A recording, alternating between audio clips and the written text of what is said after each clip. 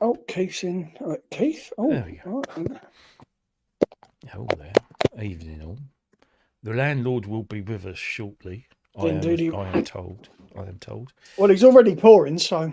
Well, yeah, exactly. Yeah, here you go. Cheers. Mm. Up the what's it and Guinness, down the doodah. Guinness as well. Mm-mm. Badger Master Stout. It's a stout, but it's chocolate and coffee. I wouldn't say it's chocolate and coffee notes. It's more like a chocolate and coffee choir.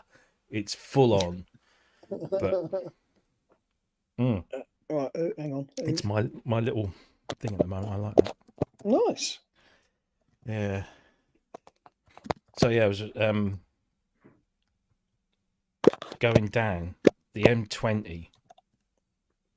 They're doing this stupid thing called a movable barrier system, which is basically a snake of concrete blocks that they move to expand or condense the traffic on the M20 in and out of Folkestone. So they send lorries down one side and cars down the other, and yeah, it works, but it's like 50-mile-an-hour limit all the way. Yeah. It's about 12 miles of it on the M20. So there was that to contend with in the morning, because we left here at 5 in the morning, so we were hitting Folkestone about 7:30 after we got through all that. Got on an earlier train, but they're absolutely carving up the terminal area, the car parking area at Folkestone. So again, all this stuff going on, queues of traffic, and we thought, oh, we'll get the earlier train, but the time of the earlier train was like still a little way ahead. So we thought, oh, we'll get him, we'll put it at the terminal, use the facilities, have a cup of tea or something. Did not have time for that, because by the time we got into the car park, they were calling us through for passport control. So it was just like, okay, love, we're going to hold it until we get on the train. So, of course, passport control now at Dover and all that, there's it's used to just go through French on this side and English on the other side. Now you go through both on both sides. So you go through that, and then they stick you in the channels, and you wait to be called through, and you go. And that wasn't too bad. And we got onto the train. The train left pretty much on time, and get into France. You get on the auto routes, and it's just a fucking breeze, because they're so clean and well, not empty, but there's never a traffic jam. Even when there's roadworks, there's no traffic jams, and the traffic just flows beautifully. So we got all the way down to Bourg-en-Bresse, on time and everything. It was quite good. And then getting to the tunnel at Mont Blanc, there was a little queue, but hardly anything. It was funny because there was a car in front. It was a British car. It was a big Merc, and we're sort of like edging forward up the hill, and all of a sudden this plate of food is just chucked out the back window and almost went over my car. It was just like, it was dry food, and I'm like, for fuck's sake. And then the bloke gets out of the car, and I'm thinking, oh, fuck off. You're not going to have a go at me for having a moan at you for throwing shit out your car. And he comes to my window and says, I'm so sorry. I've got a kid in the back and he's really playing up. I'm really sorry. And I said, mate, don't worry. I understand. I've been there. So it was quite funny. But there you would get through the tunnel, and then it's just a breeze all the way through to our final destination. But coming back, we were in a queue for like an hour and a half, 2 hours to get into the tunnel the other way. Because basically it was a Saturday, and the Mont Blanc tunnel is now closed for the next 3 months in both directions. So you have to, if you want to get to Italy from France, you either go through one of the Saint Bernards, the great or the little one, or there's another sort of much longer way around. But I don't know, he's a cousin. All right, I don't know how many times removed, but he's a cousin. He works for Iveco, the lorry manufacturer. Yeah. And he was saying that they're closing the Mont Blanc tunnel for 3 months, from September through to the middle of December, for the next 18 years to do work. So they shut it down for 3 months a year do the work, or do a section of the work, and then so on. But the first 3 years is testing. They've got to test their methods of what they want to do for the first 3 years before they can actually do the work for the next 15 years. It's crazy. I mean, it's a what is it, 12-kilometer long tunnel? I can't remember. It's a bloody long tunnel. 7.5 miles, something like that. I mean, it's just this huge fucking great hole. And the mechanics of it all is incredible. I was reading up about it some years ago, and they have to, because the air pressure at both ends is different, and they have to balance the pressure in the tunnel. You don't know anything. You're just driving through. It's just like driving through a very long tunnel. You don't know anything about all this stuff that's going on. It's mental, absolutely mental. But so we had that, and then we got to Troyes, and Mackie D's filled up with diesel. So sat in the room, did the show a little bit, and then Sunday it was a real breeze to get back up to Calais.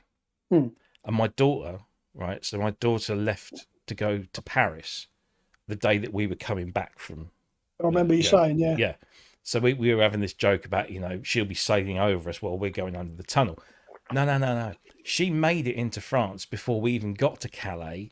And she was going to Paris, and we're on the same road going in exactly the opposite direction. And Jackie's got her iPhone, Find My What's It on her iPhone. And she's seeing that little blue dot. She keeps saying, she's about a mile away. She's almost there. And so I moved into the fast lane. So did Sophia's boyfriend. And we saw each other crossing. Love it. Yeah, it was great. So, but then we get back to England, and it's, the junction where the M2 joins the M25 at Dartford with a big bridge that comes and sweeps over. Yeah. And it's always mental.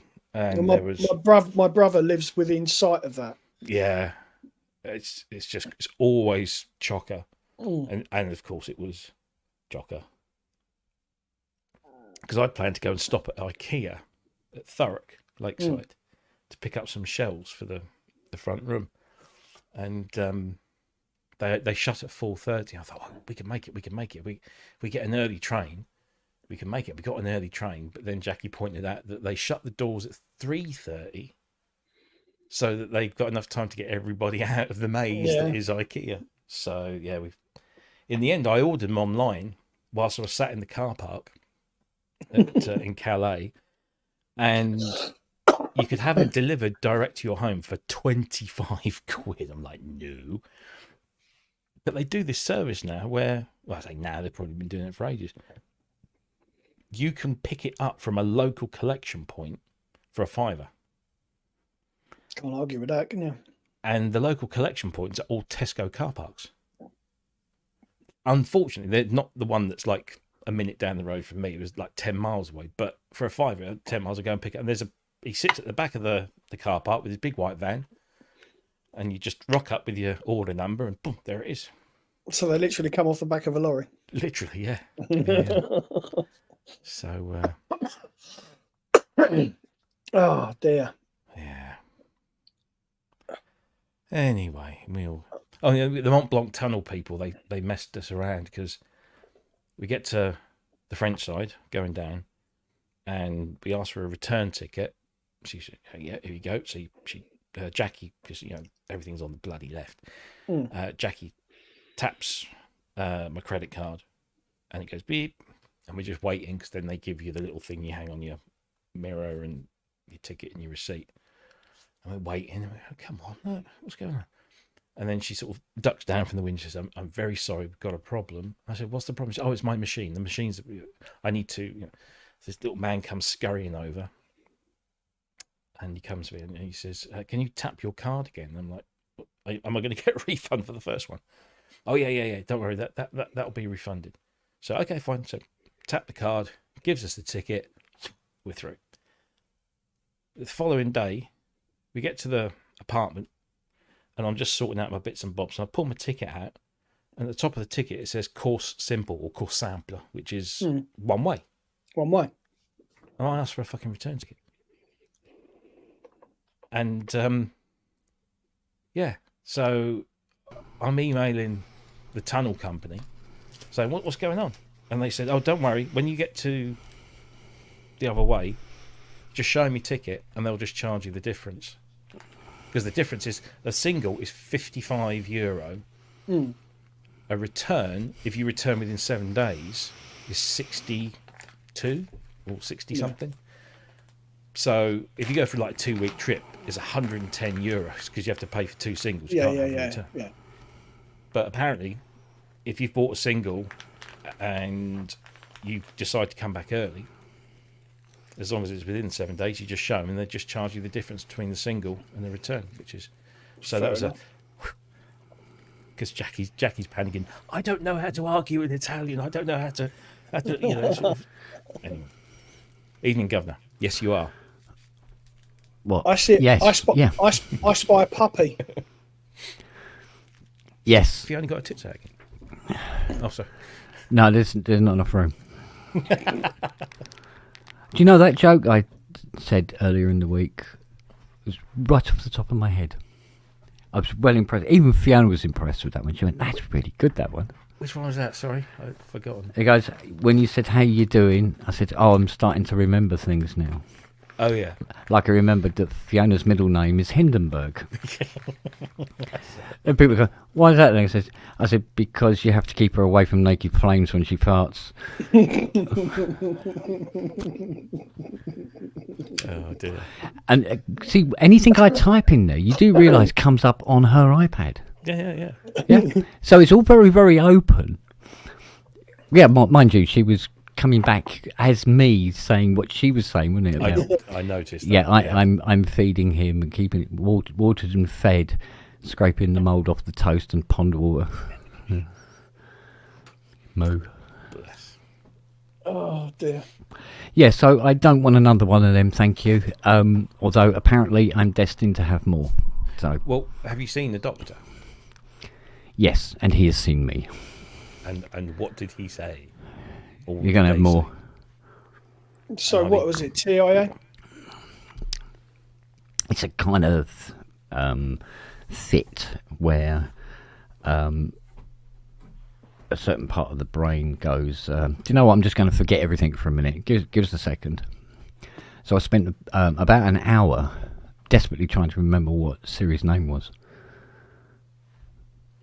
And she was sitting beside me, and I'm going, I know your name. I fucking know your name. I know your name. And literally within about 2 hours, everything was back. Could you remember everything? I could remember Fiona's name, everything, right? Everything's sort of like, boom, everything's back. I'm going, cool. Then this weird state of mind occurred, shall we call it? Where everything felt a little, what are you doing? Where everything sort of like didn't feel right. You know how Neo reacts in The Matrix in the film where he finds out that he's living in a computer generated environment and is exposed to the real world for the first time, and he's sort of like, the first thing he does is throw up. I felt like that for 3 days. Wow. Where everything was sort of like, yeah, this is real. No, this is real. It's cool. It's cool. But nothing felt real. So you felt disjointed? Oh, like you wouldn't fucking believe, mate. Oh, I do fucking believe it, because good man. Is exactly what I was like after I had the stroke. Yeah. And I had a few little ones afterwards. But when I get extremely tired, everything feels exactly the same, like that. So I know exactly what that feels like. Oh, okay. It's almost like RoboCop. You know when his gun's been fucked up and his targeting's off? Yeah. You go to pick something up and you miss. You miss by that much. Yeah. It's exactly like that. Everything is just slightly off. But what is weird about it, and this is a bit that's perplexed me when I've been thinking about it. I know when I'm going to have one of these, because for about 24 hours beforehand, I start suffering from dreadful deja vu, but can't remember what it is that's triggering it. So, for instance, I go, I've seen this program before, knowing I haven't seen it before. Do you know what I mean? It's very, very strange stuff. And then if I do think of something and then can't figure out where I know it from, you start getting really sort of like wobbly about it. You think, oh shit, here we go. So, and it's over the most stupid, freakish things. Like, for instance, I think it was on the Tuesday, I thought, right, what I'll do, I'll just go on Facebook and just scroll down, see what's going on and everything like that. You know, what harm can happen? I'm scrolling down, and there was a post put up by somebody. I don't know. I've got like nearly 5,000 friends now. It's ridiculous. And I go, and you know, 3,000 of them, I don't know who they are. And I'm scrolling down anyway, and there was this post by this bloke, and the guy had put in this picture in an answer to whatever the fuck it was he was talking about, and it was a glove, but it was a blue glove doing this, right? And I go, oh, yeah, I remember that cartoon with the glove, and it used to fly around. Beatles. Yeah, exactly. But could I remember that it was the Beatles? So I did a search for it and nothing was coming up. And I go, no, I didn't imagine this. I know this glove exists. And I'm typing in, flying glove and all the animated glove. Nothing. Fuck all is coming back on this. They're going on about how you draw Mickey Mouse's hands and why cartoon characters wear gloves because it's easier than drawing fingers and all this sort of thing. And I'm going, no, this was a cartoon. Then I had this idea that it might be a Saturday morning cartoon and stuff like that. So I'm trying out, maybe it was Banana Man. No, or maybe it was this, maybe that. And yet I can remember a character that was at least not nice, shall we say, going, hello, glove. I can remember all this, but can't figure out what it's coming from. And the longer it took me to find out what it came from, the more and more uneasy I started to feel. So, will you get out of that bin?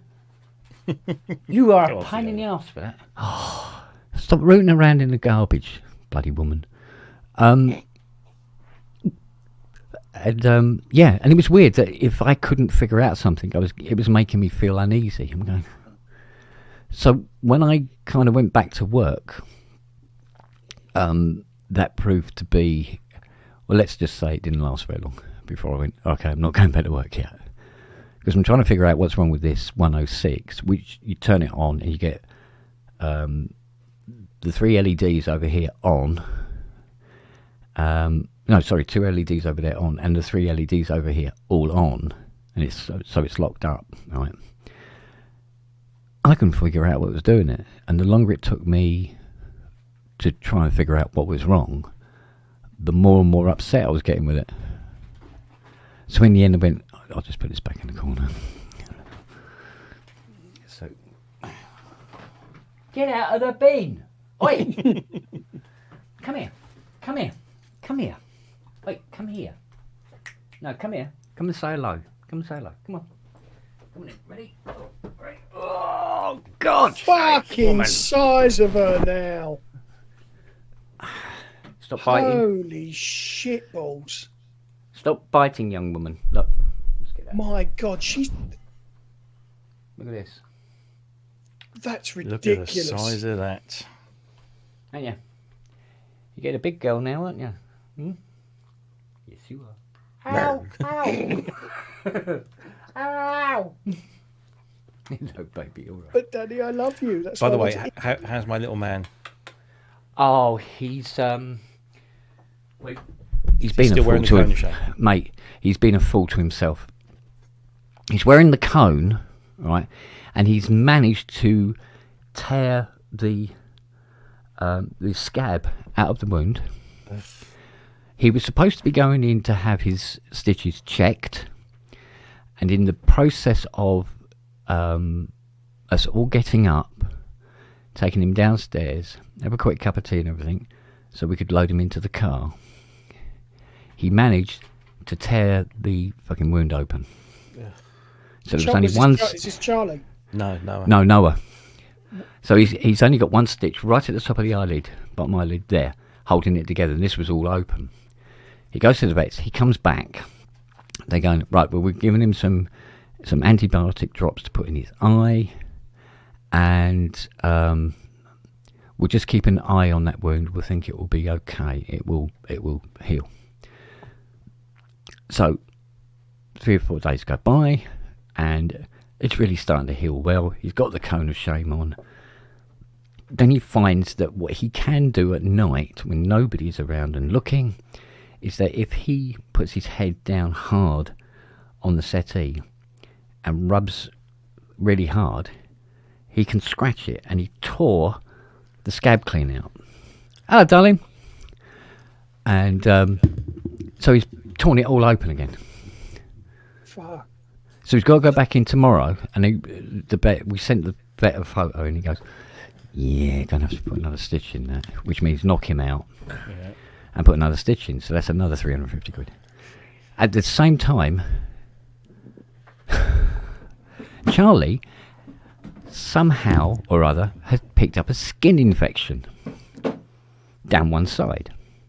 And he thought it'd be a really good idea to deal with this skin infection by pulling all his hair out and then biting the lesion. Didn't he get bitten by a lily though? That's what we thought. What it transpires was, yes, they had this little altercation, right?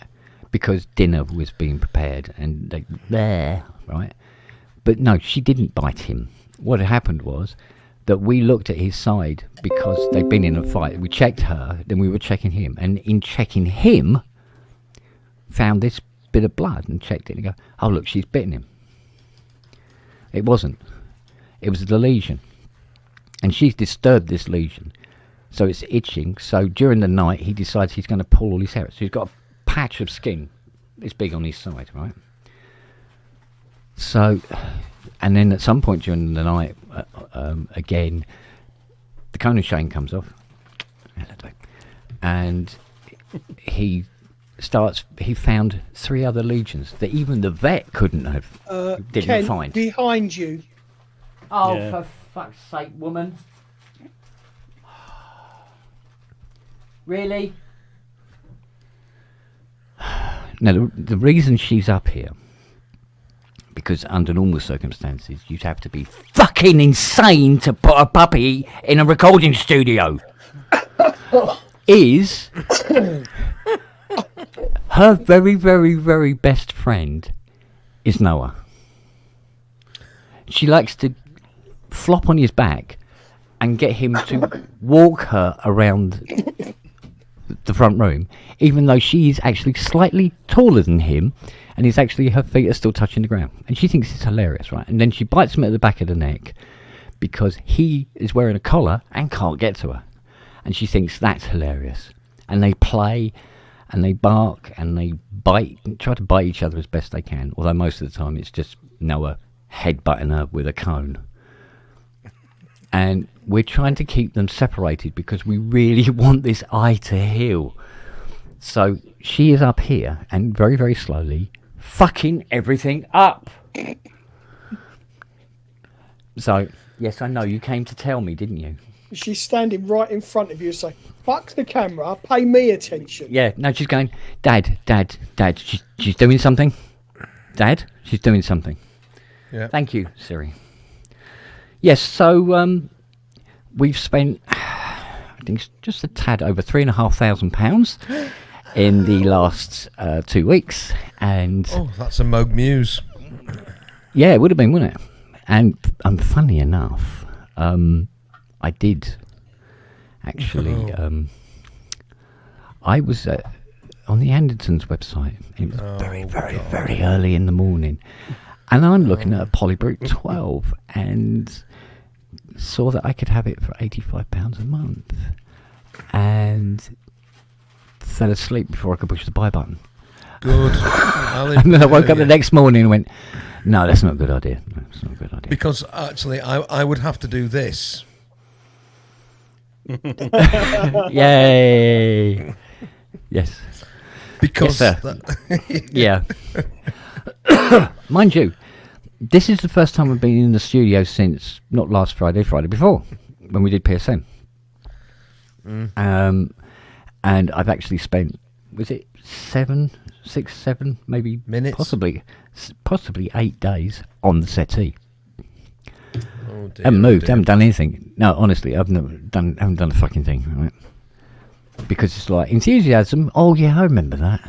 Yeah, enthusiasm. That was something I used to have at some point. Yeah. I take it Gone. you're all better now, then, Ken. You're certainly up and about. Yeah, I'm feeling better. I'm feeling more confident about what I'm doing. Actually managed to fix the 106 in the end as well. And it turned out that it wasn't me losing my mind. It was a simple case of this 106 just wanted to be a complete cunt at the highest level. And what he decided to do was lose its its minus 15 volt line in places, but not completely. So things that work on the minus 15 volt line are on one side of the machine going, hi! Hans is just fucking started dancing. Oh, you're over here now. Yeah, she wanted, as soon as I said it, she moved. So, here we go. Thank you for that. And now, prayer. And so, and I'm trying to be quiet and calm, and I've had 3 dogs that are either weeping or bleeding or killing something. Hey, Rob, She doesn't like being up here. still thinking about that CS? Which CS? Which Right. CS? On On Facebook, the scale of CSs. in Brixham, there is a guy who put up a CS-1X. Oh, the The shitty ones. lowest, Yeah, the lowest hang of on, the hang on, CSs. hang on. yeah. They're not CSs, mate. Yeah, but normally, yeah, I know. But normally they're busted on one corner, or they're Yeah. missing the knobs, They don't- or yeah. they're what. Yeah, they don't travel well. I recognised the guy selling it, and I was on the school run, and I bumped into him, and I went, "You're selling that Yamaha, I've never run to school. right?" And he went, "Yeah." He said, "Do you want to look at it?" So I go in his house, and he's got this metal frame sofa, and it's stored under there. And he pulled it out, and this fucking thing is immaculate. I mean, not a. I went, "How long you had it?" He went, "I bought it new." So sat in his living room. He said, "I've only played it a few times." It's Yeah, because he literally- turned it on and went, God, this is fucking shit, and put it in the cupboard. Yeah. It's mostly, but there are some nice. Oh no, I'm Yeah. So anyway, every keyboard has its thing. You So I don't have said- to be a total completist, Robbie. You really don't. You Well, really I- don't. no, The only reason no, I want. Go on, Matt. Go on. I said to Hey, I should really send this to Robbie because Yamaha. She said, "Go on then." So I sent it, and he went, "Oh," and then there was a bit of back and forth. But she was chiming in. "Go on, tell him, do it. Go on, fucking get him to buy it. Go on." So you can blame her for all that shit because she was in my ear hole giving me that. The only reason I'm interested is I bought CS-1X like that guy, brand new. I think I was one of the first in the country to get one, and I loved it for a little while. It was About my 5 main board. minutes. Yeah, I know it was my main board until I got the Prophecy, and then it all of a sudden started to sound a little bit rubbish. But it was a fun thing, and the things it did well, it did really well. And yes, it's sample based because it's all basically it's an XG engine, expanded XG engine, and when you turn those filter knobs, you go stepping like but not on everything, Interesting. and the ones that the patches that were really good were really, really good, but the patches that were bad, pretty fucking awful. However, it's sentimental value for me, and I sold mine to my friend Mickey in Ireland, and to prove, the point that they don't travel well, when it arrived, it had got the crack in that corner underneath the mod wheel and pitch bend. Seems to be a common thing. And I was gutted because that I'd broken it, or I packed it properly in a box and packing and everything. So I was gutted because I'd sold it to a mate as well. But he said, "No, it's fine. It still plays. It's just a crack in the plastic." He was thankfully very all right about it. But I was gutted. I thought, I should have kept it. It's a sign I should have kept it. So I've always kind of hankered after one. But after the refit that I did this week, I'm like, Where? yeah. Because I've made more space, and I'm really... You could fit really one above liking that space. Polybrute 12. I've got a Jasper's rack if you want to buy it. Well, I'm looking because my books are getting done next month, and I'm anticipating a phone call like the one that Ty gets, although it'll be on a much significantly smaller scale. So you know a woman called Jasper? It's weird. So I'm anticipating my accountant saying, spend a bit of this money. Because I'm just stashing it away, particularly the stuff that I earn from my writing. So I've just bought a chair. I bought a new one of these, but I bought the Secret Labs Titan Evo. Nice. I got fed up with this. I got somebody swerved me. I said, "Oh, I'm going to get a Titan," and they said, "No." I must be in the wrong job. Well, I think we all are. and I got this one's a Corsair. Oh yeah. And they said, "No, this is much better value for money." And I thought, "Well, yeah, okay, all right." And my company paid for this. Not my company I work for. And they paid for it. But it's made of that kind of faux leather. But down on the seat, it's all perforated. Just like 1970s, car things. Of course, the perforation is just it's a massively inherent weak point because it starts to split. Because it's got fucking holes in it. And once it starts to split and you start moving around on the chair, it starts to peel off. You start getting horsehair up your bum. Oh, never mind. Something like that, yeah. So Wouldn't be the first time. I bought this stuff. It's like a strip of soft. It's almost a bit like Napa, but it's not. It's artificial. But it's got this really strong glue on the back, and you buy it and you cut it to size and you lay it over. But the problem with that is that because it's on that part where your knee is, and if you sort of like lean forward, it's always it ends up, even with this super strong glue, it just ends up sliding forward. And then you go to bed at night and you have a bit of a wash and you go, what's that? And on the back of your knees, it's all these little lumps of little sticky glue that's come off on the back. So I thought, no, fuck it, I'm going to get a Secret Labs, but I've gone for the fabric one. Not the they call it, I think it's faux leather or whatever. So on the fabric. I was doing a lesson in a different classroom to my own, and the teacher's desk had this great big lovely screen that was so clear and I could read everything. And I went to the school's business manager and I said, look, I've just been in this room and the teacher's desk's got this screen where you can actually see and read everything on the screen. Can I have one of those, please? And she said, have you tried glasses? I was going to joke by saying, here's some new glasses. Wow. I just thought, hang on a minute. What? The guy in that room is 12 or something. He might be 22. I don't know. He's whatever. And he's got this bloody great big screen that's so, okay, so he might be an IT teacher, but fuck off. I'm an old fart and I can't read my little square thing from 2008. I want one that I can see,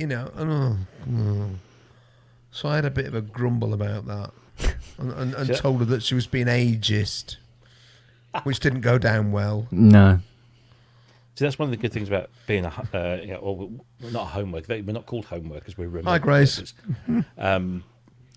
As a remote worker, the company is obliged to ensure that you have all the equipment of a certain standard to do your job at home. So they have to pay for it if you ask for it.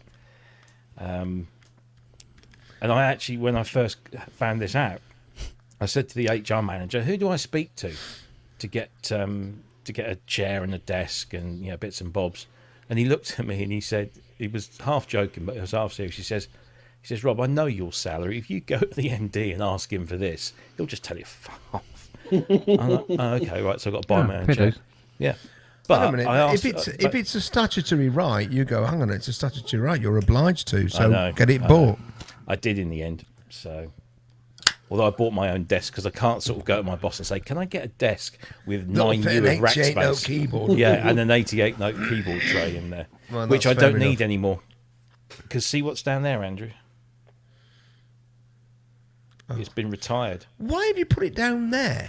because I'm not You using it. can't play it down there. I'm not going to play it down there. You shameful human being now. Yeah. Find it a good home. I can think of one. I know.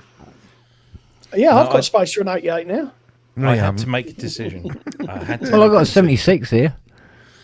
Well, that rejig, taking that Jaspers out, has freed up so much fucking room. Well, there you go. It's still up for grabs, mate, if you want it. Oh, okay. It's a lovely sounding board, mate. Can I just point out to Robbie, you've only got two hands. That's what Look at all Widdy's for. And a very long cock. Oh, yeah. That's how I play the That's how I play the bottom one. One of these I just do statements the is bass not notes. true.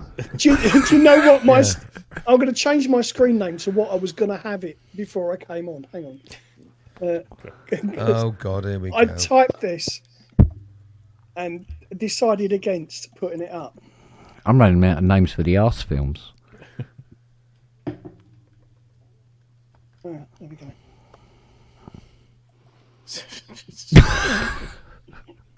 You're being generous. I am being generous, very much so. No, I was. No, he gives kicking he everything gives around. her the full 7 inches, but it means he has to fuck her 3 times. Yeah, exactly. You got it. There you go. Hang on a minute, I'm doing my maths here. That's 3 and a bit, actually. Isn't it?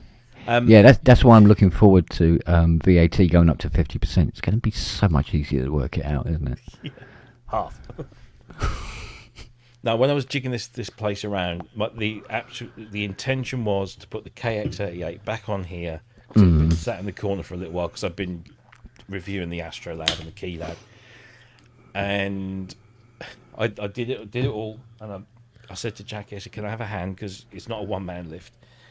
So we put it onto the tray, and I thought, "Oh shit, I've forgotten to drop the tray." So Jackie, can you come back? She came back. We took the thing off, put it on the ground, and had to drop the tray down.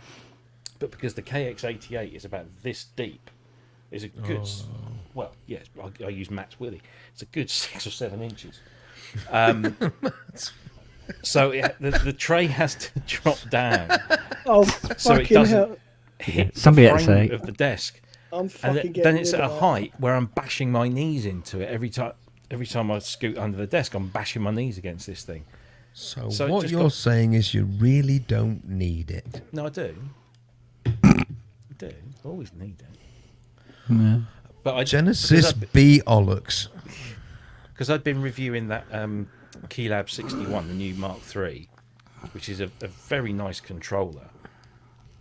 And I sort of looked at the Keylab 61 with its instant mapping for all the doors that I use, and its touch-sensitive knobs and sliders, and its nice big colour screen that gives you loads of information, and all your door controls are on there as well. Even undo and save and all that. It's all just button pushes. It's brilliant.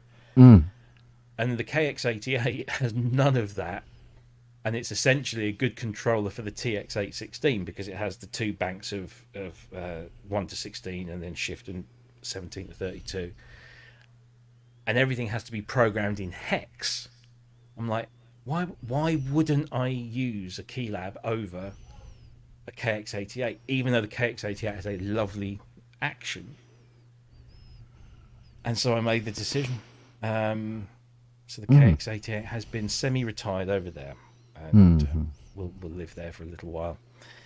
And what I'm hoping is that when they bring out the 88 note version of the Keylab Mark III, which is going to be early part of next year, that I might look at getting one of those.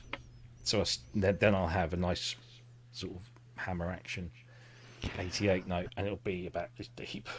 Do you know what? I was going to update the Osmos tonight, and I'm starting to see posts about people going, "Oh, I'll wait for 2.1 then," because apparently there's a problem. No, apparently there's a problem. Have you spoken to Ty? No. Because I gave him the update a few weeks ago.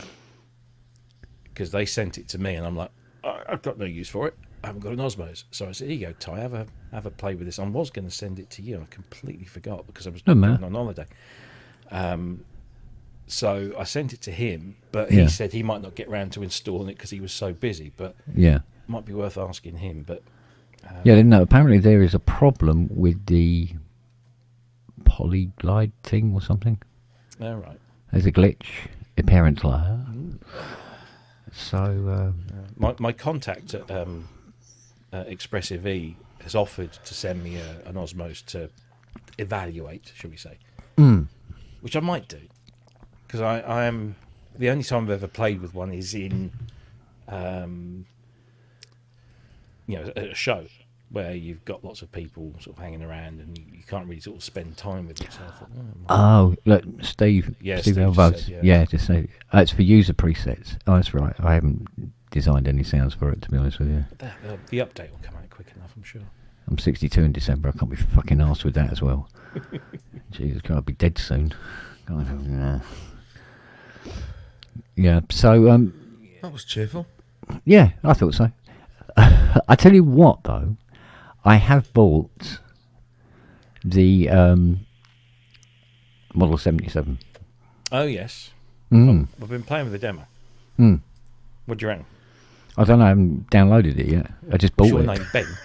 Yeah, I bought it when it came out, but I haven't. Did you not see the is it 40-day demo or 20-day demo or something? Do you know what? Demo. Yeah, when they're demos, I tend to want to use them because they're demos and they're free, and then I find out I want to get them anyway. And Ken, can I ask you a dumbass question? Well, everybody else does. Go for it. Why on earth would you want a crap piece of software? Because people are going to fucking ask me, aren't they? They're going to ask. They're going to go, oh, there's only one person's opinion I'm going to trust on this, blah, blah, blah, blah, That's blah. exactly what I see. And I'm going to go, I don't fucking know. And that doesn't look good on me. No, it doesn't. Just go. Hello, darling. The answer is, why would I bother with a piece of crap software when I've got a real thing sitting here? Yeah, but I haven't, have I, really? Duh. It's not mine. I've just put my Fairlight into storage. You've had it there for I tell you what the software. Hiya. I tell you what the software doesn't do. Right? I pushed 8 notes on this and it's fucking out of tune. Software don't do that. True. I've had to bring up the Then patch it's rubbish. tuner. It should. Sorry. No, the thing is, they've got a history of doing, when they do something, they do it well. The demo wasn't. Tend to, don't they? Yeah, exactly. I mean, the demo wasn't inspiring me to think that this is probably the greatest thing since sliced bread. But then, to really get the best out of an 80, that's not what you play on them. When you play conventionally on a CS80, guess what? It sounds like every other fucking polysynth on the planet. You're not supposed to play it conventionally. You're supposed to play it either full-on mad bastard or the way Vangelis used it. Simple as that. But if you use it in that sort of middle ground, it just sounds like every other fucking polysynth on the planet. Are you talking about the soft tube? Yeah. So, and what was it I read tonight? Not long ago. Fuck me. Hang on. Just remind myself. The memory's still not wonderful. Are you over your cold then, Matt? Yeah, Herby Flowers. Yes, yeah. Herby Flowers. Yes. It was. There was some stuff on social media yesterday saying it might have been fake, but apparently it is true. No. He Herbie He did has passed away. And it actually hit the that's news really sad. proper Really about sad. 6 hours ago, didn't it? Yeah. So that's another one gone. Another great. Yeah. I mean, he was 86 years old. I mean, that's we sort of forget these things. We just think, oh yeah, and you go, he was 86. He wasn't a Yeah, young but man. So. it's not. It's not that. It's not so much that. It's more a case of like, you go right. We're gonna take Herby now. All right, thanks. Sorry about that and everything. You go. Yeah, but you're leaving us that cunt Trump. When you take him instead, I mean, he's a fucking bald wank. Take him. What are you taking him for? No, I You know? concur with that. Me and Rob were having this discussion earlier. I lost another friend of 30 years yesterday to cancer, and that's three. That's 3 in 6 weeks, right? Now, last year I had five in 4 weeks. And Rob said to me, you cunt, you're jinxed, you're fucking doomed. Yeah, get away from me, you bastard. Yeah.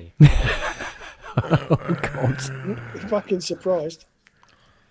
I think we're all at that age now, though, where that is. This is where we get to the age. What was the saying?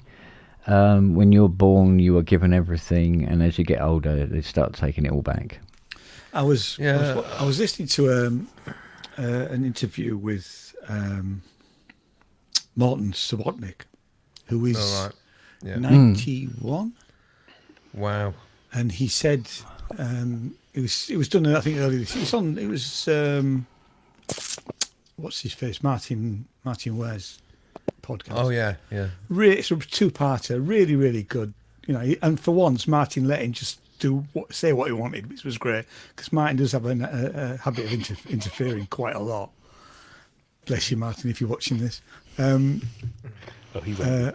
Love you to death. And he said that this year was his last year because he doesn't think he's going to be here next year. And I guess when you get to 91, you're thinking that this is my last year. Yeah. It's you're definitely looking at bonus time then, aren't you? Yeah. Well, Jen's dad's 92 2 weeks ago. Wow. Yeah. And as Jen's just come back, she's been there with him for 3 days, and she said he's slowing down. I said, well, he is 92. I mean, he's walking to the supermarket is a challenge these days for him. Bless him. Well, what would the Queen have been at this moment? She would have been what, 98 now? Rich as fuck. 98. That's what Yeah, she well, was. That's fine. With the best medical care in the world. We lost a family friend in the summer holidays, and my dad just said to me, he just said, I'm the only one left. Yeah. I'm the only one left. There's I mean, look, of all of his friends of long standing that had been part of my life as I was growing up, they've all gone. Yeah, They've all James' died. dad's a bit not totally like that, but I mean, there was a big group of friends that for decades, husbands and wives, they went on holiday together. They always hung out together, and he's one of 3, I think now. Yeah. And that must play on your mind. And obviously now that Jane's mum's passed as well, it's Brings your mortality into sharp relief, doesn't it? it does. I'm running out of time. I feel like I'm running out of time, and do you know what I mean? There's so much I want to do, and friends who are younger than me, like Dom and people that I know have passed. And I think, well, when's my number up? Hopefully, Well, I was looking at. Was it yesterday? Was the 3rd anniversary of the guy I went to school with, who was he was an American football player. So you can imagine, and he played in the Bengals. So you can imagine the size of him. Like I say, same age as me, and COVID got him 3 years ago. And it's just, not nice. So when your number's up, your number's up. And that's something I've finally realised is it don't matter what the fuck you do when your number's called. That's it. Yeah. Time out. Yep. Right, Good, can we that's talk about depressing, something chaps. more cheerful? I come on here to be cheered up, not made suicidal. But I know what you mean, Ian, about you think you think you're running out of time. You go, I've got so many things I need to do. Exactly, but but there's so many few years in front of me. Well, no. There's either very few or a fucking load of them. Yeah. So just go for the fucking load of them option. And if it isn't, you just go, oh well, fuck it.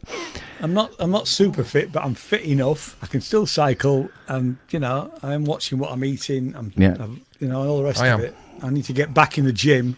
And Twiglets, fucking Twiglets amazing. are lovely, actually. There's not a lot of the secret to life. Oh, Twiglets. Twiglet. Yeah. I mean, Praise the Twiglet. If I can take out a mortgage and pay for the fees at the gym, then it's through. I mean, honestly, it's the Froome, which is literally 2 minutes walk down the road. Mate, don't waste your time. Just try this. This is a brilliant exercise. I want a squash court. That's all I'm after. No. A brilliant exercise. It's called running away from creditors. You should try it. Honestly, you should try it. Yeah. You should try it. I have a creditor actually.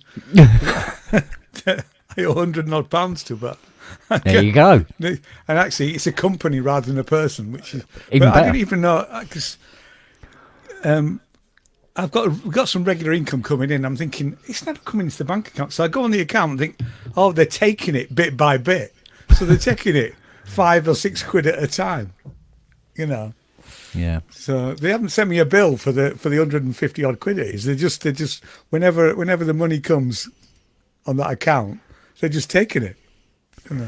Well, we were having a bit of a discussion yesterday because got a card come through the door and said there is a parcel waiting for you with duty to pay. I mean, fuck me, not another one of these, right? And we thought, well, she looked at me and she goes, so what you bought then? I went, well, I haven't bought anything. Well, you must have bought something. No, I haven't bought anything. She goes, well, I haven't bought anything. So what the fuck is waiting at customs for us? I said, how much is it for? And she went, about 80 quid. I went, 80 quid? Well, 20%. Well, it's a relatively large purchase. Must be something you can remember. She goes, nope. So we ended up having this discussion of what the hell it might be that one of us has ordered.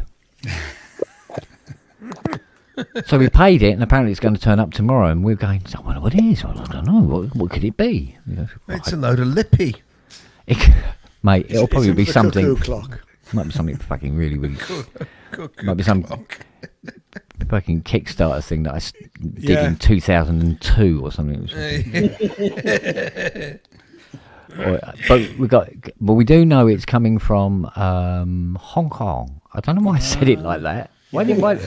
It's coming from Hong Kong, not Hong Kong. And we go, so I go, what are they making in Hong Kong? Fucking all sorts of stuff, I suppose. Yeah. Inflatable deck chair, quite possibly. Yeah. Yeah, quite possibly. Yeah. Oh, it's that inflatable deck chair I ordered. But I did see something today. Such a fucking kid. I saw something for sale today. Special. And it's in one of the Facebook groups that I'm connected to. And I can't really say it openly because I've bought one. Where are we, Kent? How can this not be open? No. I can't be open here about it because Ty watches this. I'm waiting for it to turn up now. Yeah. He watches it on catch up. So I can't say what it is because I've bought him one as well, and I know he's going to lose his fucking shit over it.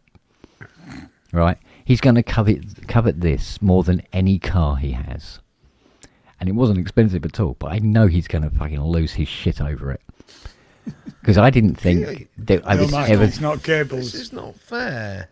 What? You can't do this. Private messages on Facebook. There you go. Send us a Oh message right. on Okay. Facebook. Okay. I could do that. Yeah. Send it to you us know, and then everybody in the chat's going, oh, hang on, what about us? Yeah, What are we yeah. fucking chop liver? Yeah, well, you need to. if you're in the chat, you need to come on camera. Yeah, you have to come in to the show to find out what it is. It's sort of like a Patreon thing, you know. Yeah, and then be a Facebook friend with Kent. Yeah, it's a 25p, 25p. No, fuck it, £25 entrance fee.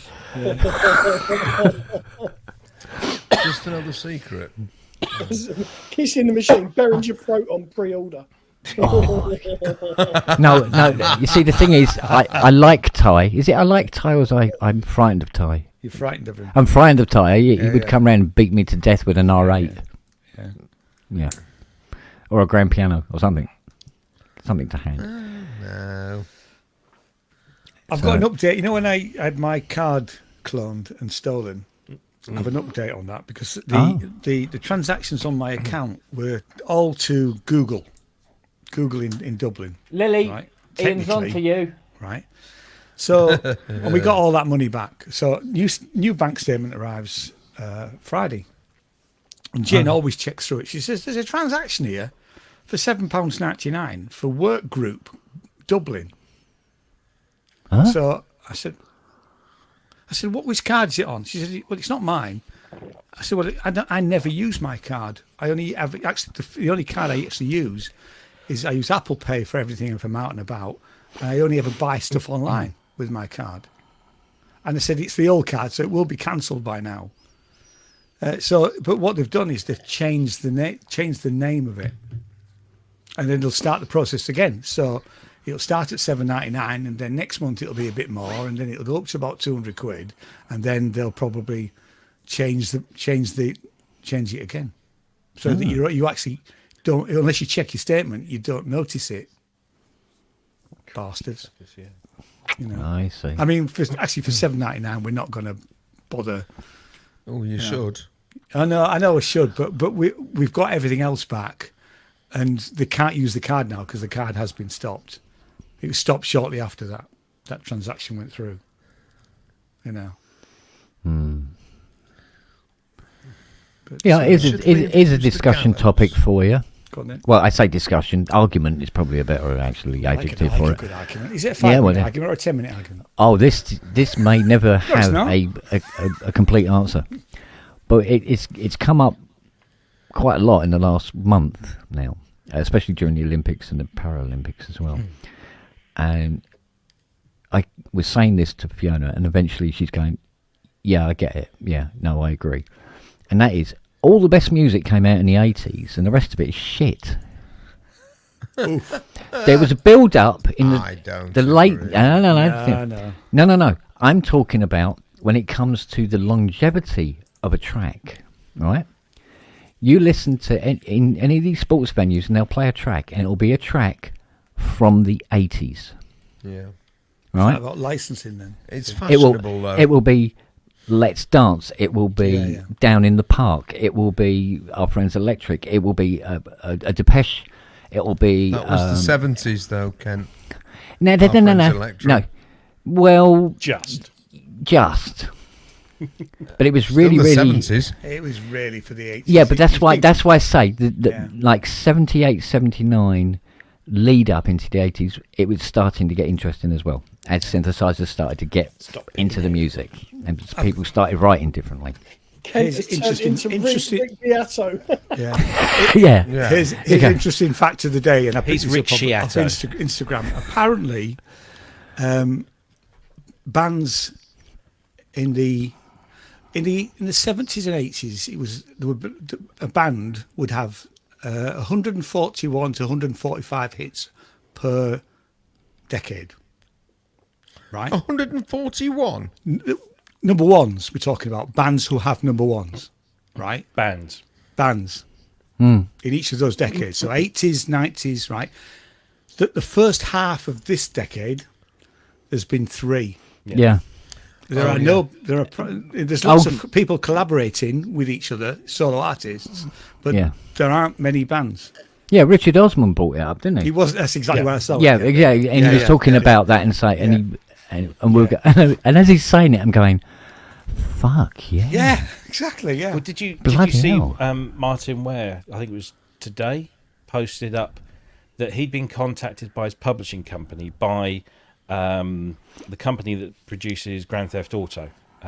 What's their name? I can't remember the bloody name now. Anyway. GEV? No, it's Rockstar. Rockstar Games. So Rockstar have approached Heaven 17's publishing company and said they'd like to use Temptation in GTA 6, which is the new version of the game that's coming out next year. And they've offered a flat fee. Now, bearing in mind that GTA 5 grossed something like $11 billion worldwide, they've offered Heaven 17, or Martin Ware, I guess, $7,500 flat fee. Yeah. And he turned them down. Is that per rated? Because there's obviously 3 of them, aren't there? That's for all 3 of them. That's for all. Yeah, it's a flat fee, $7,500. They offered the publishing company $7,500, and then they'd split it, and the publishing company would take their bit. That's 50%. Yeah. Yeah. I would counter that with, yes, okay, it's a stupidly small amount of money especially from a company that knows they're going to make billions from the game. However, there will be thousands of tracks in the game.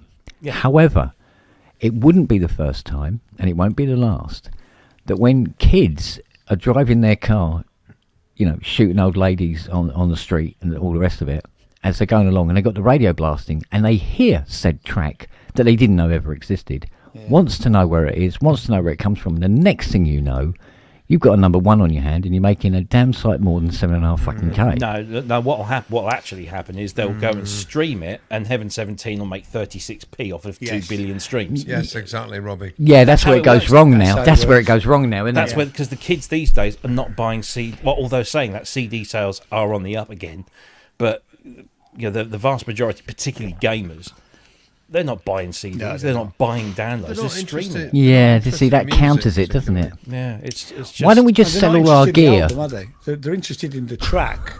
Yeah, but they're not interested in the album, the album, or the rest of that catalogue by that or band. the history. And in fact, what will happen is they'll probably release. There'll be a playlist or an album released. Because I think they did that with GTA 5. They released a GTA 5 soundtrack album, and again, it will be 90-something% of that will be streamed rather than bought, and they earn pence for. Well, maybe we should sell all our gear, buy guns, and go and shoot Elon Musk. I know he's got nothing to do with and Donald Trump streaming, but just shoot him anyway. Yeah, anyway, he hasn't bought a streaming company yet and then claimed that he invented it. Not involved with this. Just saying now to do with me. Yes, just to point out to everybody we are really joking. We don't. Andrew Chicken Shit Brooksy is not involved in this. That's me. No, we are not inciting. We are not inciting to riot. We are not inciting to carry guns. Just cancel your Spotify subscriptions. That's bollocks to the rest of it. I haven't got a Spotify subscription. Never. No, me neither.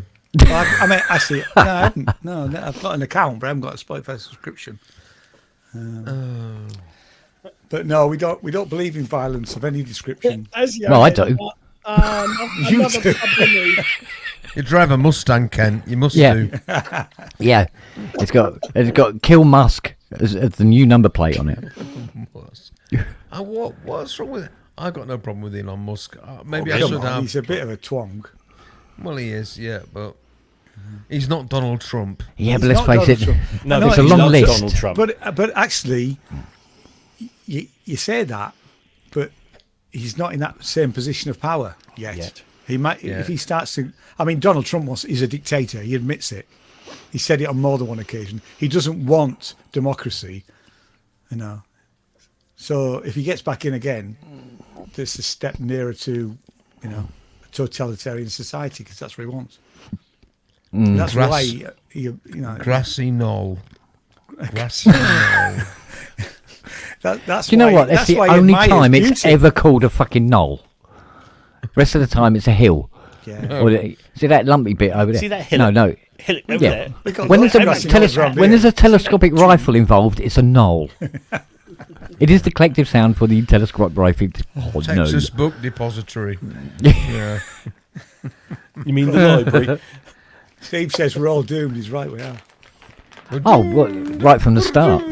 We're doomed. We're doomed, Mr. Manning. We are doomed. Yeah, we're old. We're all getting older, and we're all doomed.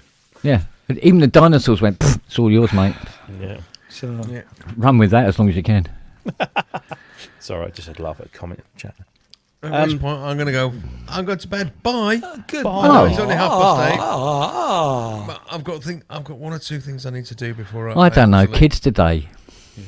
I know. Fucking hell. Oh, come in. Come in. Was that me? That wasn't me. I don't know. Was it you? No, it wasn't me. Mr. Brooks, I think. Yeah. No. Oh. Matt, stop drinking Guinness. It's Guinness. Guinness 0%. Oh, is it Guinness Zero? Actually, Guinness Zero is pretty good. I've had It some of is, that. It's pretty yeah. good. I don't drink alcohol anymore. Oh, you're a fucking Question. genius. I What's wish the I did. fucking point Of Of what? what? Drinking alcohol. of drinking Guinness That's Zero? what- What's, I mean, Because I like the flavour. I want to drink, but I don't want to get drunk. It's medicinal, as Asio's just said. oh, okay. Is it sort of it's like... better for you. Full of iron. Anyway, that. my lovely cherubs, I will see you all anon. Oh, you can build a fucking bridge with it then, can't you? You Good can. night, sweetie. Take care, everyone. See you later, darling. Bye bye. Take care. Bye. You can press the wanker button now, Robbie. No, Doesn't we work- don't doesn't do work that anymore. anymore. Oh, no, the software doesn't no. work. No, it just does. It just makes the gesture We could do a live after one you've for you, gone. mate, if you really wanted one. Yeah, go on then. Yeah. What a wanker. What a wanker. No wonder T-Rexes was so angry. Yeah. Thank you. I like that. Everybody else go. "Huh? Question. What the fuck is he talking Serious question. Has anybody used an AI voice? Yes. No.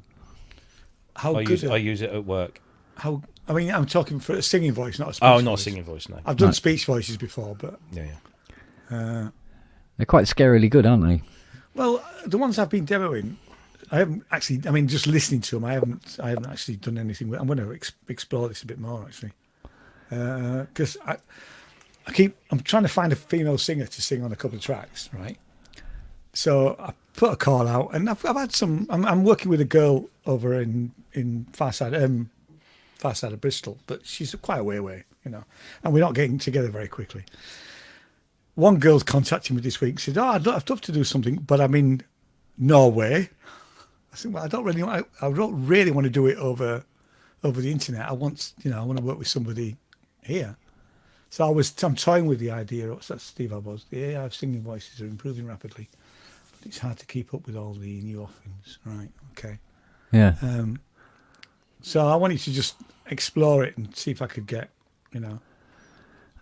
I can sing in tune enough, but I don't want it to be my voice. I want it to be a female voice.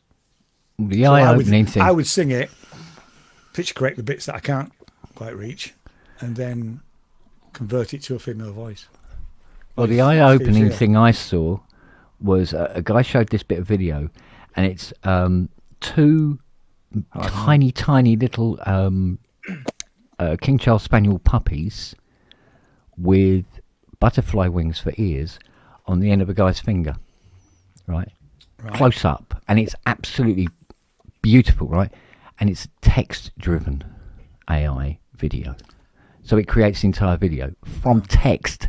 Just typing, "Oh yeah, I want 2 King Charles Spaniels, and I want them to have ears made from butterfly wings, and be really small on the end of somebody's finger." Enter. Hi. Hi, Hello. I've just So, noticed- if you're asking about a female AI voice, yeah, I've done that. yeah, So, can you sing? I can sing. Yeah, Can you sing in falsetto? no, As in, like, Bee Gees type? no, I'm a baritone, so no, not really. We tried squeezing your testicles in a voice. I have tried that. You but, need to be able to find a But it had singer nothing to do with the singing falsetto, and then it will convert over to a female voice really well. Right, Ah. That's what I did. right. Because I've got 2 tracks of a female voice, which is me singing, but converted to a female. And you can't. It obviously sounds realistic. It enough sounds like a to- girl. Yeah, that's what I'm wanting. We're going to get some comments Unless I now. find Oh, it's somebody. not like a Yeah. girl anyway. They go, "Oh no, isn't there a pronoun for that?" Oh yeah. A they them. I'm a they them singer. There you go. It'd be a they them voice. Is it? Yeah. Yeah, mate, I don't know. I'm an inflatable castle. I identify as a So trampoline. what we need to do, if you can sing or you have access to any singer that can sing in falsetto, then it will convert to being a female really well. I mean, It will sound Cool. shit if you do like a normal male Right. singing voice. It will convert over, but it will just sound rubbish. right, that's not what I need. Yeah. Really. I mean, one of the tracks has got a girl called Kirsty doing a demo voice on it, or doing a guide track. I mean, I could slightly fix her, but I'd want to change her voice. I don't think it's fair to use her voice, but I could use hers as a. Have you got any equipment that's got a 4-minute shifter on it? Oh God, somewhere, yeah. Because you could use a 4-minute shifter on your voice to get you to that sort of falsetto type sounding thing. You can do that in Reaper.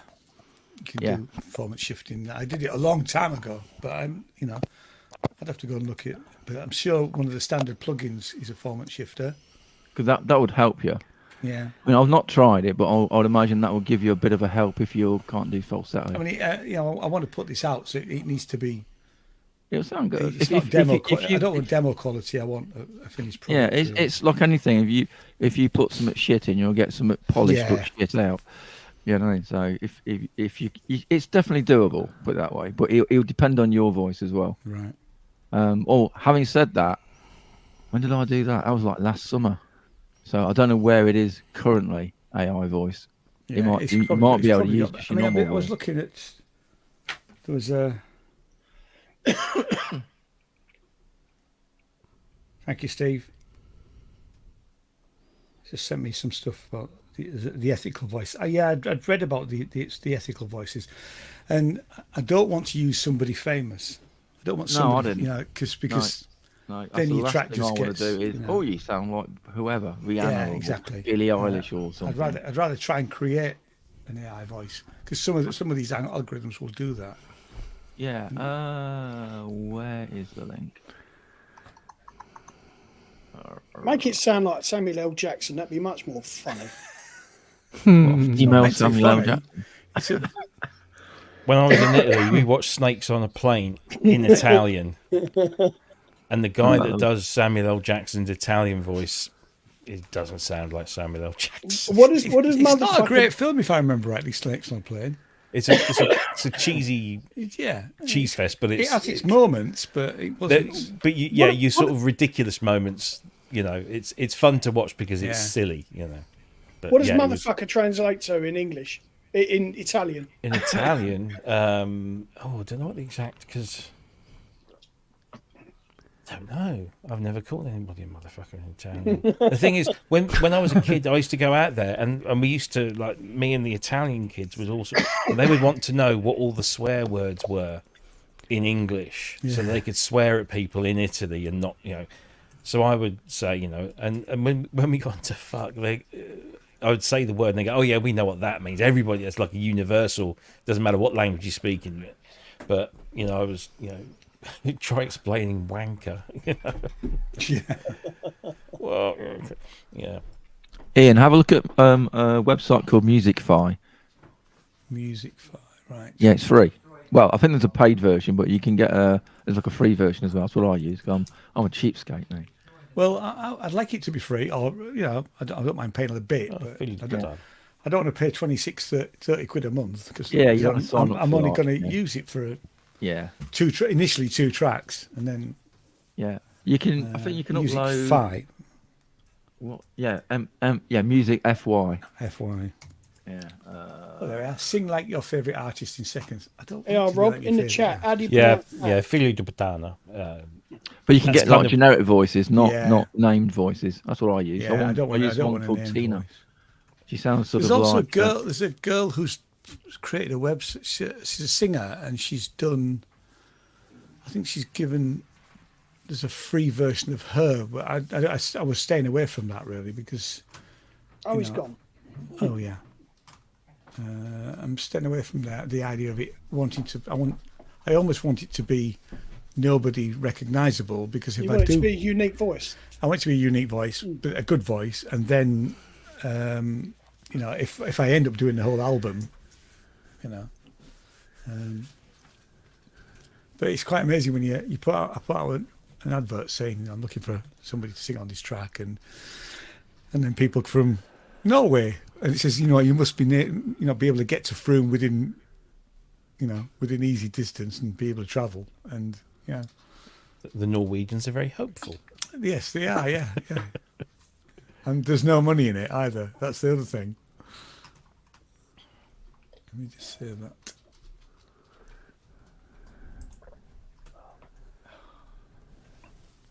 Bloody hell, Raindrop keeps logging me out. Anybody else use Raindrop? What's Raindrop? Raindrop is for That answers the question. Bookmarking. It's for bookmarking. Never heard of it. Okay. Yeah, so you can have it on all of your same bookmarks across all Chrome devices. does that. Hey, Chrome does that. I don't use Chrome. Ah. That's why I don't use Raindrop, because I have Chrome. Yeah, all right, smart ass. It syncs all my passwords. It syncs all my bookmarks. Yep. The only reason I use Chrome is to do this, because it won't work in Safari. Actually, I have put Chrome on here for Ramsey's show. I'm on Chrome. Am I on Chrome today? No, I'm on Firefox. But Ramsey's show works better on Chrome than anything else. It will work on Firefox. It won't work on Safari. So this never used to work as well on Firefox, which is why I binned it. So, like I say, this is all I use it for. Yeah, I used to use Opera. When I first started going to Ramsey's show, I used Opera all the time. But we're having issues with that, and I've taken Opera off. I don't need. I've got 3 web browsers, for God's sake. I don't need 4. Yeah. I think I've even got a copy of Dogpile on here somewhere as well. God, Dogpile, jeez. I don't even know if it still works or not. Dogpile for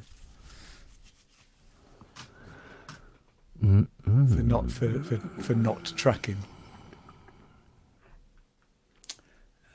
Let me put this in singers. Let's put it in the folder for singers.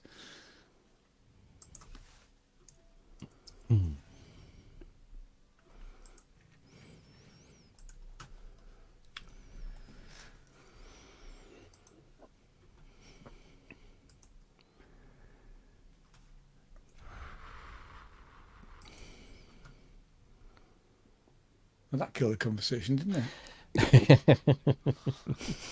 Sorry, boys. Ah, here we go.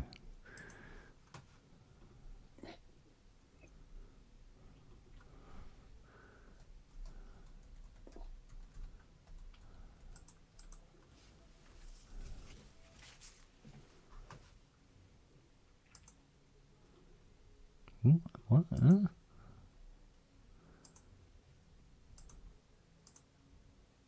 Oh, fuck's sake, really?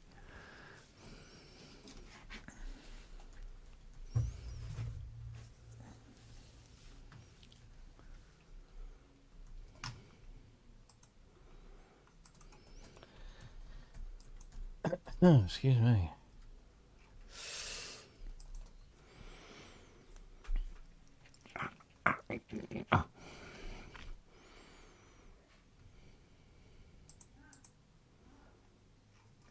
Well, come on then, if you're going to do it. Oh, fuck off. Stupid fucking thing.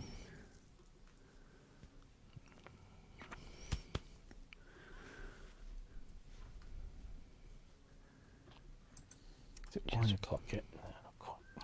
Wine o'clock. 1 o'clock. It must be. It's always 1 o'clock, isn't it? No, don't drink wine. I gave up wine years ago. Oh. I didn't really.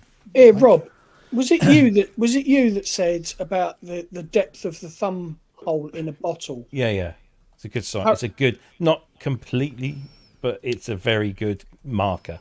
I was talking to Thumb hole when you say a lady yesterday, and her son is training as a sommelier. Sommelier, yeah. And he said it used to be the case. Right. Doesn't matter anymore. No. Apparently not. The reason behind it is very simple. A deep bass, or You're talking about the frog, then, aren't you? the what? Sorry, It's called the frog. The bit underneath the bottle. whatever. Yeah. Yeah, The it's called reason the frog. for it I is did you- alcoholic it costs, beverages it's when I was more at expensive college. to produce a bottle Apparently that. the reason for that was it reinforced, or it made the glass that they used to use stronger. But because Right, the glass isn't, Yeah. But It's habit. so my old man would say that, you know, the further you can get your thumb up the arse of the bottle, the better the glass, the more expensive the wine. Yeah. And if the wine is generally more expensive, it's generally better. Oh, So that he agrees with. yeah, that's the Yeah, Fiona's very knowledgeable about wine. She knows all the correct wines to use with what breakfast cereal. honestly the price. We went. The first thing we did when we got to Italy the week before last, we go to the supermarket to get some supplies in, and we just go to the wine aisle, which is fucking huge, and we just marvel at the price of the good wines. You know, 4 or 5 euros a bottle, which is 3 or 4 quid. Yeah. I mean, there's, you know, the Barolo's. So I always go and look at the Barolo's. That's always a good measure because Barolo is an expensive wine. But they're asking 18 to 22 for a decent 3-year Barolo. Because Barolo should be done in 3 and 5 years. If you go older than 5, that's fine. But, you know, a good Barolo's 3, a brilliant Barolo's generally 5. But they were doing like 3 and 5 year for sort of 20, 25 euro tops. I mean, Jackie, we went and bought, was it 15 bottles of this beer? It's an Italian beer, but it's not the Moretti one, but it's another one that's got some sea salt in it or something like that, because that's the trend. And Jackie likes it. I quite like Moretti if I drink. Yeah, Moretti's if I not drink bad. beer. But we tried this Moretti with sea salt in, and Jackie got a real taste for it. But bizarrely, they're not doing it. Well, they certainly weren't doing it in this supermarket. So we found another brand. So we bought like a case of that, 15 bottles. About 8 or 9 bottles of wine. Some were gifts, some were for us. Bottle of Aperol, a bottle of Sambuca, bottle of limoncello, which is about £2.50, the limoncello, which is mental. And I got 2 bottles of grappa, and it came to about 113 quid, which is stupidly cheap. Yeah, I mean, the it is. grappa was 14 euros. I pay 41 quid for my usual grappa over here, and I have to get that from Amazon because no off license sells grappa. Ridiculous. So we bought all this, we loaded it into the boot, and then we stopped at this service station on the road out of Italy. It's a massive place called Orto Porto, and it's a massive place, and it's got like a cafe and a restaurant and a gift shop, and there's one shop that just sells wines and spirits and things to do with wines and spirits. And I ended up buying another bottle of grappa in there, which had been aged in wild cherry barrels or something like that. I don't know. I can't wait to open it. I'm going to leave it for a special day. But yeah, it's stupidly cheap. So we could have brought a whole back, because I wasn't sure what you can bring back now that, you know, since Brexit. But it's still like your personal allowance is like 40 something litres of beer, 18 litres of wine, regular wine. If it's sparkling, it's a little less. If it's fortified, it's a little less. Spirits, you know, it's like 4 or 5 litres of spirits. Plus cigarettes and all that if you want, if you smoke, which we don't. So, yeah, it was scarily cheap. Hi, Andy. Andy's saying hello in the chat. Oh, well. Hello, Fruitbat. You all right? Just says we're typing and being lazy tonight. Good on him. No, I gave up drinking wine a long time ago because I didn't really enjoy it. It was never my. I know. Don't let Fiona I hear was you say listening. that. I gave up red wine first because that really didn't agree with red wine. And I mean, you know, like Matt and Belle's wedding a couple of months ago, there was wine there and I drank it, but it's not really for me. And Jane, I like it, I don't. Yeah. Jane stopped. Jane liked wine, but stopped. And she'd open a bottle, but because I didn't drink it, it would take her ages to, And she got into the habit of having a glass or two a night, and then she just stopped that. So she didn't buy any wine really. Oh God, no! I had a couple of years after my ex-wife pissed off where I was really into my red wine. There's always spirits for me. I like a good whiskey. I've got good whiskies in the house, but I very rarely. Or I like a sherry actually. It's a fortified wine, isn't it? Yes. I used to drink.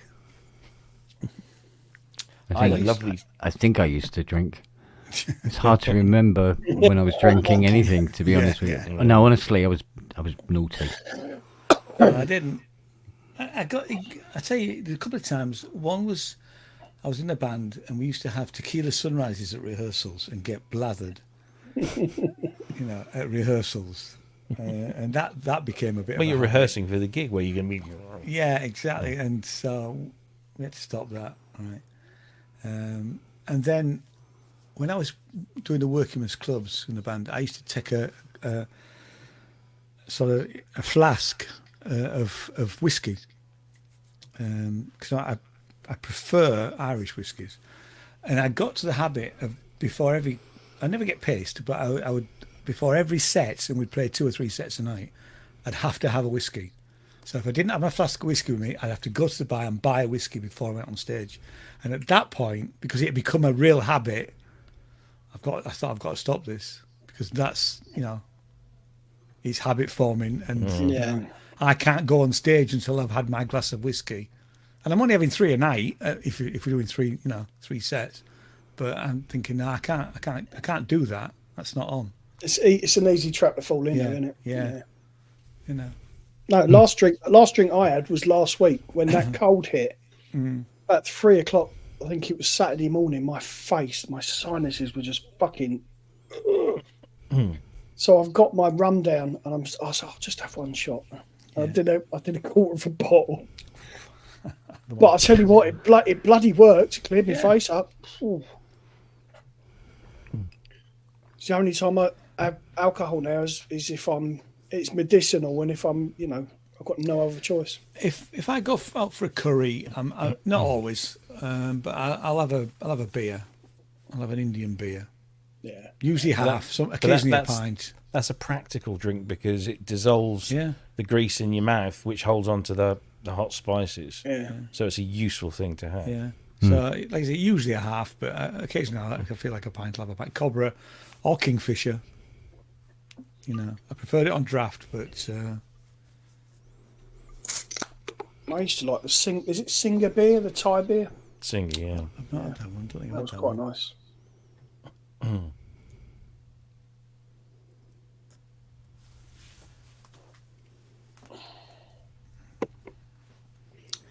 Yeah, like Andy says. I mean, I'm not teetotal, but it's I know we've got alcohol all the time. It's rare that I'll go, I fancy a I'm sherry or a teetotal now. whiskey. Yeah, I just won't touch it now. I have to say, I was never, apart from those 2 occasions that there were different times in life. I mean, as soon as I could drive at 17, I'd be the guy driving everybody home. And my mates would be buying my Coke all night, not Coke the drink, not Coke the narcotic. The other. Because don't do drugs, kids. Well, not during the day anyway. Yeah, exactly. Wait for Longhurst to turn up. He's only on a weekend. No, drugs are the road to evil. Yeah. Just turn left at the lights. Yeah. You'll be all right. But yeah, so they'd be buying me drinks all night, and I'd be taking everybody home at the end of the night because I was driving. And it never bothered me. I think part of that was, I probably said this story before, but my father was a club steward, and from the age of 11, I worked behind the bar. I was a bar steward. Yeah, I was a bar steward too. So was I. So, but one thing about my dad, he did give I was me. a cunt. He did. I got a full man's wage for working behind the bar as an 11-year-old. So I was as a kid, I was loaded.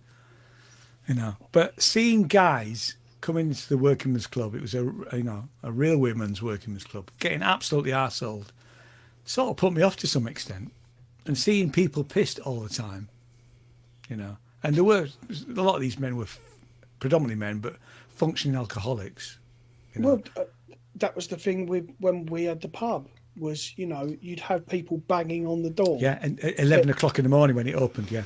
And they'd come in and they'd have the strong bottle of gold label and a pint of cider to start his day. It's fucking wild. Well, this it's gone now. This place, and it was in York, and it was called the Phoenix Workingmen's Club, and way before Peter Kay. But that was hilarious, and it was near the railway. And because although it was a workmen's club, it was full of railwaymen. So what would happen is, and it was just a quick walk down to the yards. So they'd come over at 11 o'clock, have a few, and then get on a train and drive it somewhere. It's incredible. Wow. Was it Wagyu just said? No, that's Synth. It's pretty awful these days being the only sober person in a gang of people. I find it fascinating watching people change as they drink. Oh yes, I do. Yeah, I see that too. Yeah. I have to say that I don't. It doesn't bother me. No, usually it doesn't bother me. I find very drunk people difficult to handle. Yes. My ex-wife was an alcoholic, so. Yeah. It's funny. There was a chap at Matt's wedding, nice guy, and at the actual wedding, we had a really good, sensible conversation because he wasn't trolleyed. But as the night went on, because they got married in the afternoon, and we had a thing, and then there was like an after party which we all went to, and I don't think he stopped drinking, and I think he probably stayed up most of the night. And the next morning when we all went for brunch, he was still absolutely arseholed. And clearly everybody else was really struggling with him because he was that drunk, and he was a completely different person. Nobody wanted to really hang around with him. My mum got married, back in 2001.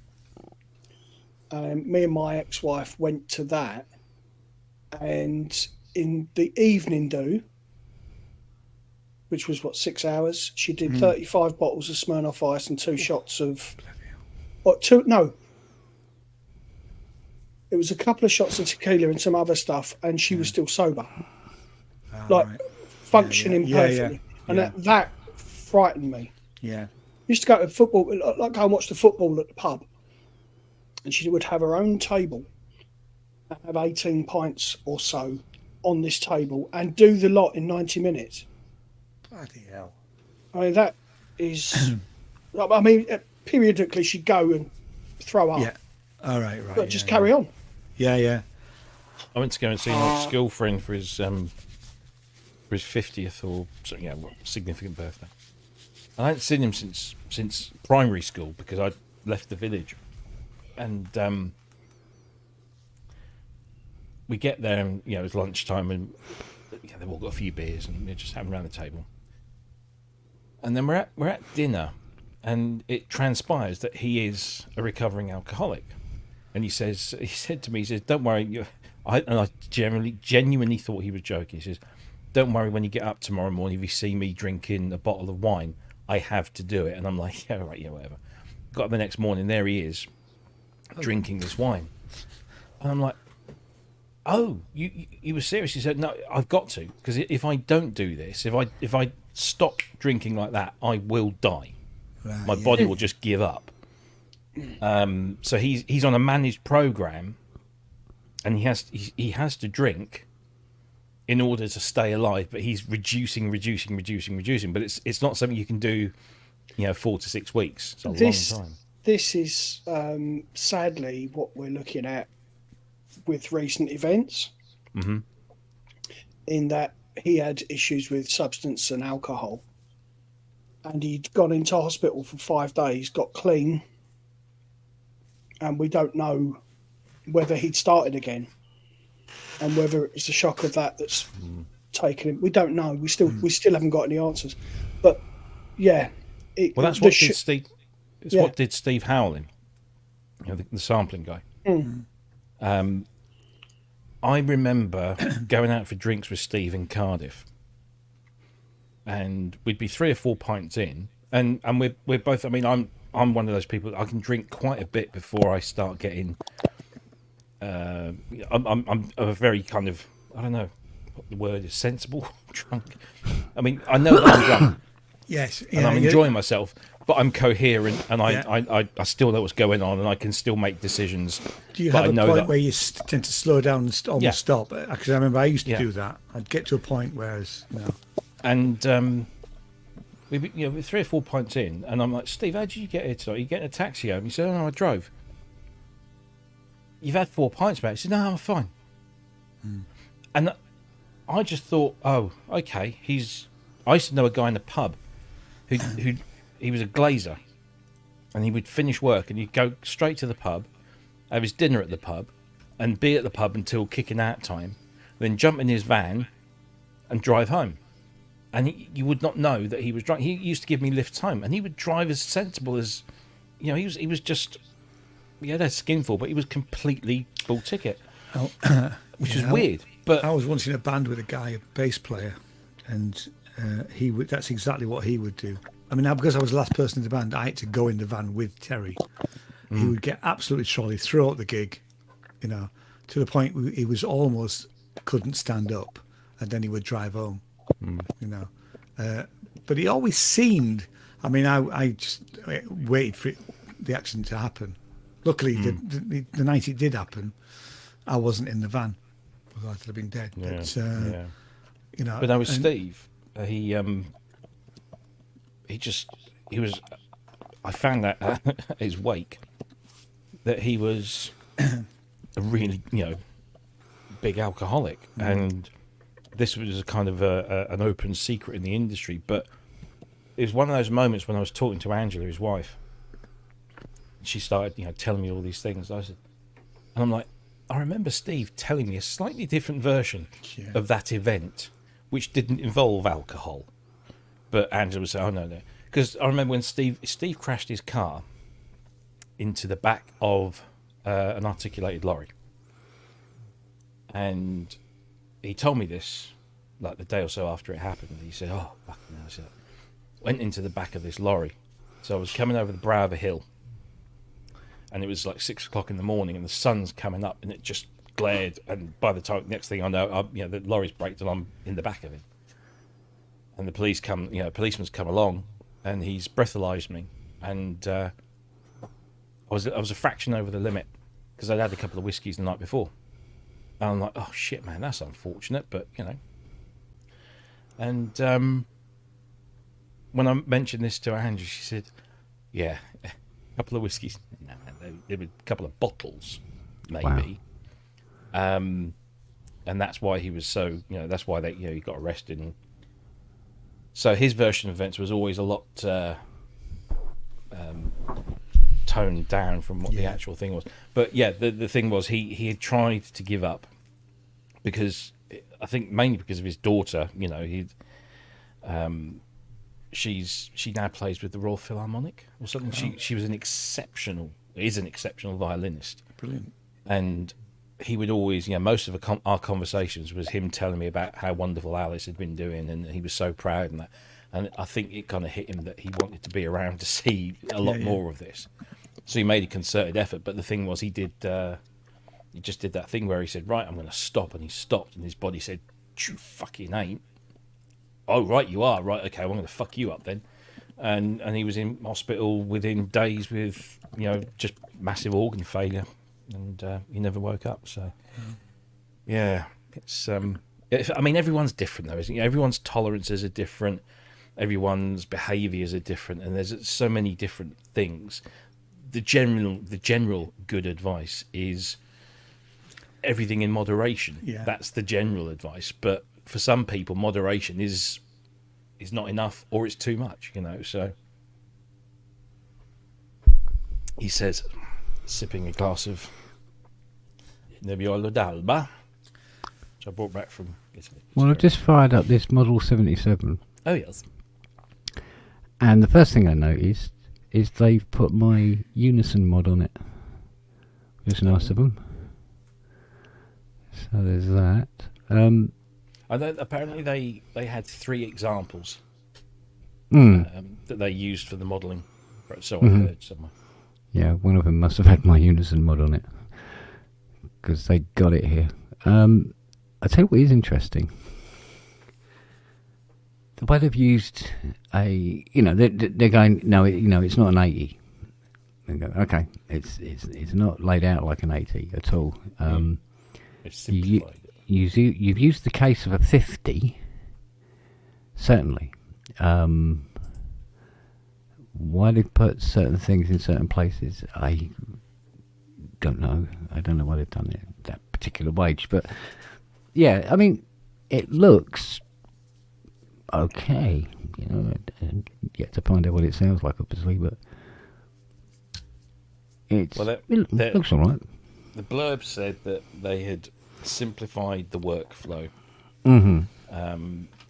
And because they said, one of the first things that people notice when they approach the CS-80 is how complicated its front panel is. Really? And, to the uninitiated. I would say no. I would completely disagree with that because the first time I looked at it was at 2019 or 2018 Synthfest, and I looked at the front panel and I was only with it for 10 minutes, and I didn't think it was difficult. I mean, if you're used to that sort of thing, it's laid out, in a. I tell you what throws signal flow thing, isn't it? I tell you what does throw people in the envelope section for the filter, where you have IL and AL, which is the initial levels for the amount and attack for the filter envelope. That tends to, or can, throw people. But other than that, it's pretty straightforward. Yeah. I'll tell you what always throws me. Go on. Is the paddles. Yeah. The behaviour of the paddles is opposite to what you would think. And that always throws me. Yeah. First time, Yeah. But I mean that goes back to the early 70s organs. They all did it to you rather than away from you. Yeah. But there again, I'm trying to think what ones work forward. I don't know. I don't know. It's not like I know. It's a general intuition of you'd pull it forward, push forward for more and pull push back forward for less. to make more. Yeah, because of a slider. Yeah. It pretty much works in the same direction. Or an aircraft throttle quadrant, or motorboat. Actually, because they're forward, aren't they, for more power? Yeah. No, I can see that. But for me, it's like when Apple, when you, Matt will know this, when you set up Mac OS for the first time, you're using a trackpad. Yeah. See, when I want to scroll down a page, I scroll down the trackpad. Yeah. But no, the default setting is if you want to scroll down, you push up. And for me, my brain push up because you're push. The thinking behind it is you're pushing the page up. Yeah. No. I want my fingers to. That's exactly what first thing I changed. Swap it around. Yeah. Yeah, I've never used a trackpad. Seriously, it's the best thing. You've said that before. Yeah. I've left my trackpad like that because it's exactly the same as the iPad. Yeah, that's right, true. okay. That is true. Now the thing is, but that's because you're touching the page on the iPad. Yeah, but because it's the first experience, yeah, it's the norm. Yeah, for me, my brain says with an iPad that I'm touching the surface of something and I'm pushing that, so that absolutely makes sense. Yeah, it makes sense. But with a trackpad, it's stuck with this because it's disconnect. It's the second nature to do it that way. Muscle memory, isn't it? Yeah, exactly. Yeah. It's like it's the same with the iPhone. If you push up or drag down, because you're touching the thing that's moving, whereas with a trackpad, it's disconnected from that. And I guess it's just, I can't remember what the default settings of a mouse wheel were. It's towards you to go make the page go up, and away from you to make it come back down. And that's how I have it set up on the trackpad. Yeah. And so I think it just stems from that, and my brain has said, move page on computer, scroll down. So yeah, no, that makes perfect sense. But the brilliant thing about the trackpad, and I'm even in sort of recent times, I'm still learning some of the shortcuts. But the revelation for me wasn't just the fact that it's a lot easier on my wrist, and I haven't got to have a fancy surface. You know, Yeah. I could just have it anywhere. But for me, in Mac OS, it's the fact that there's all these little different gestures. So, Right. you know, a 3-finger swipe to the left or right can move you from desktop to desktop. So you can have multiple desktops. You can just, you know, so I have my email on one desktop, and I have my browser on one desktop, and I have, you know, Logic might be on another desktop. So three-finger swipe left or right just moves me between the desktops. 4-finger, I don't know what you call that that motion, but 4 fingers pinch. Yeah, that's the one. pinch, So that's the 4-finger puppy. pinch brings up the launch pad, Yeah. which I never used for like 4 or 5 years of using Mac OS. I never used the launch pad. I would always go to applications, which I have in the dock, and it just comes up, and I'd scroll through and find my one. Whereas now I invested time and I sorted out my launch pad so it's all organised, and now I'm just whizzing through. I just, you know, boom, done. Well, I have my launch. I mean, I just have a regular. In fact, I've got a Magic Mouse, which I don't really use very often. But That's what I use in Oh, the I hate studio, that. because I can't use a trackpad in there. yeah, I have to use a mouse. I use it Really more weird. with the MacBook Pro than I do with this. In fact, I don't use it with this at all. Well, it's still probably connected, but I never got on with the Magic Mouse, well, especially with that touch surface. I mean, when I use it a lot, I was fine with it. But I mean, I've just literally got a common garden Yeah. standard mouse with a wheel on it, and Yeah. and it works. And I'm left-handed, so and I don't change any buttons, because when I worked in IT for the university, although I'm left-handed, I left all the buttons the same, because I would be having to sort of use a computer in a room that I didn't have time to mess around. So I always just left it as a standard, and I've just got used to it, really. Yeah, that's the thing. You know. Right, well, I will tell you straight away that I absolutely hate this GUI. Everything about it, it's like, where the fuck is everything? Right, followed by, why is it so pigging small? I can't read what it says on the front panel. You can expand it. I go on then, expand, bitch. No. Okay. Any You're not bigger? selling this to me. Not that I was going to buy it, but you're not. Oh, Selling hang on. definitely- No, I can make it bigger. Yeah. definitely Just not drag selling from it right to hand me, corner. which is Oh, But fine. you can then save that. If you go into settings, you can save I'm your with you. design thing as the I default. see. Oh, that's much better. Right, okay. What we got for MIDI? So I've got the Arturia one, so I won't be. I've got the Arturia Well, one too. it depends. It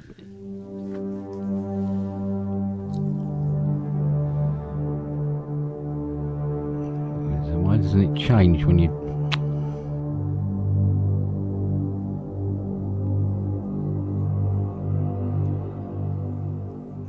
You might want to start off with just the factory presets and see how they compare. Hang on a second. What the fuck? What else am I hearing? Hang on. I must be hearing something else. Please bear with me. Bear with. Bear with. Just turn Stand off, by. turn off a few other things.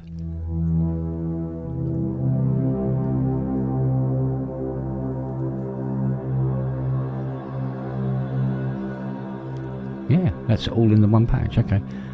That's not the brass one too I was thinking. But anyway, let's see what we got here. Let's select brass 1 and 2.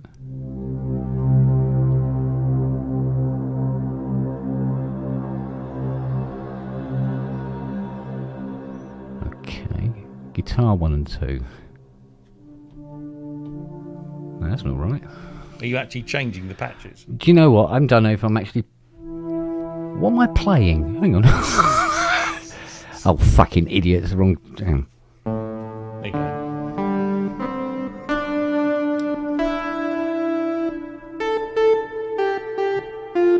No, pulse width's in the wrong place. It's not bad. Don't get me wrong. Right, let's put that on a 7th. A 7th? What the fuck?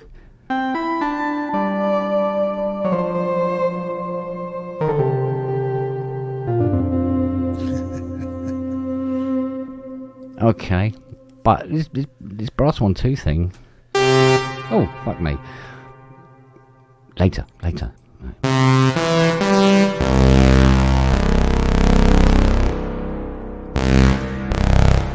Now this is going through exactly the same reverb with the same settings, by the way. Except it normally sounds better than that. Don't say nothing. I'm going to put the reverb on now. Okay, we didn't hear it.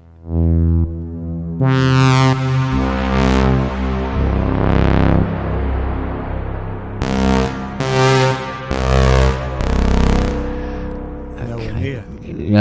Yet. Not even close. Because what I can do, because even I'll be honest with you, even with the version 4 in 9, Yeah. I make adjustments Yeah. to get it even closer. But they're going, right, I want to mess with the filter. Where the fuck is it? There should be a global filter setting. But where are you? Where's the global? It should be just there, and it's not. Where's the? Good God, sir. It's not here. I haven't got the global filter and resonance sliders. What the fuck is going on? Yeah, after touch ring mod. Yeah, reverb age. Transpose. Oh, here we go. What's this? This must where's be the age knob on the CSA? Never seen that. It's right on the edge. No, I mean, I was being facetious. Oh, good on you. Let's try this. That's made a massive amount of difference, hasn't it? Oh, yeah, give me a lot to work with, won't you?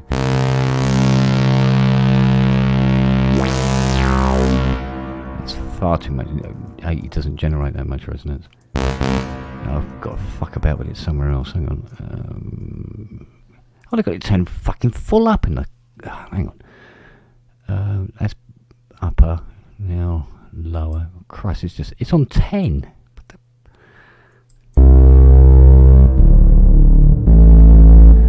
Come on then, open the filter with aftertouch. It's supposed to be built into the preset, but hey.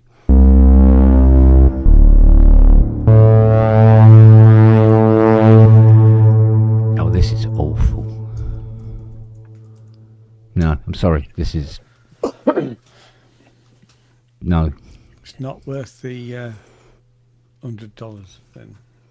No, it's lacking some. I don't know what it is. It's missing something as well in its tone. Because you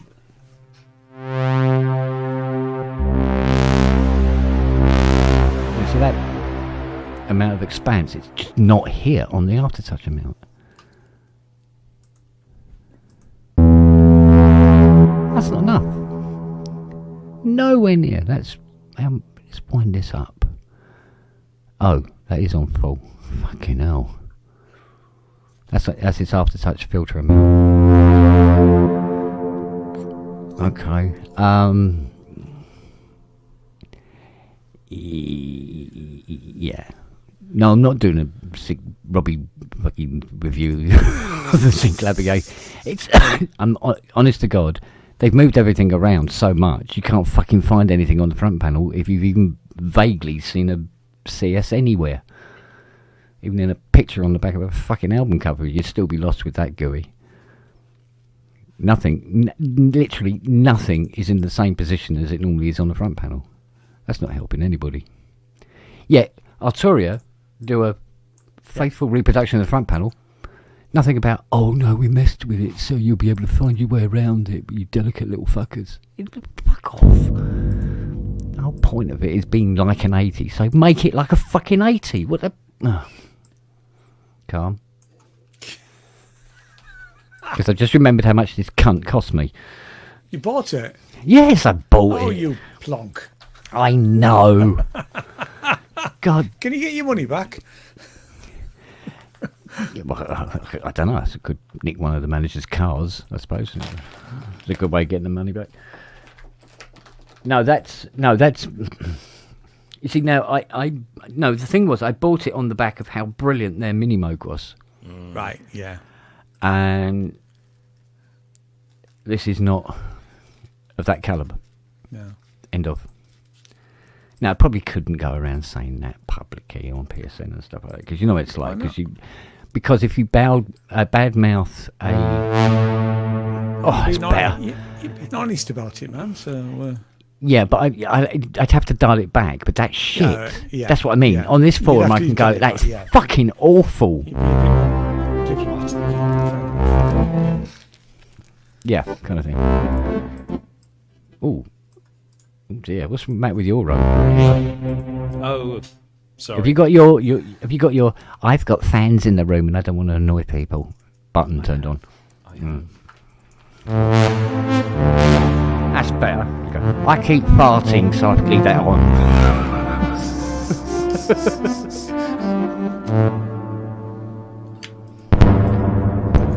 Bloody hell. Dear me. That's weird. I'm using pads so on the keyboard. It's fine. But when I use the drum pads, I don't know what they're mapped to. All the people in the chat that are doing the hardware jam for tomorrow, get used to these long tails. There's going to be a lot of them, I think. So what's the hardware jam tomorrow? What is it? Blade Runner. Oh, is it? Right, okay. Yeah, so.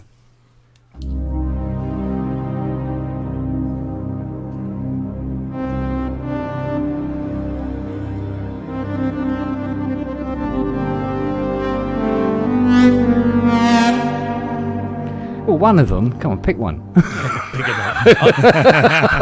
It was jazz. Oh yeah, I like that. So Andy's jazz notes. I've done that before. I fell down the stairs.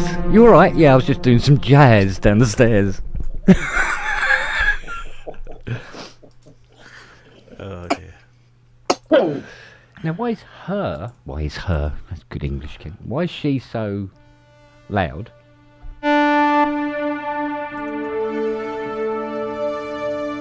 And she isn't. She's normally better than that. Oh, wait a minute, I forgot. Siri, have you been sitting on the expression pedal again? Yeah.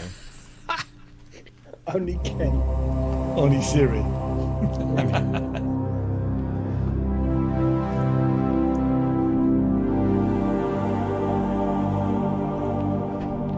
And then a bit of kettle drum. And if you haven't got a kettle drum, use a bass drum on a TR8 or something like that. Fucking brilliant for the Blade Runner bass. But you've got to put it through either an Evertime Black Hole or a 244 Supermassive. or a 480 XL. Or, yeah, Supermassive do it. Yeah. And then put it so fucking far back in the distance. And then just go doobity-dum and you've got it.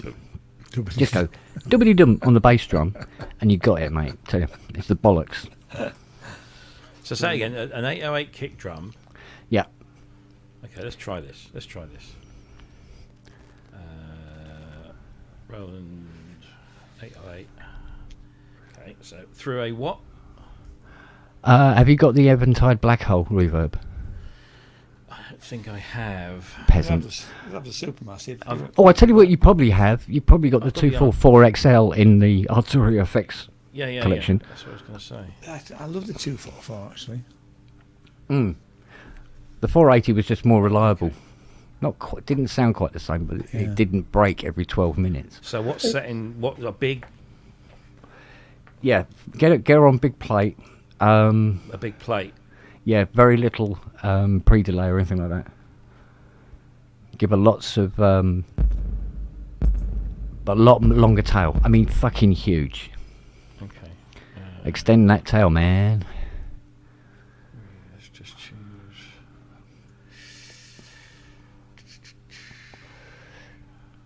Semi-bloody.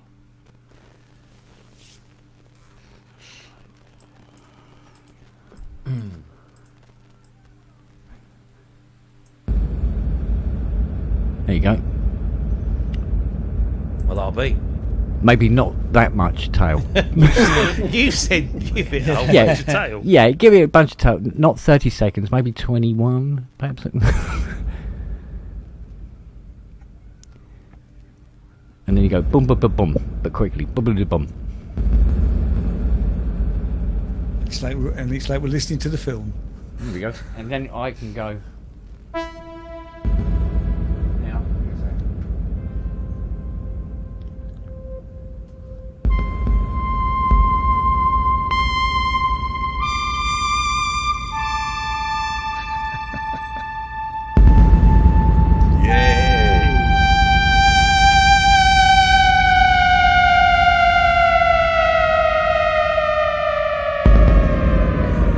Excellent.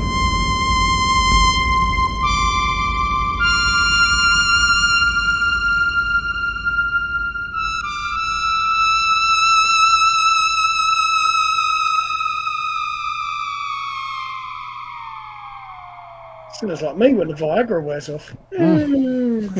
Yeah, I do that. Yours makes a noise. Jesus. Yeah. It's all the air coming out of it. Oh, there you go. Yeah, I've learned What, a something. 4-foot flute? Ooh.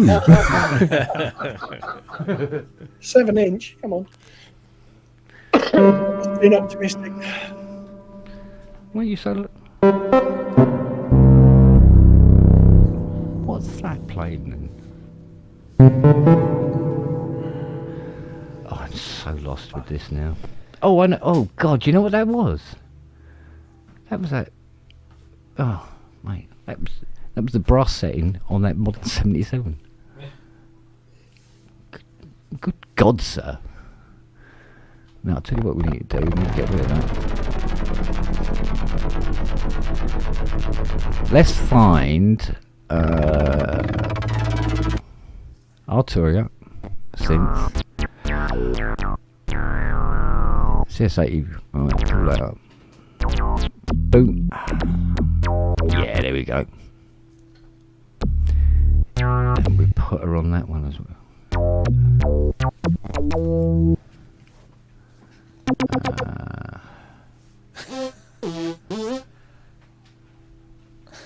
I've just seen Steve Elbow's comment about hopefully somebody misread the challenge does glam rock in space. Slade Runner. That is genius, Steve. Yeah, I love it. Absolutely genius. Ah, mate. Oh, it's going to start them all off now because it's going to be like air freshener synthesis, isn't it? You know, Glade Runner. Excellent.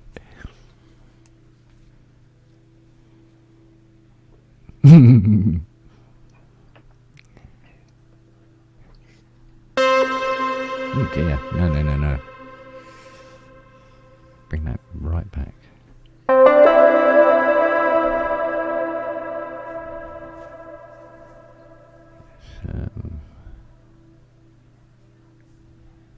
Too much volume on it.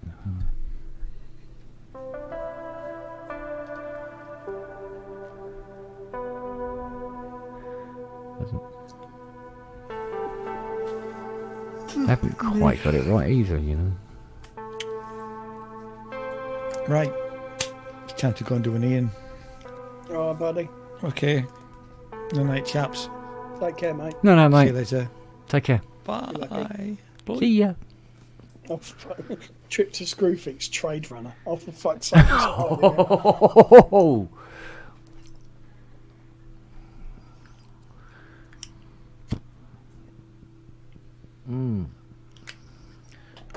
Somebody doing it in a hotel room, chambermaid runner. Christ almighty.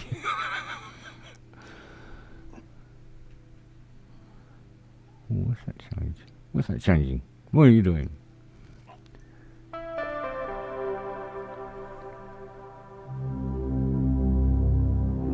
Braid Runner could be Rachel in pigtails.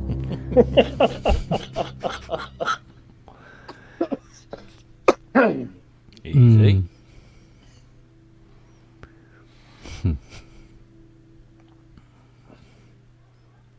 I picked up a nice little gig the other day. I'm doing some sound design so that a keyboard player can play the synth parts to a new album that's coming out. And all they've got to take on tour is a Korg, micro Korg. So they're sending me the stems. This is the keyboard player, not the actual artist. The headline artist is not. Yeah. But they're sending me the keyboard stems. So I've now got to try and recreate these synth sounds, all in micro Korg. So that'll be fun. It should be good. Because I think she's... What's she playing? What's that?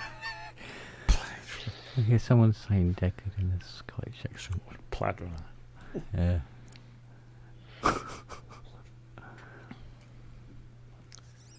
Suede runner. Yeah, Brett Anderson does the I vocals. was just Suede about Runner, to say yeah. Brett Anderson. Yeah.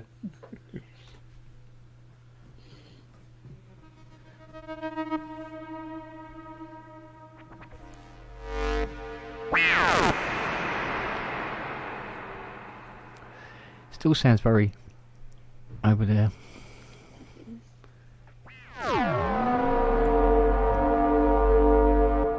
Sounds alright. Sounds over this A side. little bit right hand side. Yeah. Oh, ow!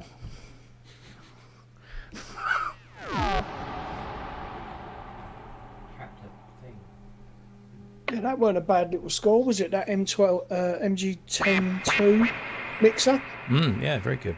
20 quid. Mm. The fact that I offered you 2 different ones earlier. I know, but it came up and it was just like, well, fuck it, you know. I really One of them was an M Audio 16-channel fucking thing with all the bollocks built in. I could do and with that. All the bollocks built in. When I You know, moved, you know, everything, I the didn't- stuff.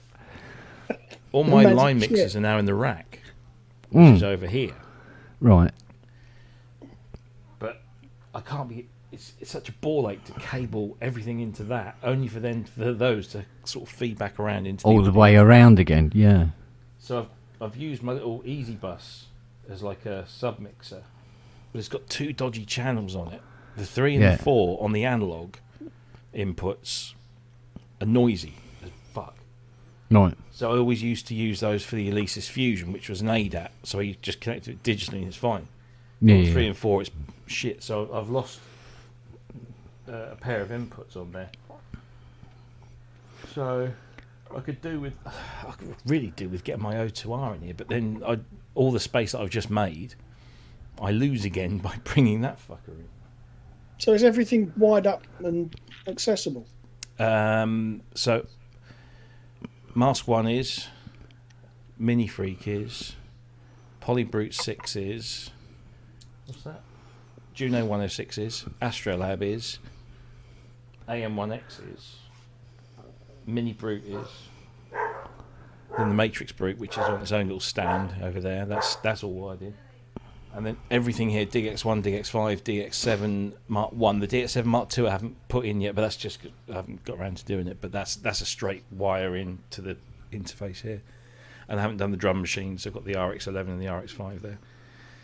But again, that's just straight wire into the interface. But pretty much, I've got more connected than I had before, which is That's good. nice, isn't it? Yeah, so... So that's one of the things. Obviously, I don't have the amount of stuff that you got sitting there, but I can pick up any of my keyboards from my controller, play them all from there. Yeah, that's what I was doing the other day. Come here. Yeah. But that, honestly, that catering shelving, Yeah, brilliant. it's good stuff. I used to sell that stuff. It's amazing gear. Well, they're saying that there was a slight sticking point. It was all going so swimmingly, and I opened up the second. So they sell them in sets of 5 shelves, Yeah, but they sell them as a 5-shelf, 180 centimeter height. So I've got enough legs to make 360 centimeters. So if I wanted to, which I'm obviously not going to. So I bought 2 packs just to use a few shelves out of the second pack. So I was thinking about 8, doing 8 shelves. I've actually got all 10 on that 180, but the last shelf looks like it's taken a knock in manufacturing. So it kind of dips a little bit. But it's solid. I mean, the welds are absolutely. It's not taken. It's almost like it took a knock before it got welded and powder coated, because it's nothing split or anything. Nothing's. So I thought, thankfully, it was the last one I put on. So I've put it at the back, so I can't read it. Well, I can see it. That's the thing that really bugs me. So I emailed the company and I said, "These are brilliant. I'm really impressed with these. Thank you ever so much. However, here's a picture. One of the shelves is got some damage to it. Can you just send me a replacement shelf? That'd be fantastic." "Oh, I'm afraid we don't do replacement parts for these." What we can do is we can replace the entire unit. I said, yeah, but I've built it now, and I've put all the stuff that I was going to put on there. So that's going to mean I'm going to take everything off and dismantle the thing and then send you... Well, it's either that or we can give you a 15% refund for the faulty shelf. Or we can send the whole thing back and we'll give you a full refund. I'm like, just send me a shelf. Sorry, we can't do that. Which of the other options would you like to do? I said, I'd like to replace the shelf is what I'd like to do, and I don't understand why you can't bloody replace the shelf. And we bounced 3 or 4 emails back between us, and he said, well, I can do this. I'll send you a replacement unit, and you just, when the driver turns up with a replacement unit, you give us the old unit, and jobs are good. And I said, here's a suggestion. I said, driver turns up with the new unit. I open the box, I take a good shelf out, and I put the bad shelf back in, and the driver takes that one back. Effectively, you've just swapped the shelf. Oh no, the driver won't wait. So he said, these are your options, sir. He was quite, he wasn't rude, but he was quite unforgiving. And he said, your options are 15% refund for the faulty shelf. We'll do you a full exchange unit, or we'll fully refund you, and you just send the thing back. So I just replied very curtly, send me a replacement unit. Because I thought, well, what I'll do is I'll get the shipment notice, and so I know what day it's arriving. And on the night before, I'll just pop those synths off, unscrew, because the shells just lift right off. Yeah. It's not that much of a ball ache, but it's enough for it to be a pain in the ass. About half an hour later, I get an email from a different member of customer support. A new shelf will be sent to you and it will arrive on Monday. So it's coming tomorrow. So they're sending the replacement shelf anyway. So Nice they one. can do it. Yeah, And that's what... still can. Oh yeah, when they really, really, really have to. Basically, it looks like they're drop shippers. So these things are made somewhere across, halfway around the world, and they just drop ship them, and they just deal in full units. Yeah. But when I looked on their website again, I looked into the reviews, and one of the reviews said, "Brilliant product. One shelf was slightly damaged, but the thing was sorted out very easily." I'm thinking, really? I've just had a bit of a fucking ball ache trying to sort that out. But anyway, new shelf was coming. So. But I was looking at a set of shelves from one company that were 230 quid for an 8-shelf unit. It's sold as an 8-shelf unit. You get 8 shelves, that's it. And then I spoke to a guy called John Simpson, who is in our Facebook group. Yeah. And I obviously mentioned it, and he picked up and he said, "I've got these," and he pointed me to this company. He said, "I've got 2 or 3 of these units. I've made like 3 or 4 different sizes." He said they're really, really good, and they're in black.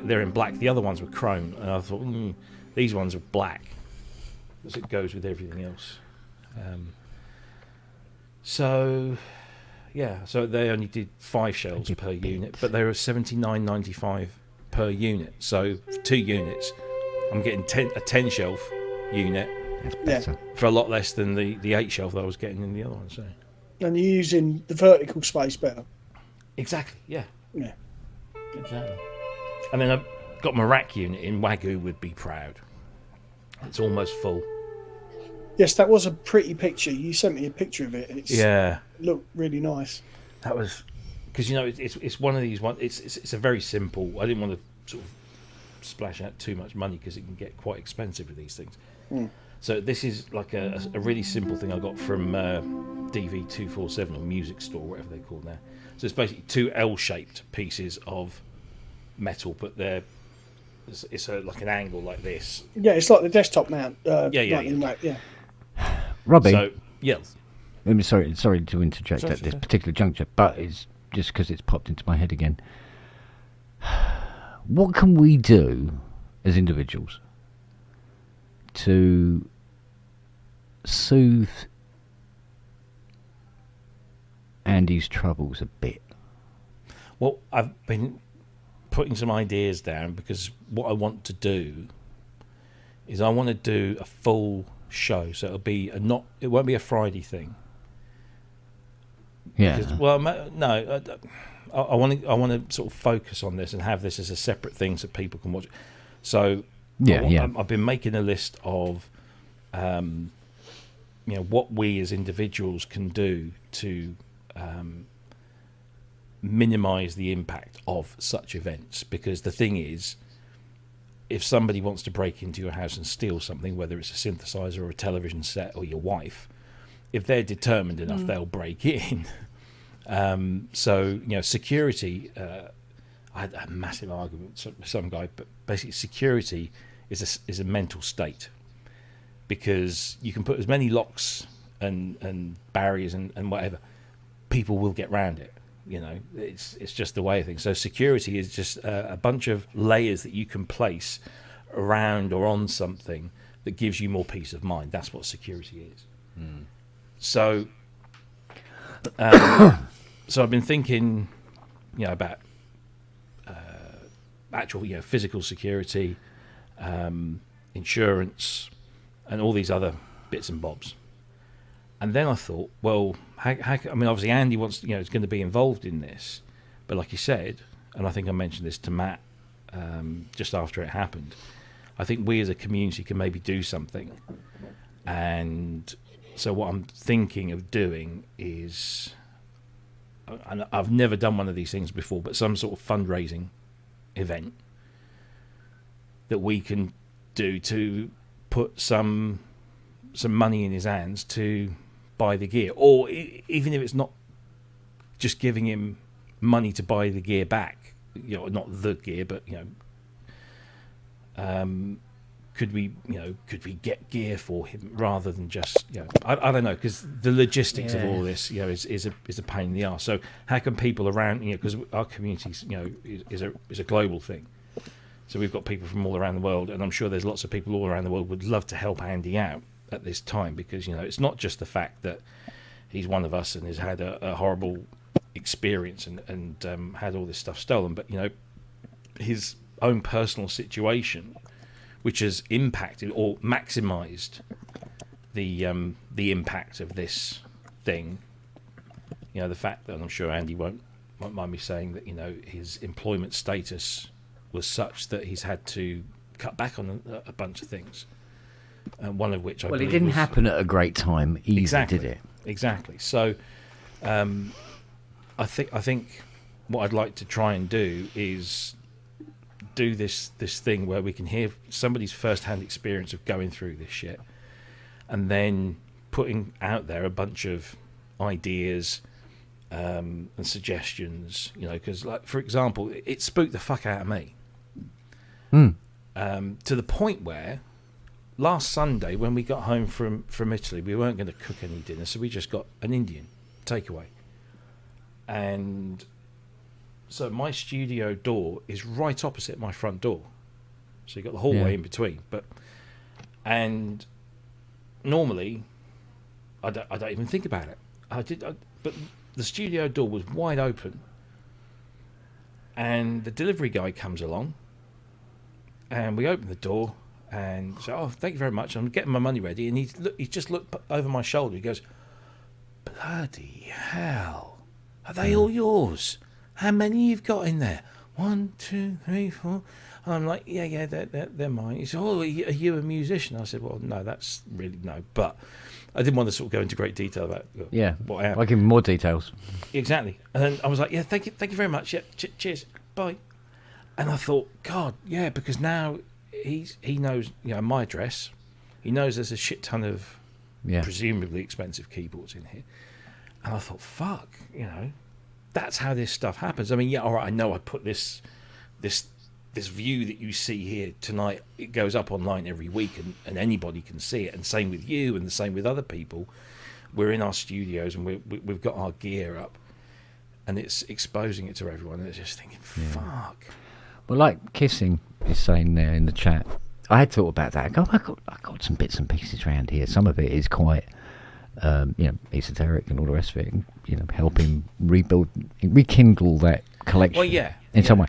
But here's the thing: if we do that, he just ends up with a load of import duty he's got to find. Exactly, and it's this whole logistical thing, which is what I thought. I'm sure that we can all cobble together some bits of gear that maybe we've just been thinking of getting rid of, but know that we probably won't get much money for them or whatever, and maybe more, and we'll just send them over. But there's the shipping, because he lives the other side of America.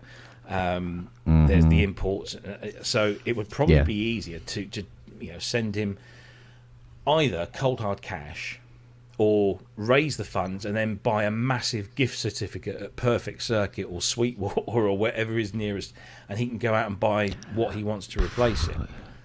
Well, to be honest with you, keep it open and make it a cash sum. Yeah, just to help a little bit, just to smooth it. Because, I mean, at the end of the day, like you say, because we've got this little family, whether we like it or not, there's this kind of little family going on here, and there has been for a couple of years now, isn't it? And, like, I know Wagyu from Sonic State.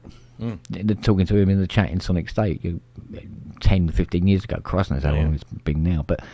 and we do little jokes to each other and stuff like that. Do you know what I mean? And it's sort of like, kind of they're like, they're friends. Some of them I've never met. I wouldn't know if they fell out of a fucking tree on me until they say, "Oh, I'm Wagyu." Oh, fuck, all right, mate. Yeah, cool.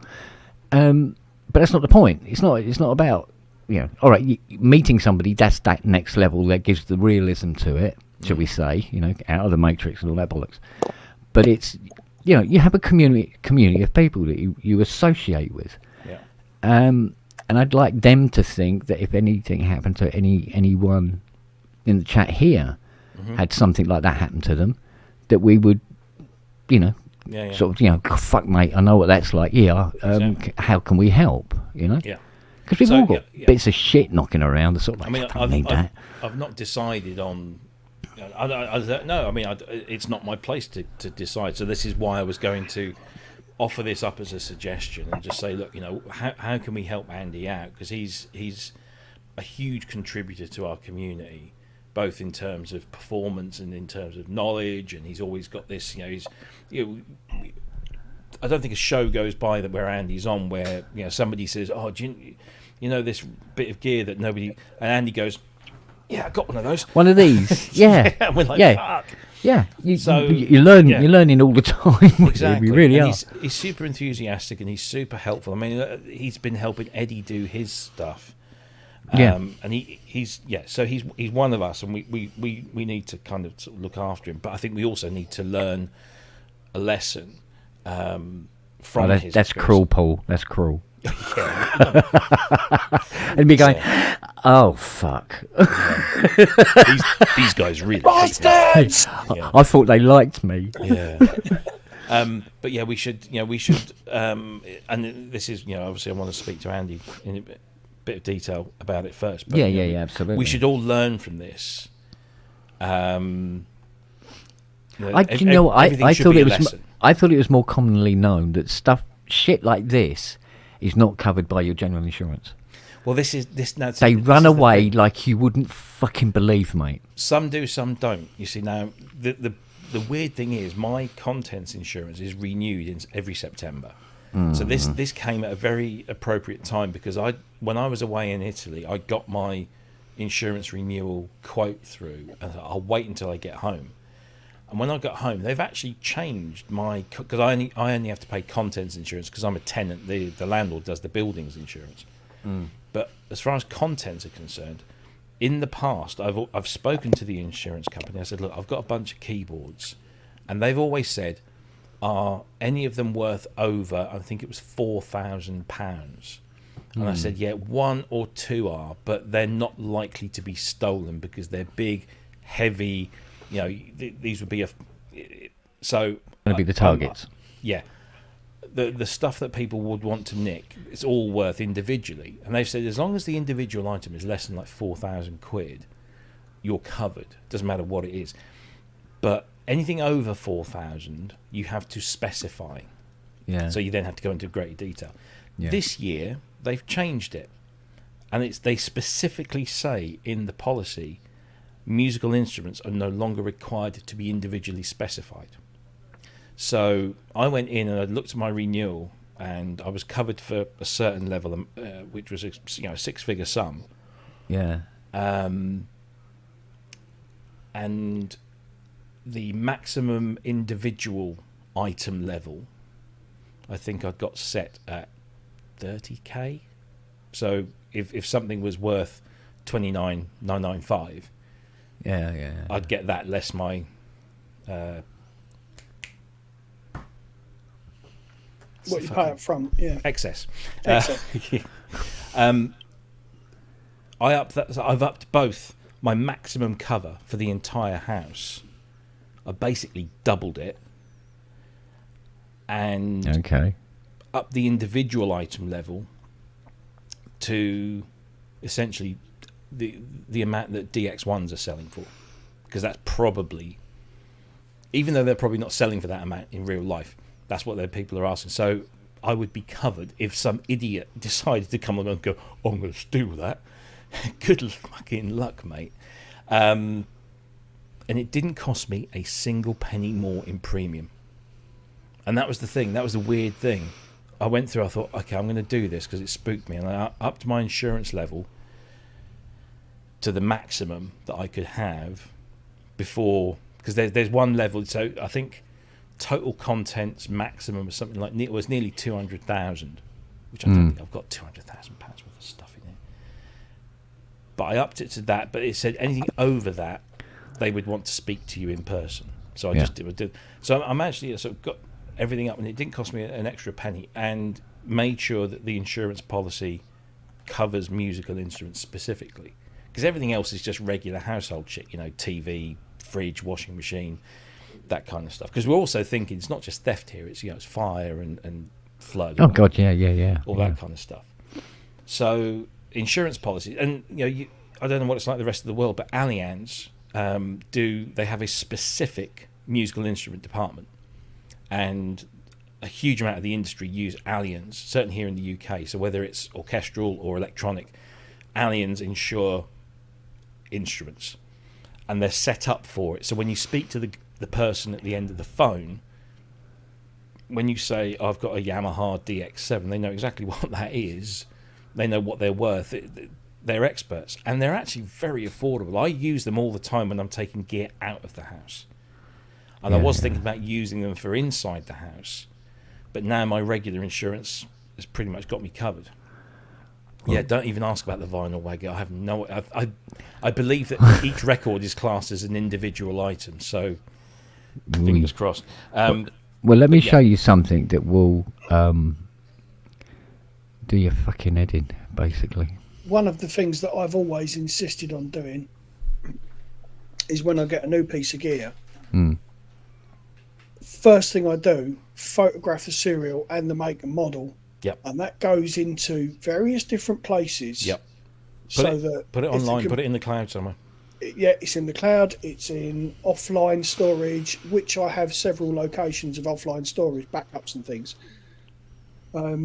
So that if any of those are fucked, I've always got access to my serials and stuff. Yeah, that's. Right, check this out. I started doing that a few years ago. Bloody hell! 38 grand. Fuck, For what Kent says is the worst sounding synthesizer that's ever made. Honestly, I didn't say it to Fiona, and I had one here, and I said, yeah, play that, see what you think. And she played some notes on it, and she went, this is fucking awful. What is this? So good luck with that, mate. Exactly. Yeah. And it's a string. Technically, it's a string synth. It's divide down with a bit of a filter on it. It's a pile of shite. Absolute pile of shite. There's lots of little things that you can do that don't cost a huge amount of money. Like somebody mentioned Kensington locks. So how many electronic items have you got that have got a Kensington lock socket on? Couldn't tell you. No. Most small stuff, things like drum machines and they've all, a lot of them have got Kensington locks on them. And there's a lot of people out there that don't even know what a Kensington lock is. And it's not exactly the most glamorous way of doing it, but certainly if you're out playing live, I would Kensington lock the shit out of my rig. But for 80 quid, or 80 or 90 quid on Amazon, you can get one of these. This is a Wi-Fi alarm system. So that's the main unit, that's the main thing. And then it comes with Comes with a little siren sound that you can put somewhere else, so that and it also comes with passive infrared detector. With the mount, you get 10 of these window or door things. So magnet locks, the magnet. Yeah. Yeah. You get 10 of them with the mounting. You get all the cabling. Not that there's much cabling because it's all Wi-Fi. It just patches into your Wi-Fi. And then you get 2 little key remotes, so you can just arm it with the press of a button or disarm it with the press of a button. And because it's on Wi-Fi and there's a little app for it, you can schedule when it goes on and off. So you can turn the alarm off at 7 a.m. in the morning and have it go on automatically at midnight or whatever. So you don't have to worry about, actually setting it. That was about, I think I got Amazon did a little discount and it was like 85 quid for that. So that's going up. I mean, it's the old story, isn't it? The trick is you never fully defeat anybody who's determined to break in. The trick Security is is to a slow state of them mind. down as much as possible, make them make as much noise. Yeah. Then I think that's the generally regarded rule. Slow them down. Make it as difficult. Security is a state of mind, and the best security is a layered security. So I mean, Sudo's just said in the chat it's a 4.33 megahertz and can be hacked in 2 seconds. How many opportunist burglars are gonna be worrying about hacking your Wi-Fi alarm system? The chances are not very many. But if they do, still got to get through they've doors. still got to get through a physical barrier to set that off. The other thing that I've always had in my studio is a security camera that is set up to record when I'm not in here. So as soon as I shut this door, it's ready to record any motion, and it records it all, and it throws it into the cloud, so that if anybody does get in and they take stuff, fine, at least I've got their fucking pictures. Yeah. So it's all about having all these different little and it doesn't take a huge amount of, when you think about the cost of it, it was 80 quid for that alarm system. One of those cameras, I don't know, 50 quid. You spend a couple of £100 on a few little bits, and your insurance company will prefer you to do that, because when you say to them, I've got a bunch of stuff, but it's protected by X, Y, and Z, as long as it's generally approved stuff, I mean, they probably won't give a toss about the Amazon purchased alarm system, but make sure your window locks are working, and they're of the standard for your territory, UK standard or wherever it might be.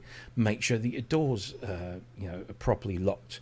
My front door, you cannot get in without using a key. It doesn't use it's not like a separate lock. It's a single mechanism, but you can shut the door, but you absolutely need a key to get into that door every time. So and all the hinges are on the inside, not the outside, and it's simple stuff. If you put enough of that in place, it won't stop them completely, but it will slow them down and or capture the fuckers in the act. So one of the things that I saw not too long ago is when they do sort of installs of UPVC stuff, they don't use screws that are that long. So by putting longer screws in, you actually reinforce the frame and things like that. Makes it more difficult to take the frame off. And just upgrading a few screws and things. Yeah, and even if you've got a house that the windows come with standard locks, then on the windows that are in the room where your equipment is, put a couple of extra ones on. Again, you can buy this stuff from Amazon. I'm saying Amazon lock. You can buy this stuff from any hardware store.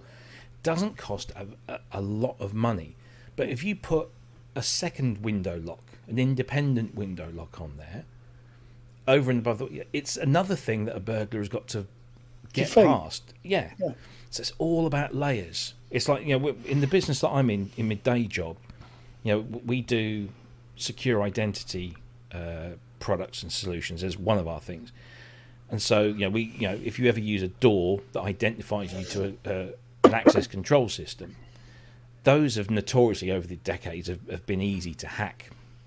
Nowadays, every time we come up with a new system, it's another level, another skin on the onion, shall we say, that makes it more and more difficult for somebody. Because when you're hacking, say you're trying to hack into the data chip on a physical access control card, and certainly on the ones that we're producing now, you've got to hack a computer, because these cards are mini computers inside.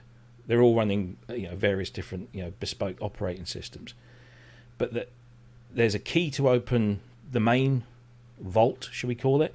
There's another key to open the vault for the specific system. Then there's decryption keys, and all sorts of things. So each of one of those things, eventually someone hacks it.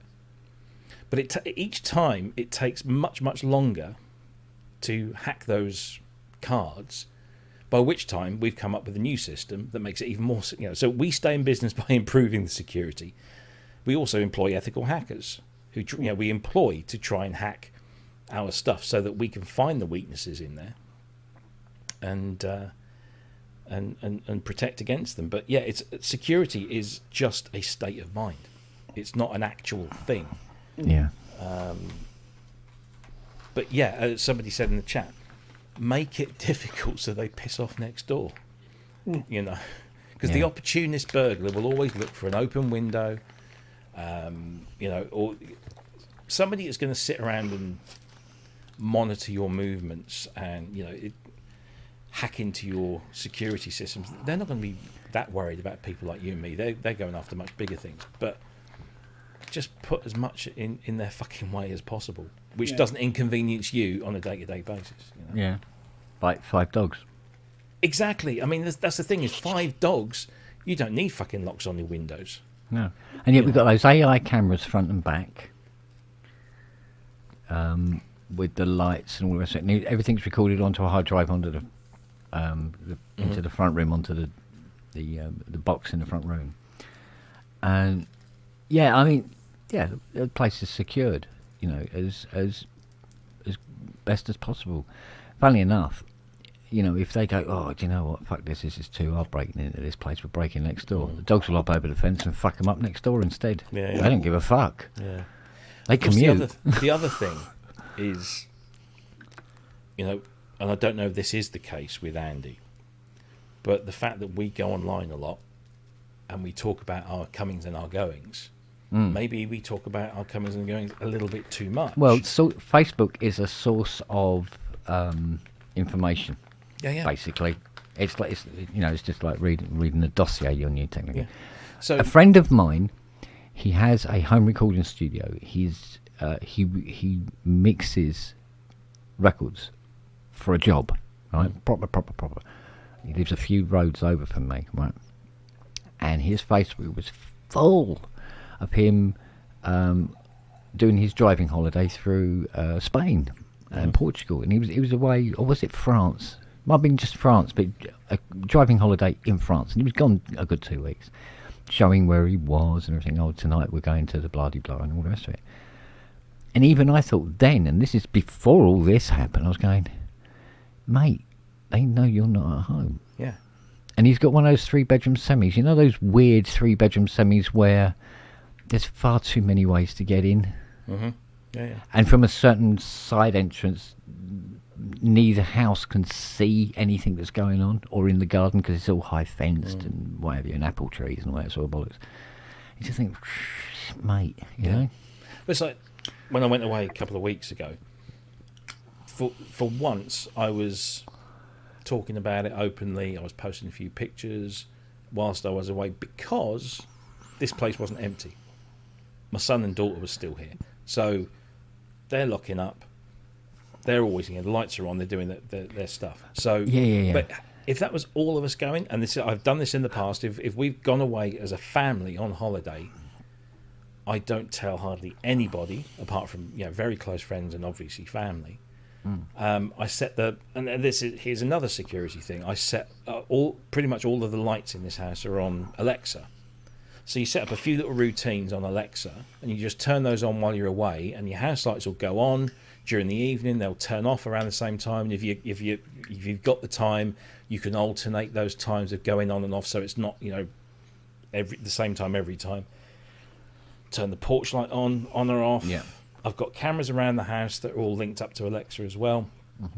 I'll tell you the other thing that I've started doing. I bought this little light unit before I went to Super Booth, and I just bought it as a camera light. So it's an little LED square box that fits on a hot shoe. Okay. And not only does it do just standard, you know, white light with different temperatures, it's still solid light, it also does fancy things. And one of the settings on there is television. TV. Yeah. And you just basically, you can buy bulbs that do this anyway. You just bulbs that you stick in a regular lamp. And what they do is they glow, but they change the intensity and the color of the glow, so it looks like a TV is on in the room. Yeah. So it's so cheap, and all you got to do is just think, okay, well, you know, when I leave home, I'll put this stuff on. Even if I go out for like a day, or if just me and the missus go out overnight, I might just do it just for the one night. Yeah. And the lights come on. And again, you're not going to stop the person that is, you know, tooled up and determined to get in. Yeah, but the more hurdles you put in their way, the less likely they're going to bother with yours. The more doubts you put in their mind that actually somebody might be there. You can buy little things, again, USB things that emit, you know, that have, you know, play samples of dogs barking. Yeah. So, you see, the immediacy of social media has created this problem anyway, because at one time of day, a family would go on a holiday. They'd tell one family, they go, oh, we're going on holiday for 2 weeks. Can you keep an eye on the house? Right? Which is a nice way of saying, and if it surreptitiously for some reason gets broken into, I know it's fucking something to do with you, right? But the showing people photographs and, you know, oh, we went here, we went there, is what you do when you're back. Yeah. Not while they're out there. Exactly. And there's no, and this is, you know, we're all guilty of this, but there's absolutely no fucking reason in the world why 300 people on Facebook should know whether you're in Paraguay or not. Exactly. And again, how many people have got their Facebook profiles set to friends only? Yeah, you absolutely should. So that automatically anything you post will only be posted to the people that you've accepted as friends. And you can change that, and you can finesse that in, you know, certain ways.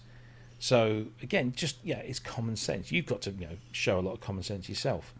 But there are lots of things that you can do. Again, they're not going to be perfect. You know, somebody just said, if your lights are on, you don't answer a knock at the door, it defeats the object of having the lights on.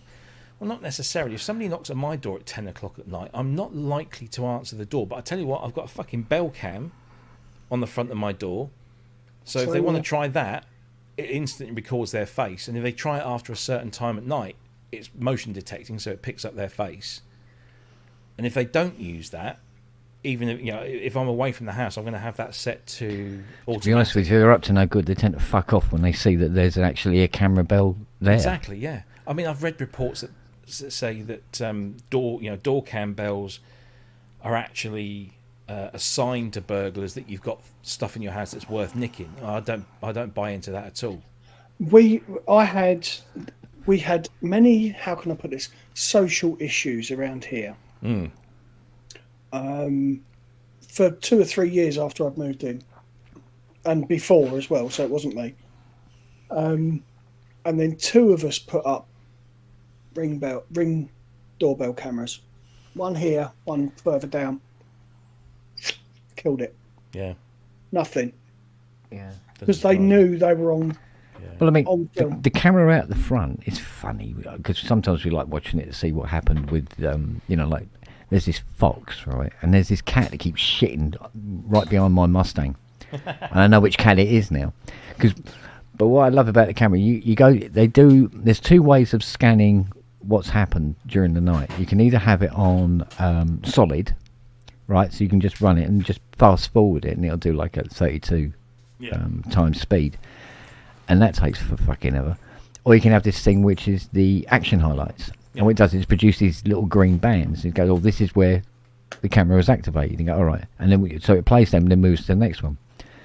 And so you put it on action and you can see what happened the night before in 5 minutes. Right. So this is how I see that this little black and white cat that lives up here, for some reason, thinks it's really, really funny to have a shit right behind the Mustang. I'm fine. I'm all right with that. Cat's got a crap somewhere, haven't they? Right. Or we'll see where the fox likes to jump up on the Chrysler.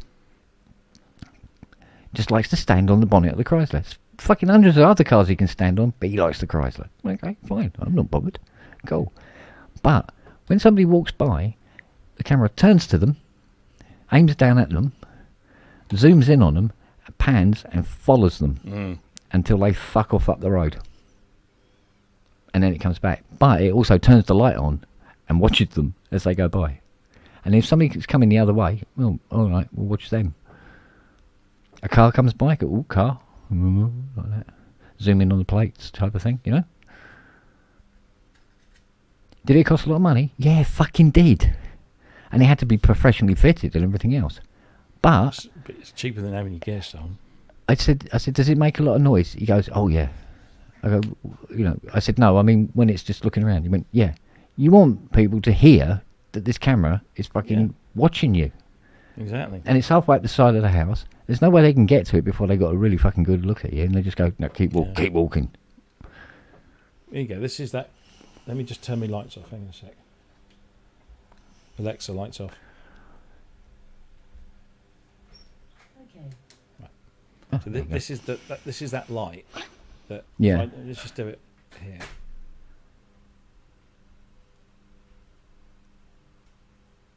So just randomly. Random luminosity to give the impression of some sort of TV program playing. Yeah. So all you got to do is just set that up in your room. Yeah. Near the window, and it just looks like. Yeah, even if you just do it in the upstairs bedroom or something. Yeah. And you can actually get light bulbs that do that as well. Mm. But this That's was clever. Yeah, but this was not a lot of money, and of course it doubles up as a it does candles as well. It does little candle flickers and police. Woo. So I put this on the top of my head and I run around the house. I know a lot of this stuff really does come sort of like after the horses fucking bolted, got old, got caught, turned into a Sainsbury's lasagna and everything. But as long as there might be something that we've come up with tonight, that other people are going, oh fuck, I hadn't thought of that. Oh, I could get one of them, you know, and just help. And hopefully somewhere down the line, there's some fucking whatnot, you know, opportunist cunt goes, ooh, I don't know, it looks like they're in, fuck it and move on. Yeah. You know? Yeah. That's the thing. You never know the benefit of how well it's worked. Ever. No. And that's the good point. And that's the good point. If you never know, it fucking worked. And because, you know, the world's going into this recession, and as money gets tight for everybody and everything else, you've really got to start sort of like looking out for you and yours. Yeah, because there's some people are going to get a bit more desperate than they did before. There's going to be more break-ins than there was before and stuff like that, you know? And so everyone's circumstances and situations are different. I don't know where Andy lived, in sort of what neighbourhood, or whether there was, you know, I think Neil said in the chat, you know, somebody will throw a brick at your window and smash it, and if nobody comes out the front door, then you're not at home. But if you throw a brick at my window and smash my window, I've got a dozen houses all very close by that will all be fucking, what's going on out there? What the fuck is that? Yeah, exactly. Or thinking, was that my car? Yeah, we're not all going to be not at home when somebody does that. But conversely, that's, you know, if you live in a place that's not densely populated, maybe you live out in the country somewhere, maybe people won't hear that, you know. So everyone's situation is different, but also the chances of you getting broken in like that go down as well. Exactly. Another thing. There may be opportunists, but also lazy cunts. Yeah, and the other thing to take into consideration is how easy is it for a vehicle to get in and out of where you live. If you live next to a main road, then the chances are that you'll get burgled do go up, because people can just go in, get in their car, and fuck off quickly. If you live on a little one of these fucking modern housing estates where you barely can get a car up and down the fucking road without anybody, it's not easy. Especially with this, there's literally one way in, and it's the same way out as well because it's a cul-de-sac thing. You know, so again, you know, not everybody lives in places like that, but if you have stuff, then it kind of works. What? All right, shut up. Well, it's like the Muzzy, right? People go, oh yeah, they're really, really easy to break into. Yeah, fuck me, are they? Right? But you break into the Muzzy, get yourself a penknife or whatever, get it into the key lock and unlock the steering lock, turn it, nothing's going to happen. First of all, you're going to have to lift the bonnet and find something that's going to act like a metal key that you have to put into this special lock under the bonnet to connect the power from the battery to the starter motor, right? Then there's a hidden switch as well in the car. And it would just be a case of like, oh, do you know what? Fuck this. I've been here for 10 minutes and that camera's filmed every fucking thing I've done. Nah, leave it. Let's go. Yeah. But ultimately, as I said before, security is just a state of mind. If somebody wants something desperately, they will try and get it. They will most likely, if they're clever enough, be successful. But the vast majority of burglaries these days, wherever you are opportunist. And that's the best thing that you can protect against is opportunist theft. Yeah. And make sure that you're covered. You know, because even if they do get your stuff, even if they do smash your window with a brick, even if they do knock on your door and nobody answers when the lights are still on, make sure you've got the cover. You know. Yeah. I always think that, you know, whenever I've got something nice. So I got arrested when I was 15 years old for shoplifting. I was a stupid cunt on a school trip. Of all the places, of all the times that you're going to get nicked for shoplifting, don't do it on a school trip. Yeah, but there's normally other children involved. Exactly. Going, Anyway. go on then. Or you pussy. So this was petty shoplifting. It was stupid. I got caught. I got arrested. Bar of chocolate? No, Level 42 albums on cassette. Even right. then. Even then. I got arrested. I got taken to Marylebone Nick, which is where they used to take the IRA. So Marylebone Nick, back then, I don't know what it's like now, it had, you know, fucking huge, like 16-foot walls with barbed wire fence. It was the most intimidating fucking place. I go in there, I'm thrown into a cell with a prostitute, which was quite fun. That's ups. Yeah. Win-win. Has its good side. Yeah. Thrown in the cell with this prostitute, and then taken to see the desk sergeant, who gave me the biggest fucking bollocking and life lesson about ownership and property and, you know, all this. Yeah. And it sorted. I was lucky. It sorted me out. Other people probably they wouldn't give a fuck, but it scared the shit out of me. It sorted me out. But the reason I mentioned that is that he said, look, you know, if you work hard, you earn the money, you can buy nice things, and they're your nice things. And if somebody tries to take them away, there are processes in place. There are things that you can do to get that stuff back. But if you steal it, it's never yours, and you'll probably get caught. So the bottom line is, put as many layers of protection around you as an individual and the impact of what that theft or thing will have on you. So whether that's physical security, whether it's insurance, whether it's logging all your serial numbers and taking pictures of all your gear, it might be a little bit of a pain in the arse. I mean, crikey, my list of serial numbers, makes, models, all of that stuff it took me a while to compile it the first time, but now every time I get something, it just goes on the list.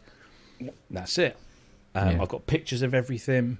So if it does get stolen, at least I can go to the police for a start and say, that's what got nicked, that's the serial number. I mean, yeah, sure, they can file the fucking serial numbers off or, you know, strip the sticker off or whatever it was, you know, however it's attached.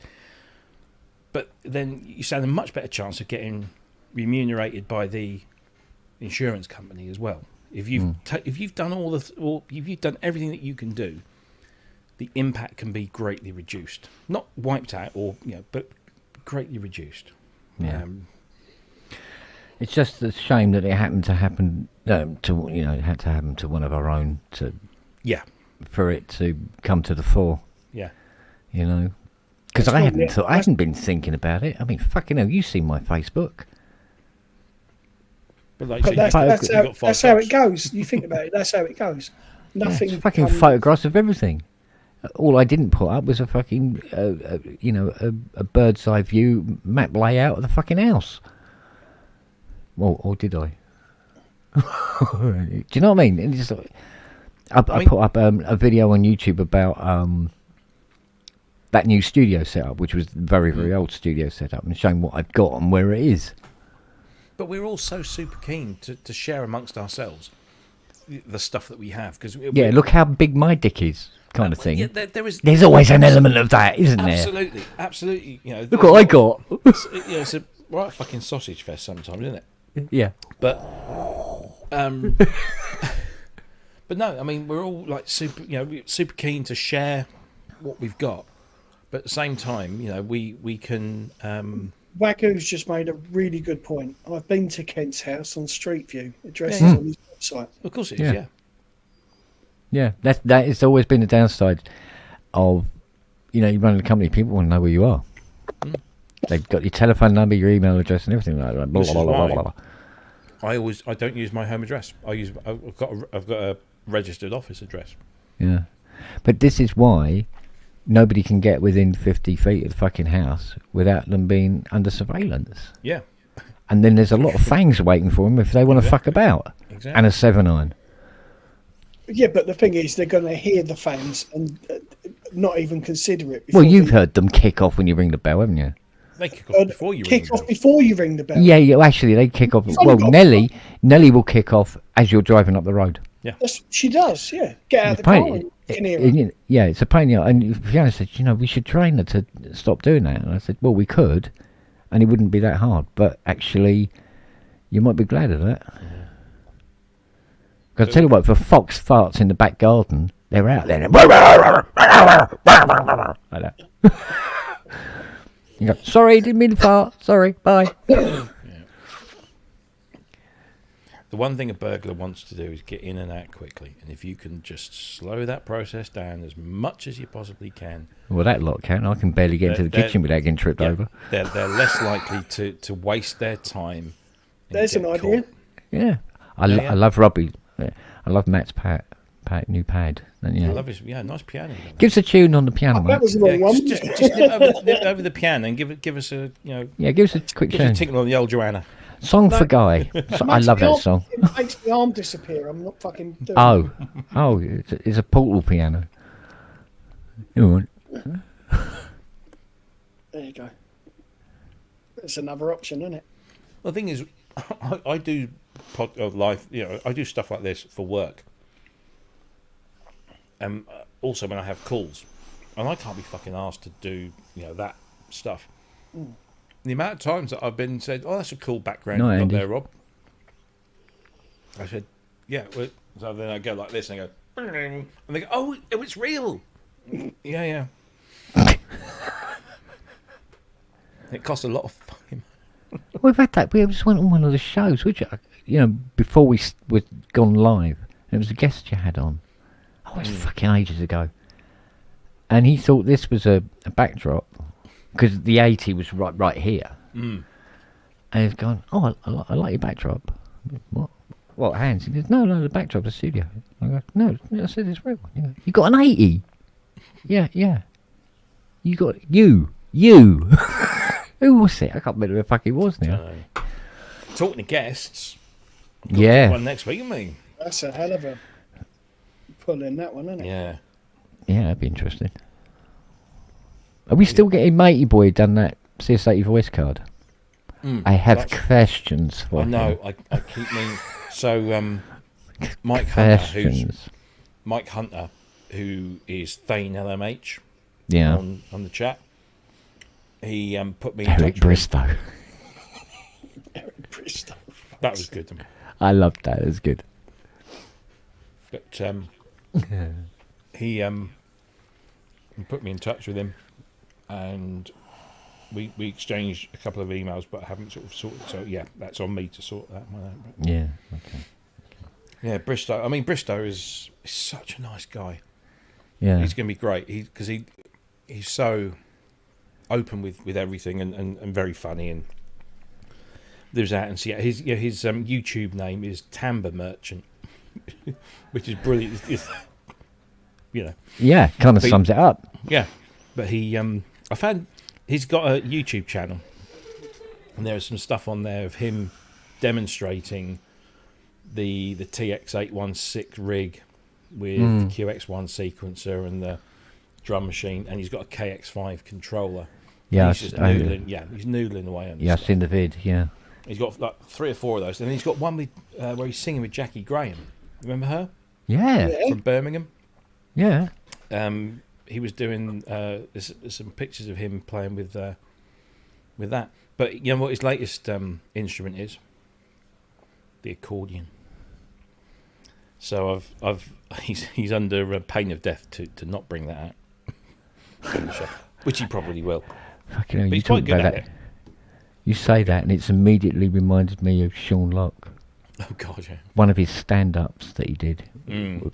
and he was doing this thing about. God, do you remember the stuff we used to get up to when we were young? You go, like, remember playing Walnut Whip, and the audience has gone. What? You go, Walnut Whip. He played Walnut Whip, and it basically what it was is like it's not. It's just like, yeah, you know, you used to tie cotton round the walnut and leave it on the pavement, and when as somebody come along, you go Walnut Whip like that. He goes, no, nobody played that one, and he goes, or accordion full of sand. Like that. And he go, you know, when you find an old accordion, yeah, you're always finding old accordions lying around. He says, and you fill it with sand and leave it by the bus stop. Because bus drivers, nearly all of them were in folk bands, weren't they? They go, oh, an accordion. Oh, I can't squeeze it. And go, accordion full of sand. Have you seen Korg have just released a digital accordion? Have they? I see. Yeah, I got sent the press. There will be release. letters. Yeah, I got sent the press release, and it came up. It said Korg something or other, and it didn't. You know, in the abbreviated version of the subject. So, something new from Korg. Press accordion. Delete. Gone. Didn't even bother reading it. That's of no interest Oh dear. to me or my viewers. Now using 24-bit digital air. Yeah, but I think Roland do one as well. But yeah, Korg Yeah. have entered the digital accordion market. Digital accordion. It does banjo. But you still have to do all of this. It's not like, you know, you just stand there and go. You still have to pump it. Yeah, because if you don't do that, then it's a synth. Exactly. You Well, just install your MIDI packs and just do Yeah, that. yeah. And it plays Yeah. it for you. Get a Moog Muse, cut it in half, get some Oh, did you see? get some old leather. You know Cut Brian the Oliva? bendy part, yeah. Do you know Brian Oliva? Gethsemane Music? Yeah. Yes, Yeah. yes. He's a. I mean, like his entire studio is Moog. He's a massive Yes. Moog head. So he gets his Muse and he decides to do a couple of videos, like instructional videos, particularly about installing or updating the firmware, because Yes. there was I know there's a new firmware just come out, but there was one before that. So he did this video, and in this video, he instead of saying Muse, what did he say? Moose. Probably. Love it. He mispronounced Muse. Okay. Which, I mean, you know, I have trouble saying Moog Muse. I'm sorry. yeah, All the there is that time. thing, yeah. But he mispronounced Muse. I think he said moose or something like that. You know, Yeah. it I was say this- yeah. Mo's Moog. Jesus. The poor guy got so much flack for it. He had to then release another video saying, hey guys, look, you know, all right, I pronounced the name wrong, but, you know, I made a video about how to update the firmware, because there's going to be a lot of people wanting to know how to do the firmware update. And it's not very clear in the manual, apparently. You got shit for that and all. Oh, Jesus. I mean, I put a comment up on the YouTube channel for the update video, and I must admit it's my shall we say excavated and reviewed reply, that post that I put up, because the first one was kind of saying, about the people that were saying, about how complicated it was, and how they were missing the point in the way I would tell somebody that they are missing the point and they're a fucking moron type of thing. And I had to retract. Let's try something else. Try something a little less aggressive, shall we say? And he got back to me. He says, I just don't get it. Yeah. I mean, honestly, somebody tries to do just a little helpful thing, and then fucking people pile on. It's just, that's what I fucking hate about social media and the internet, right? It's because people, and it's always been the way, but when people sit behind their keyboards and think they can personally attack someone for something that is so pathetic, you know. Well, that's what the internet was for, isn't it? Well, it's not though. That's the thing. It's not. It wasn't for that. But it's no. I mean, that's what it is for now. It's what it is. It's what it's been made. And then you get those sort of like, what's the word? Offended by proxy. Oh God, that's the worst, isn't it? That is the absolute. Well, I'm offended on behalf of this community. Well, are you part of that fucking community? No. Right. Fuck off. Don't be offended on behalf of somebody else. Yeah, I mean, once you get into that realm, it starts getting. You go, I remember life being more fun than this kind of thing. I love Stephen Fry's. He put this years ago. This was, and he made this. He wrote this little thing about offence, and he said, "Are you offended? I don't care. Yeah. That's your, that's an individual thing. It's your problem, not mine. Exactly.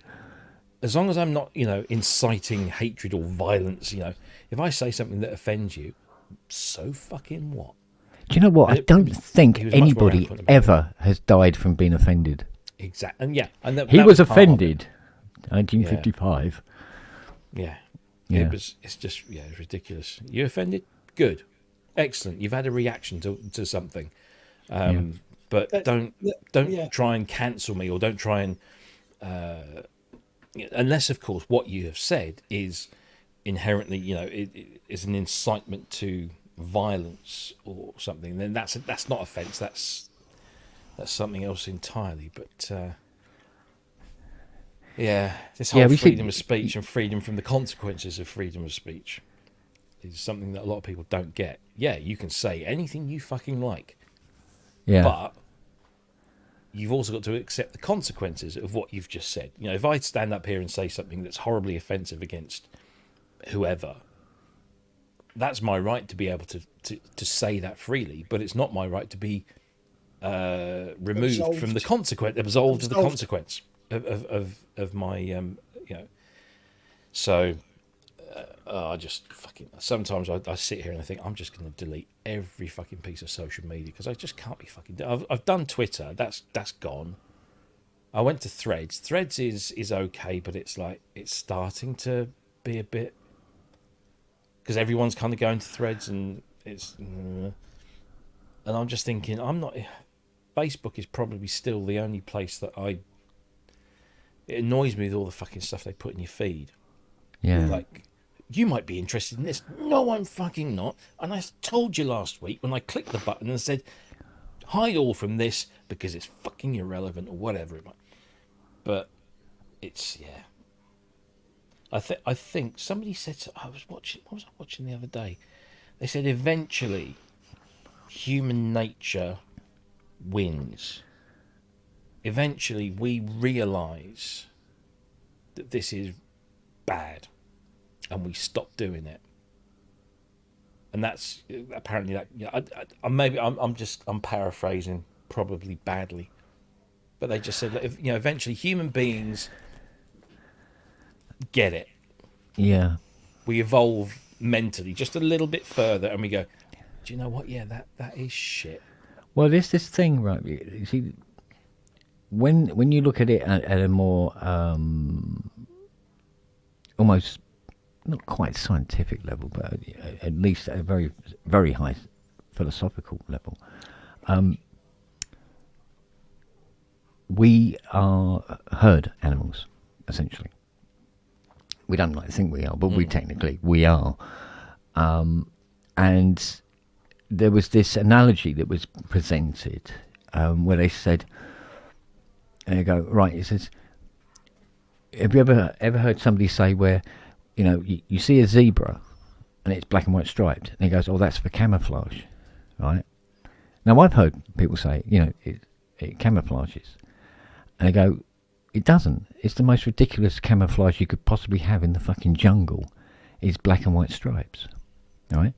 Now, there is scientific evidence that flies don't like black and white stripes, won't go near them, right?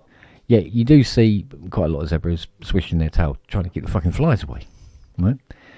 However, lions, for instance, no, they're sort of like dead grass colour, and you've got this dead grass everywhere, and a lion can sneak up on zebras, and he can see them because they're fucking black and white striped things in front of him, right? No problem, right? So it's not camouflage, and yet it is. But it's camouflage, but only within the herd. When a zebra stands out to one side, it's like, ooh, anybody fancy chewing me? And lions can make the decision to go, right, we'll fucking have him, and we'll base our attack on that. He says that, and my brain goes, Agnes.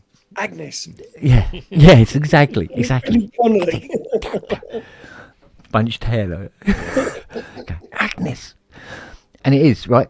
So what it is, there's a camouflage is within the herd, because when you're in the herd, the lion can't pick out one particular zebra out of it's like dazzle out of the herd. ships. Yeah. Like dazzle ships, yeah. And so within that, he says, like when you have a school of cod, the most successful cod in the community, the bigger ones, the ones that have lived longer and survived better, are the ones that stay in the centre of the shoal, not the ones on the outside. They're the bastards that are going to get picked off, right? Yeah. Now, we're technically like that. Now, social media comes along and it promotes people to go, ooh, look at me, right? So, for instance, like, if you take somebody who's very flamboyant, like, what's his name? Rylan Clark, yeah. Rylan, yeah, right? Now, I love him. I think he's fucking brilliant, right? He seems to me to be a very, very genuine giggle. Do you know what I mean? And he puts himself out there, and of course he's going to get all forms of shit and bollocks thrown at him, right? And he's there to sort of like, here I am, a target, way like that, because there's always going to be somebody there with a rotten tomato, and nobody to throw it at. And social media is basically like that. Yeah, put them all together. The lions will never get them. Go, yeah, but do we want them on a synth or not? I don't know. What about I don't know which polysynth. I think, you know. But that's the beauty of evolution, though, isn't it? Is that? Yeah, I don't think but what I mean is, the point I'm trying to make is, the human race isn't, even though it's here, is not ready for globalization. It really isn't ready for it. Well, I don't think, and a platform where individuals can stand outside the herd. I think the dream of social media. I mean, I think we're all of an age. I almost sounded fucking intelligent then for a minute. Yeah. I'm going to have a sit down. Hang on. Most of us are of an age where we remember the internet before social media, where we had different methods of communication. They were glorious. You know, we used different platforms, and each of those platforms had a little unique tribe attached to it. We were meeting and interacting with people that we would never dream of being able to communicate with. You know, I mean, I remember using systems like ICQ and Pal Talk. Do you remember Pal Talk? Pal Talk was brilliant. Yeah. Good point. But there was there was all these different little things, Ooh. and all of a sudden, sort of like, I say all of a sudden, around sort of mid 2000s. So when was Facebook? 2007. We had a Friends few Re- inklings. We had a Friends few inklings. Reunited was before There was that. Friends Reunited before that, but again, Friends Reunited was kind of. It started off as a British thing, didn't it? And then it started to try and Yeah, see if you can get to lay that bird you really fancied at school. That's what that was. Yeah. Yeah, have another crack. Yeah. But there was, and then there was all these different methods, but none of them were universal. Now we've got these universal methods, and I don't think it's a case of them or us not being ready for it. I just don't think they're good. They claim to be this democratizing, level playing field kind of thing. And initially, Facebook was kind of an ingenious little experiment, but it needed to pay the bills, and so it starts to monetize itself. But trying, obviously the currency isn't money. The currency for us is information. We willingly give Facebook information, and they've developed systems that gather that information, harvest it all, and use it to target advertising and marketing and all of this kind of stuff at us. So the currency is no longer money. The currency is information. Yeah. And so I just don't think the human race, as we know it, ever has been sort of. I just don't think it's for us. I think it will die. I think our kids and our kids' kids won't be doing social media like we have done it. We've tested the waters, and the waters aren't great. And what's the answer? Well, the answer is something different that somebody will come up with. Some clever fucking arsehole who's probably not even been thought of or conceived will come up with something that is better, that is more in tune with the way that we as human beings work. But we are social creatures, and we still require a degree of human interaction, as in, this is kind of pushing the limits, but at least I see you and I see you and you see me and whatever. Yeah. And we're talking, like actual talking. We're having conversations. You can see that when I say, fuck you, that there's a smile on my face. Whereas if I type that in the page, Yeah, absolutely. There's no fucking context with it. We lose context. There's no nuance. Exactly. There's no nuance. There's no context. And so when you lose that, you lose the human part of that communication, and therefore it's not human communication, because human communication is not just the words or the sound of the words, it's the expression on the face, it's the look in the eyes, it's the hand movements and the gestures, and all of this kind of stuff. That's what's different. That's what makes human communication interaction. That's another word. Azio's just thrown up context. Yeah, context. Yeah, absolutely. We now live in a world where we're happy to listen to 30 seconds of something without understanding what happened before that and what happened after that. Yeah. We just take that little bit of information, we go, oh my God, and we react to that. It's like the Jimmy Carr sketch that a couple of years ago when he compared Nazis and Romany gypsies, and he did this whole skit about concentration camps and Romany gypsies, and and people saw the Netflix special, but they took that 1 minute thing, and that's what they put up on the fucking Daily Mail website or this website or that website. But if you watched the full show, not only the bit leading up to that segment, but most importantly the bit that happened after that segment, where the actual joke, the actual punchline in inverted commas of that joke was pointing the finger back at the audience and their prejudices, and making them go, oh God, yeah, look, we've just laughed at this, thinking, oh, that's funny because it's taking the piss out of Romany gypsies or whatever.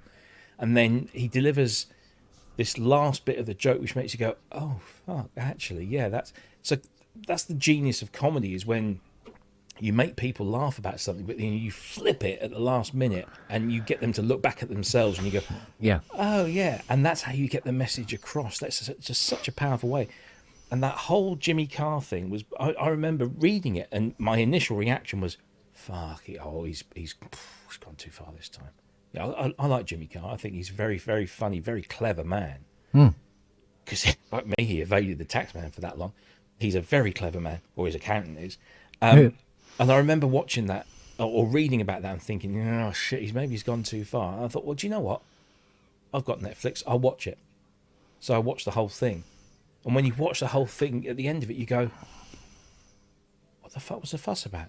Because he delivered this beautiful piece of comedy that had you thinking one thing, but then he kind of tricked you, and it's just very clever. It's so clever because he's a very, very intelligent comedian. So they get Same some with Ricky 22-year-old who did media studies at college, you know, and he goes, "Oh yeah, you know, if you just take that bit, we just focus on that and do a story on that in the paper, then we'll sell so many papers, you know." That's what gets you the clicks and the likes. Yeah, and that's all people are worried about. You know, Ramsey was talking about on Saturday about art and content.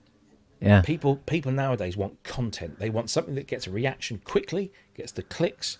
You know, my editors at Gear News, we always try and make our stuff interesting and relevant. And if we have opinions, we put them out there. But they are always banging on about clicks and hit rates and the numbers. And I'm not interested in any of that. I couldn't give a monkey's. But they are, because that's what pays the bills these days. So, you know, we try. We obviously deliberately. I don't know, you know, about anybody else, but certainly at Gear News, we deliberately avoid clickbait titles. We'll get hauled over the coals if we use clickbait titles. We absolutely mustn't. You know, don't do it. But at the same time, we've still got to make it so that people do click on it. You kind of got to make clickbait not clickbait, if that makes any sense. yeah, that's what they do in the TV studios, isn't it? Yeah. That was brilliant. Again, you know, that's something that got took slightly out of context, but luckily she survived that one. Unlike Martine, what's her fucking name? Martine Croxall. Martine Croxall. She was doing a late night, I mean properly like 11, 12 o'clock at night on BBC News, which nobody really watches. Unless you're on holiday and it's the only English-speaking channel in the hotel. Yeah. On BBC News, that she was doing a paper review, and it was on a day when Boris had, you know, made another fucking glorious cock up, and she laughed about it. Yeah, she made a joke about it, and how she said how happy it had made her to see Boris Johnson, you know, and yeah, they just took that bit, and that's the bit they showed on all the social media, was Martine Croxall making a snidey comment about Boris Johnson. Oh, BBC bias, blah blah blah. Oh, yeah. Well, the BBC is run by 3 fucking Tories at the moment, so there you go. Anyway, at the moment, yeah. Not sure how long that state of affairs will last. Well, as long as it's fair and balanced, and that's the marker for me with the BBC. A lot of people slag the BBC off. They either say, "Oh, they're the fucking propaganda wing of the Tory party." You watch what'll happen now. Within about a year's time, the BBC will have flipped to being the propaganda wing of the Labour Party. But the thing is, if equal amounts of people on the left and the right are criticising the BBC, then the BBC are doing their job. I remember about 5-6 years ago, Laura Koonsberg came in for a lot of flack for being very much a right-wing supporting thingy. And I thought the same for a while, but then I stopped watching all the social media shit and actually paid attention to what she was saying and her longer things, and especially the Sunday evening or Sunday morning show. And actually she displays a very clever balance. Oh yeah, and she's actually She's a really good. Yeah, she is more to the right than some, but she is a very balanced interviewer, and I think the BBC have been really good. Who's the guy? Works for the BBC. Had throat cancer. Is back. Balding. Glasses. Oh, what's his name? He was a prominent. He was one of the. He was like. Not Before, Alagaya. No. Oh fucking hell! He was the chief political correspondent for the BBC until he got cancer. That's when Laura came in. Nick. Oh, I know who you mean. Nick Robinson. Yes. Thank you. Nick Robinson. Thank you. Yeah. Oh, right, yeah. He was a Tory party media guy. So he doesn't hide that. But I still think he's one of the best. The one that always gets me, I don't think he's on the BBC anymore, is that fucking Andrew Neil. Yeah. But even who was very much in the pockets of Rupert Murdoch. Oh, yeah. Nick Ferrari, right? I could punch him in the face if I saw him in the street.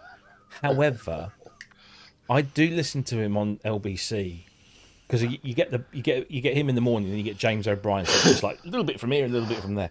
Mm. But I do have respect for Nick Ferrari to a point, because he does hold his own people. He holds those people he sort of sides with generally. He does hold their feet to the fire quite a bit. He will. But there are times when it's the same with James O'Brien. I love James O'Brien, but there are times when I think, oh, fucking hell, James, you're not doing yourself any fucking favours here. You're not doing the left any fucking favours by banging on about this bloody thing. Back the fuck off a bit. But that's the thing, it's balance. You've got to hear both sides, and you make your mind up from that. I remember when I was a kid, we used to get the Telegraph newspaper, which was a different newspaper back then. Yeah. Telegraph newspaper, because it had Peterborough and Peter Simple, which were just brilliant satirical columns. And we used to also get, I think we got, my brother, I think, bought either the Sun or the Mirror, which was just, nonsense.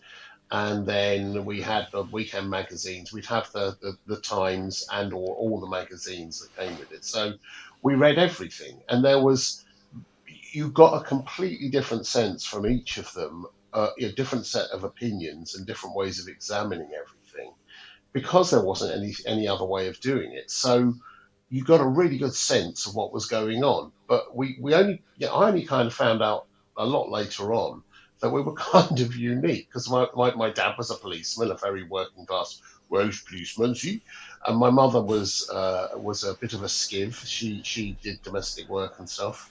So it was unusual for a family with our sort of humble status, as it were, to have those kinds of things. But my mum insisted on it.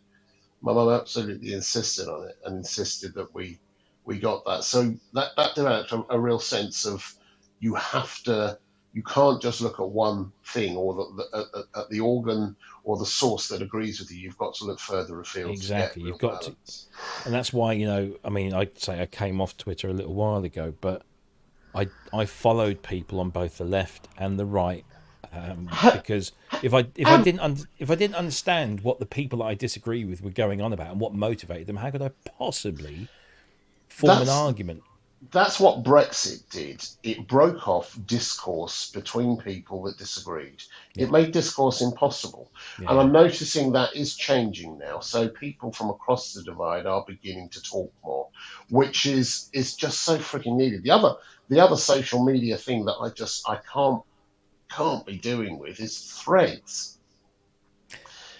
I've moved to it, but every single post on there just has ranting and raving by loons and conspiracy theorists about, here's a picture of my dog. That's not a real dog. Is that you're pretending that dog's on a round Earth, not a flat Earth? It's kind of, what the fuck? May you get cancer for posting it. What?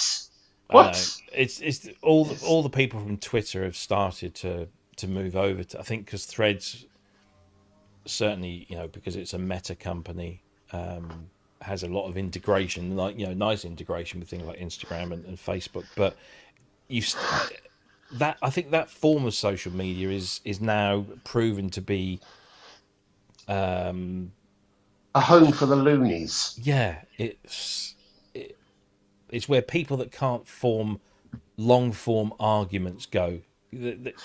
People that want to argue in 140 characters or something like that.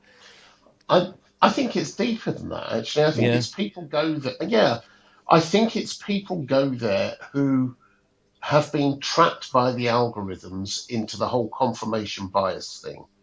And they don't know where else, why would they go anywhere else if they've got so much invective being slung at them that backs up everything they suspected, and it supports their views. And if you don't research, then you feel important. If someone's agreeing with you, you feel like, you see, I told you so. It's that I told you so bias, thing. You're validated.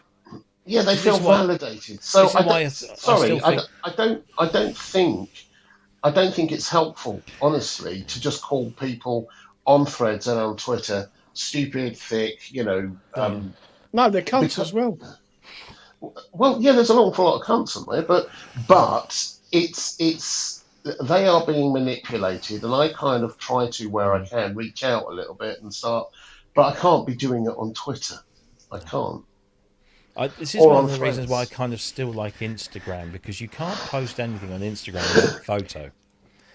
And there is something about you can't communicate like you do on Twitter or Threads or anything on Instagram, because you have to post a picture of it, and you don't see the whole. So when you post a picture on Instagram, you can write something that goes underneath it, but you'll only ever see the first couple of lines.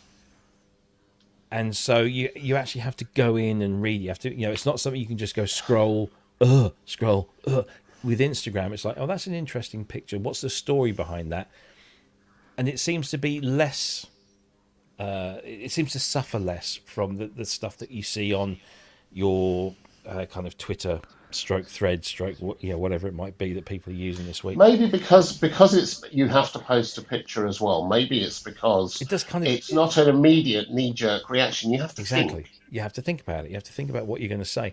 And I follow a bunch of people who are posting political posts on there, but they're posting images or videos, and then they're having to explain, or sometimes they don't, and then those are the people you can just. But it seems a bit more of an intelligent place to hang out, and there's a lot less of the knee-jerk vitriol and hating of people on Instagram than there does seem to be.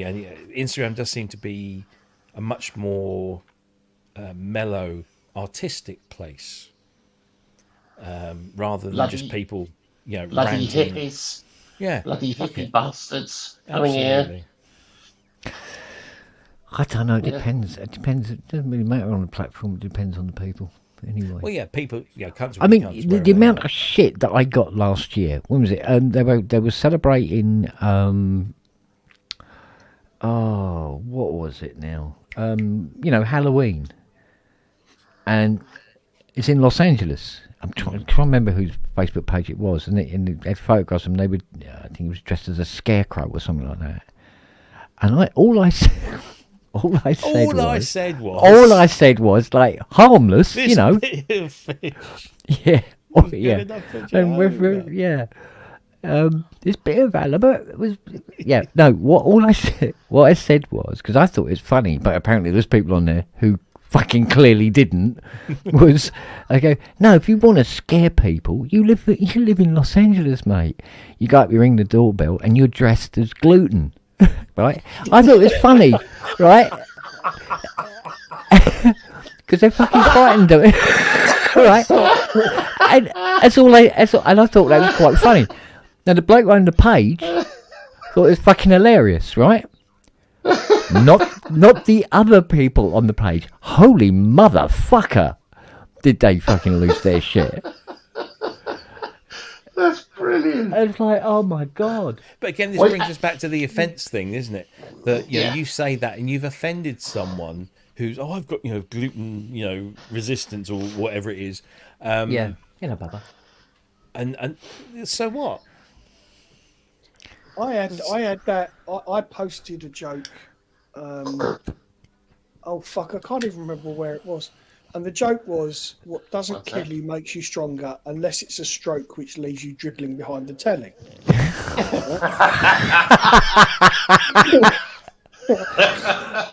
And that's someone who's had a stroke. Yeah. But that's the thing. I got ripped into. You can't fucking say this. Oh, the stroke victims would be really offended. Blah, blah, blah. Really? I am a You stroke think? victim. I thought it was rather. Well, you would. You're just a fucking. Blah, blah, blah, blah, blah. Yeah, I said I'm also a stroke victim, and nothing. Yeah. Yeah. That's the thing. Yeah, but I mean, but like, it's all right for you because you know me. So if you put something like, so, so look, if you're going to have a stroke, you might as well feel the balls on the way down. You know what I mean? Yeah. And you'll get it. And there'll be people go, oh, that was so offensive. Do you remember that time? But they threw me out of Tesco. Yeah, exactly. Right. I had a stroke the other couldn't reach. Yeah, go on. That I'm reminded of that time. It was a pub running. I wasn't on it. I was coming in late. And it was the very first time, if I remember rightly, it was the very first time that Justin was on. And you were talking about God. God. Right? Oh, women. And you were talking about this, that, and the other, when you did believe in him or not and stuff. Because, he'd just come onto the pub and it was something that came up. Because obviously, it's like, because he lives in a church kind of thing. But he wasn't a mouse, so obviously he has to be quite religious. And you were asking... Yeah, you got it. Yeah. And I come in, and you say to me, you go, oh yeah, we're talking about God and everything like that. He goes, so what's your opinion like that? And I turned, you remember this, don't you?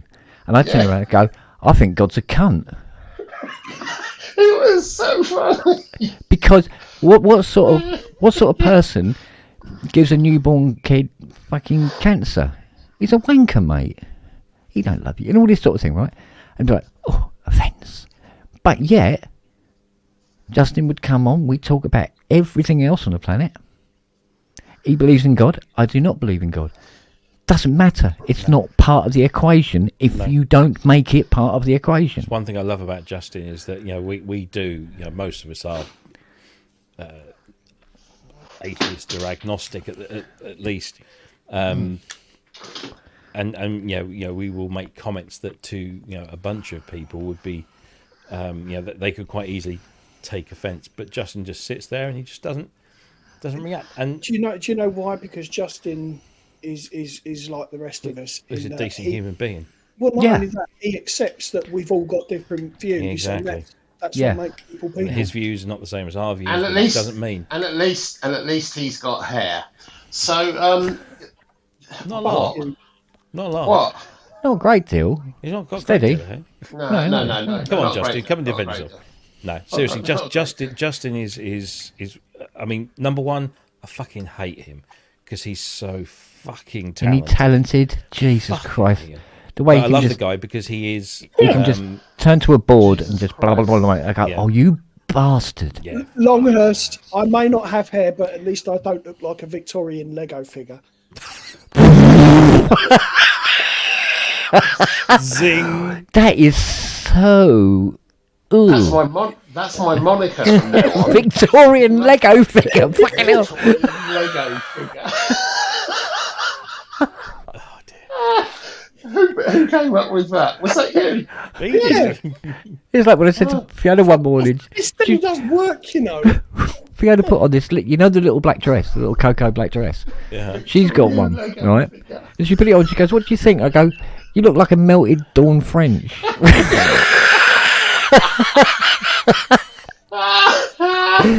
Oh, yeah. Do you want to know the biggest put down?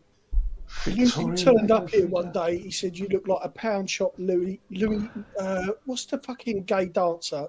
Louis Spence. Oh yeah, Louis Spence. Louis Spence. I was like, Oh, mate, there's Gay and then there's Louis Spence. Yeah, but what I happened to walked Louis in- Spence? Is he still around? He's still about, but I walked I into think he's a Land man, yeah. Rover and I walked into Land Rover to meet him for lunch one day, and they all turned around as one and went, "It's fucking Louis!" Brilliant. Victorian Lego. Victorian Lego figure. I fucking love that. That's. Who is it? Oh, Oh, was that Carol Smiley? Do you remember Carol Smiley? I remember Carol Smiley. Oh, do I remember Carol Smiley? Well, when I was in a band, the bass player thought my missus looked like Carol Smiley. Like this was 20 years ago. But she would walk into the room and you go, Smiley, Carol Smiley.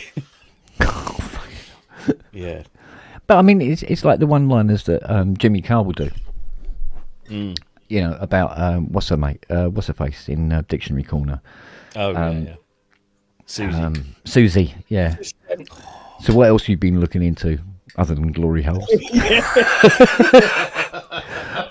You know what the term sapiosexual means, do you? Where you're Going sexually aroused by someone's intelligence. Oh, really? Oh, I suffer from that on quite a few yeah. different occasions. Yeah, Yeah. Well, actually, you know, real smarts is sexy. There's no two ways about it. Rob, Victoria Cohen. I'm going to send you a picture now. It is of an actual Victorian Lego figure. Oh, fucking hell. Brilliant. I've been trying to change my Or you name. just taking a screenshot. Yeah, do you know what? Carol Vorderman was quite a looker, but once she's had the plastic surgery, and instead of letting herself age naturally, yeah, I know, I still would. Change it. you'd fuck a hole in the ground. Come on. Right now I do.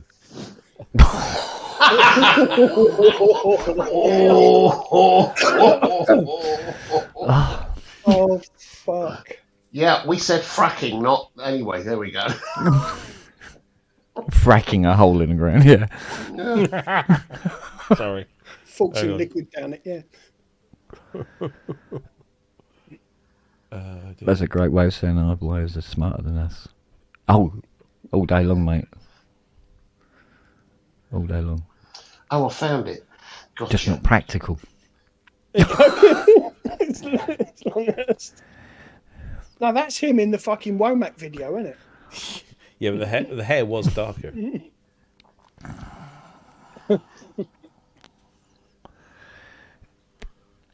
Oh, dear me. Debbie Harry's still got it though. There we go. Yeah, oh God, yeah.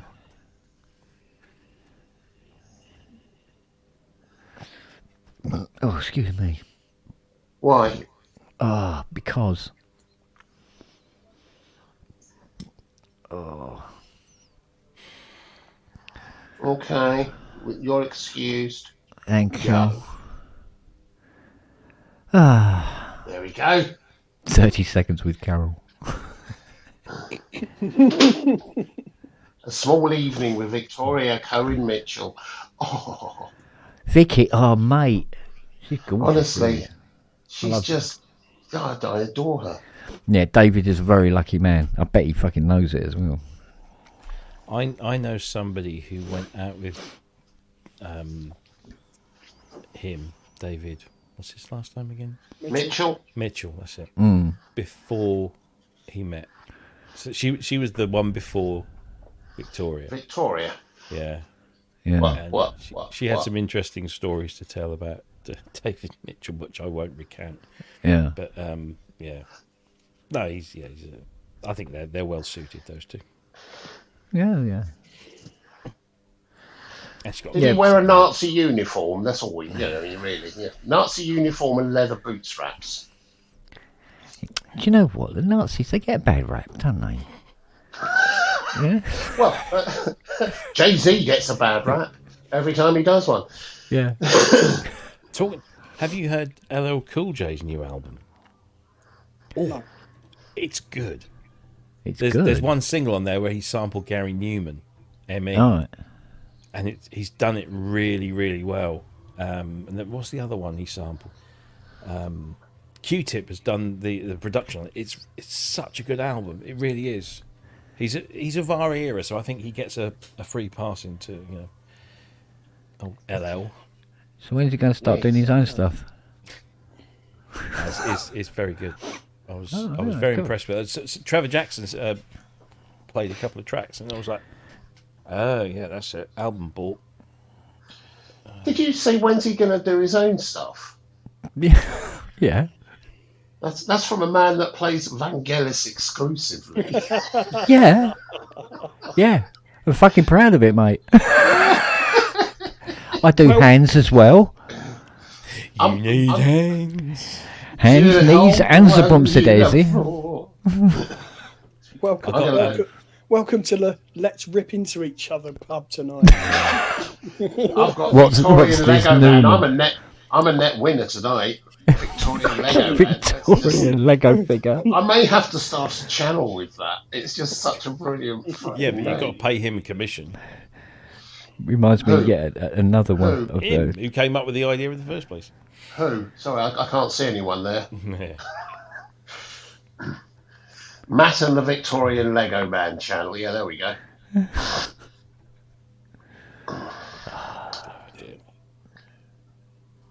Yeah, fly like an eagle and Victorian Lego Man. I think I might have to do this tomorrow. What? What, that's again? the- Down, that's a worrying sign. Yeah. Scoop to poop. Oh, Oh, I've got to do that. Yeah, I've got my box here. The poo box. Yeah. obviously, I'm not quite of an age for that yet. Fuck off. By about 6 Well, neither are Robbie or I. We're just doing it to be helpful. We're part of an R&D test program for people in your 30s. Either that or you're just into scat in a big way. Well, yeah. I stole Michael McDonald's head. That's what this is. So, no, I'm Victorian Lego Man. That's what I am. Hey, here he is. Hey. There he is. Here I am. Where's Where's my summoned, camera? we There it summoned is. him. We summoned thee. I know. Yeah. Scary. I still want to know who summoned Lily. Wasn't me. It wasn't me. Far It as was you no one of this earth, trust me. know. Probably Mars. Yeah. Bloody taken. She's emptied the bin out again. Yeah. That's another one of those red acoustic panels has bitten the dust. Oh, fuck. Been about 9,000 pieces over in the doorway.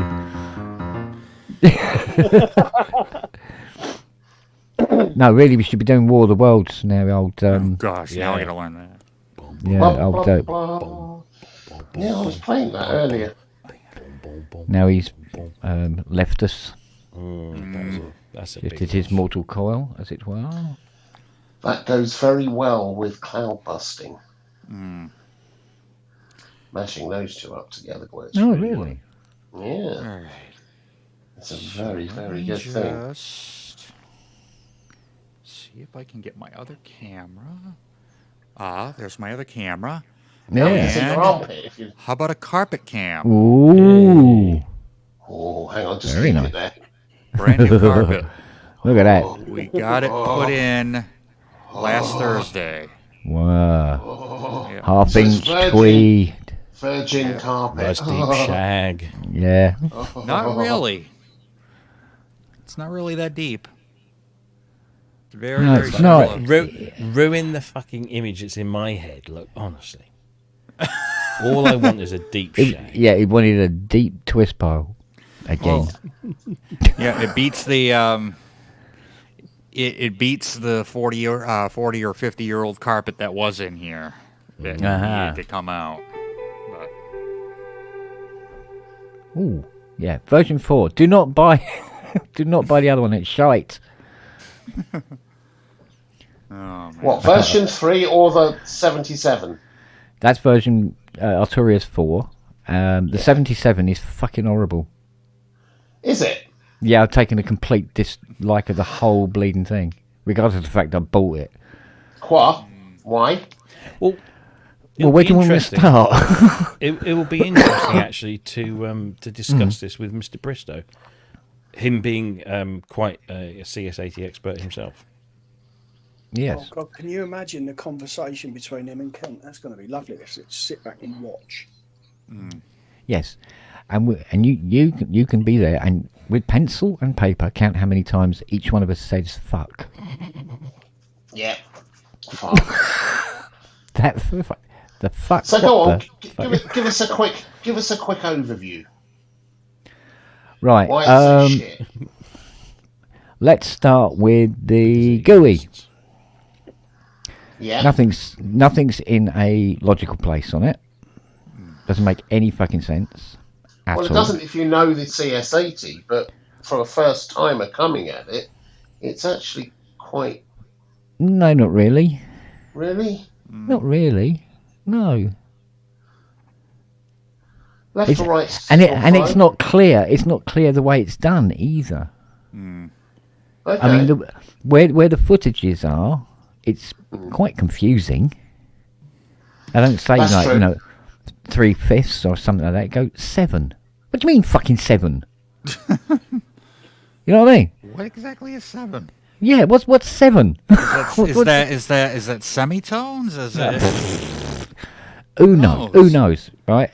The global filter, for instance, controls, which are right here. Camera. You are. Camera. Hold your left hand up. Here. Stand Global. on the Yeah. right. Yeah. Global filter. Right there. Global resonance. Yeah. They pop up on a separate panel elsewhere, but only when you select a preset. No, you can bring that back up. You can, but you wouldn't know it was there. I mean, it's first time not- coming it's into not it, immediately until you press on a obvious. preset, it doesn't appear. So you're going, where's the global filter? And the thing is,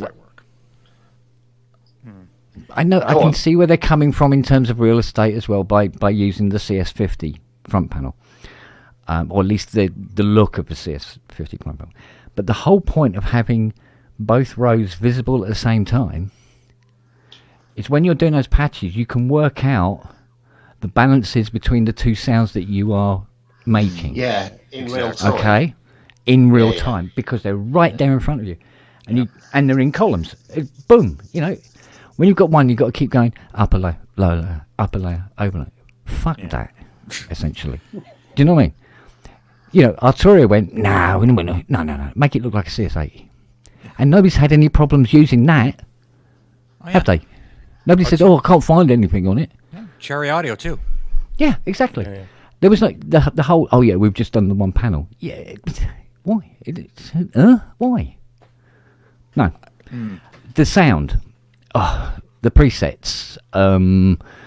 The Arturia's version 4, very, very close. Maybe a little there and a little there and a little there, and you go, yeah, there you go, that's it. The soft tube one, fucking hell, it's like this.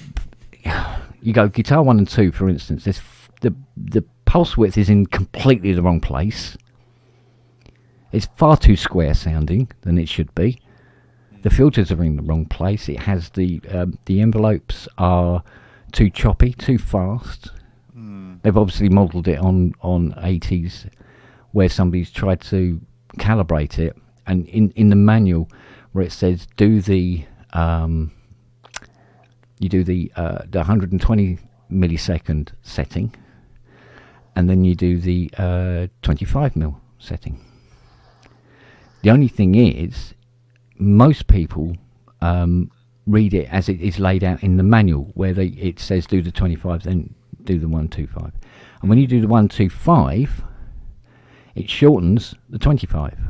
So when you go to the presets, which is predetermined where that will be on that slider, it's, instead of being a nice sort of like almost like a string envelope when you plug a string on a guitar, it's really, really tight, like hitting a fucking wooden block. And that's exactly what this soft tube one does. Right? Weird. And I haven't even got to the ring mod yet. Go on. Well, it'd be nice if it sounded like the 80s ring mod. That's all. Yeah. Yeah. It sounds like a ring mod, but not the fucking 80s one. Yeah, but not that one. Do you know what I mean? It's not like, now, don't get me wrong. Soft tubes do some beauties. They do some absolute beauties. Their Minimum Moog, their Eurorack one is absolutely stunning. It's brilliant to use. I love using it. But this, no. So I was impressed with the GX80 ring mod. I thought that was because once you start getting up into the audio frequencies, it starts behaving. It really does behave very much like the 80 did. There's some of it on there is a bit weird because of the GX80 editions, but it's pretty good. It is pretty good, I have to say. Yeah. Well, the interesting thing about the GX1 is on a real GX1. When you play a GX1, it's just very much it is a complex organ, for sure, and it produces complex organ sounds, but it is essentially an organ. And the top manual, that's the synth manual. That's the synth manual with its wiggle, yeah. And obviously the forerunner for the 80 and all the rest of it. The 80 has some testicles, right? But they've managed to bring that into that as well, without actually really promoting the fact that there is 80 facility in it. The GUI does not suggest that 80 is really there. Do you know what I mean? And it's so you have to go in there and look for it. But so I mean, at the moment, still the Arturia one is the nuts. Yeah, it really is. Mark IV. Yeah, the Mark IV. Yep.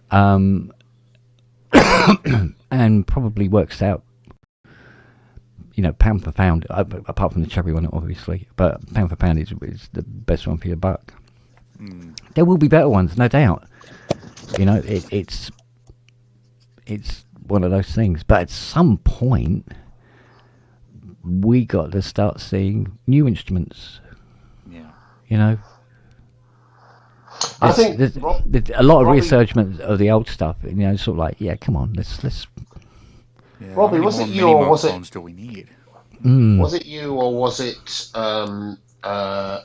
Mike that on Friday was talking about the new sort of synthesizer isn't about the engines? Because I think we came to an agreement. I think it was about the articulation. It's about how you play them. That's why it was you. You were talking about the polybrute, weren't you?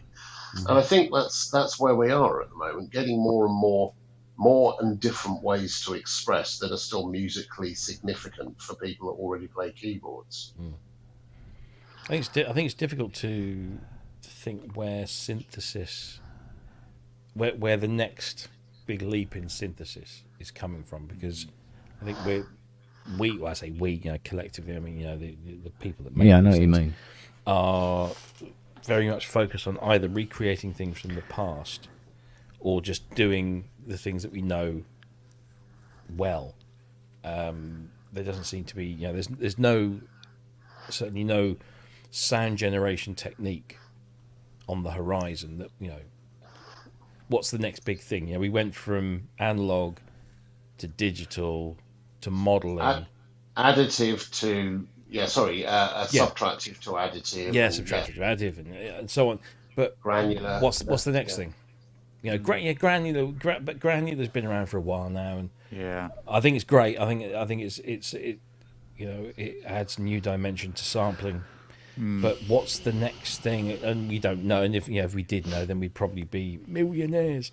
But now, where does the Mask One fit into this? See, the Mask One is a digital synthesizer that uses a slightly different technique, but it's basically a sine wave based synthesizer.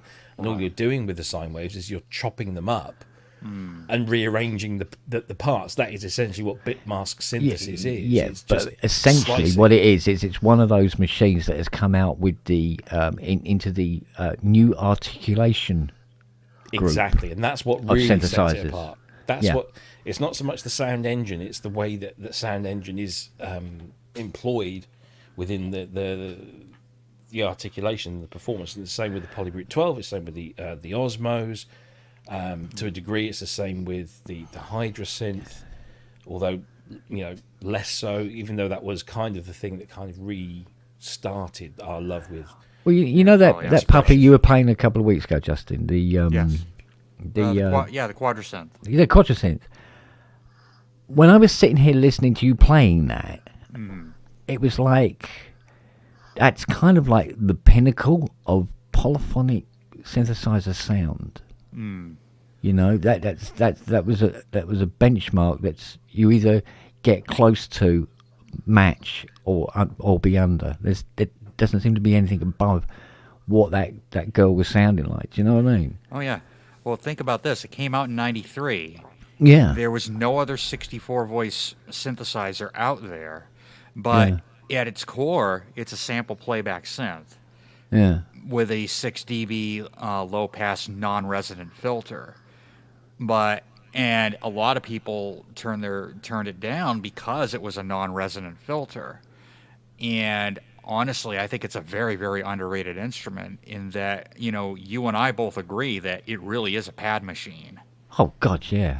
Like, the pads that come out of that thing are gorgeous. Yeah, I mean, you had me looking for one, put it that way. And I would say, like, if there's a lack of space, you can get an S4 for, like, less than a couple $100 US. Yeah. Which is basically the module version. Yeah. I mean, it's kind of the same. I mean, with the PB12. I mean, I would love to have a PB12, and I must admit, more than anything else, yes, I liked those sounds. However, what excites me about it is that keyboard. Oh yeah. Yeah. That's what's got me moist, very moist, and that's what I love. Yeah. Oh God, like you wouldn't believe. And also the facility of being able to like then send that control, use that control and send it to other machines that otherwise wouldn't have had that and control available to them. What I think I'm waiting for is for someone to do, a weighted or even semi-weighted proper keyboard with polyphonic aftertouch and all that, but with the same resistive, pushing up the keys, hard keys, so it feels not like a Rolly, but it's a hard key where you can get the same directions of travel as you get in the Rolly. So a hard keyboard where not in the same way. Yeah. Don't think it's in the same way, no. Because that will be quite interesting. I was in the studio the other day, and I turned on my Novation again for the first time in a bloody blue moon. And I was blown away with the pads and the funkiness and the bass and the effects are pretty. The reverb's pretty awful, but other than that, it's pretty well sort of catered for. But the sounds, the sounds are just 3 oscillators, and you can stack up so you can have 2 or 3 or 4 or 5 or up to 8 patches all playing simultaneously, all layered. It's astonishing. It's an astonishing thing, I still think that's for me probably the peak of synthesis of a synth engine. Even though it was one of the first, modeling synths, or not modeling, but digital whatever. I see what you did there. Novation has the peak. Yeah, very good. But no, it is.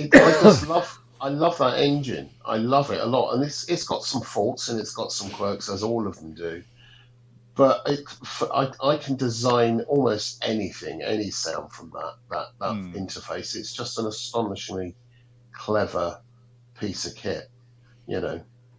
6, 12, 18, and 24 dB filters of all the high pass, band pass, whatever, low pass.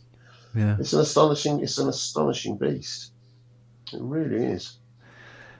Yeah, but I mean, there's always been these little gems along the way. It doesn't guarantee their successes. No. And sometimes they're only discovered many years later. Like for that quadrosynth, for instance, sort of like, yes, I've heard of the quadrosynth and all the rest of it. I've never had one in. You go, I know, I've seen it, like that, and sort of. And it's about how certain synthesis engines will work for the way you work, the way you create, and your brain.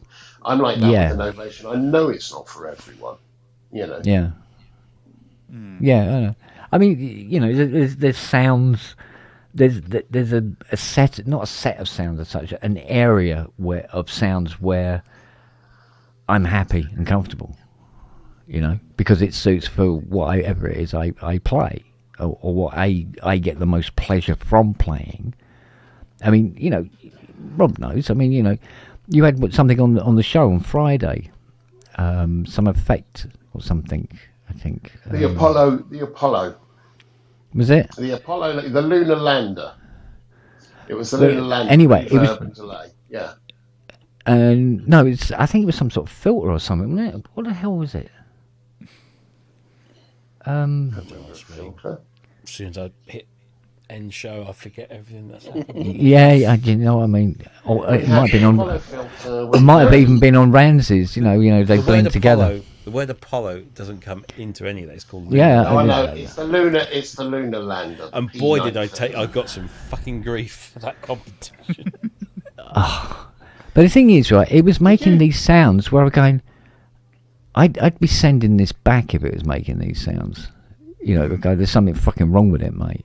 And I know there's people who thrive on those sort of kind of sounds, and fine. But it's like they go, no, that's just not my neck of the woods, mate. Yeah. Yes, I think I think that might have been it, Steve. And it was just producing a noise where I was going, fuck off. You know, if somebody brought that into me, I go, mate, that's fucked. You know, sell it, buy a new one. What was it? I'm not seeing the chat at the moment for some reason. It's Erica's resonant filter. Resonant filter. Oh, yeah. And it wasn't doing anything that I thought, I could use that sound. It wasn't happening. You know, even if you wanted to get really sort of like, you want to get sort of like down and dirty and gritty and digital and like that still wouldn't be the sort of sounds I would pick. And that's fine, because, you know, that's why you have so many different types of keyboards and stuff, because people want different kinds of sounds. There's stuff that they like and are more comfortable with and more useful to them than others. Fine. But, you know, sometimes I hear stuff and I'm going, fucking hell, that's awful. You know? Yeah. And other people are going, whoa, I'm having some up for some of that. I'm going to take my leave. Are you? I am. And what you going to sort of like just take it and go? Yeah, like probably take it and polish it or something. I don't know. Anyway, What are you going to do with it after you take it? Yeah, give it a good sheen. make it shine. Yes, make it shine. Cheers, gorgeous. No problem, Mr. Lego. Yeah, I love that. That's staying. Yeah, it's a good one. Same to you. Right. See you all later. See you later, Fruitback. See you Take care, buddy. Bye bye. I see Kosh has commented that there was a retrofittable sensor per key to detect y-axis. There was one. Being the operative word. Yeah, that interests me. I still think probably there's still room for new types of articulation. How far it deviates from you know. But this is the thing, isn't it? The functions that you're used to is the issue, really. We've got things like the Osmos, which is quite an extreme end of the level, because it's not just velocity, or it's not just aftertouch. It's, you know, finger position on the key, or it's using the bit at the back or whatever, and it's wiggling left and right and up and down as well, which is quite a lot of options to have, and that kind of goes beyond what the traditional Western piano style keyboard was designed for. Then you've got the Roly, which lays everything out in the traditional Western piano style keyboard fashion, but is a completely different construction, a completely different kettle of fish when it comes Completely to different approach. Yeah, exactly. Yeah. And this is where I think that this old girl has actually kind of hit a bit of a sweet spot somewhere in between all of those, is that it delivers a traditional Western style piano keyboard, and you can play it exactly like that if you want to. And if you want to push the boundaries a little bit further, then you just press a button and the keyboard itself doesn't change, but the way the keyboard responds Yeah. and the way that the synthesizer scans what the keyboard does Yeah. Changes. but the keyboard itself remains the same. So people whose talent I absolutely despise and hate because they're brilliant, like Justin, Sorry. can adapt to that thing straight away. As soon as you know, if you put Justin in front of this, he's away, he's playing that thing, he's not feeling at all out of his comfort zone. But then he can just push a little harder or put the full touch on and just, you know, use that enveloping thing that it does. And it's not so far out of the realms of what he's used to. Sorry to talk about you in the third person. But there's that. And I think that's where it kind of, at the moment, that's a sweet spot. Then there might be an even sweeter spot. I don't know what that is, but there might be a sweeter spot that people come up with. And I think it's interesting to see the Osmos upgrade incorporate at least one thing that the Polybrute 12 brought in, which is this MPE use of the arpeggiator, where so on the Polybrute 12, and I'm sure Steve will pick me up on this, and I've probably got this completely wrong, but on the Polybrute 12, if you hold down a bunch of keys in the arpeggiation mode, you'll get the arpeggiator to play those notes however you've described it.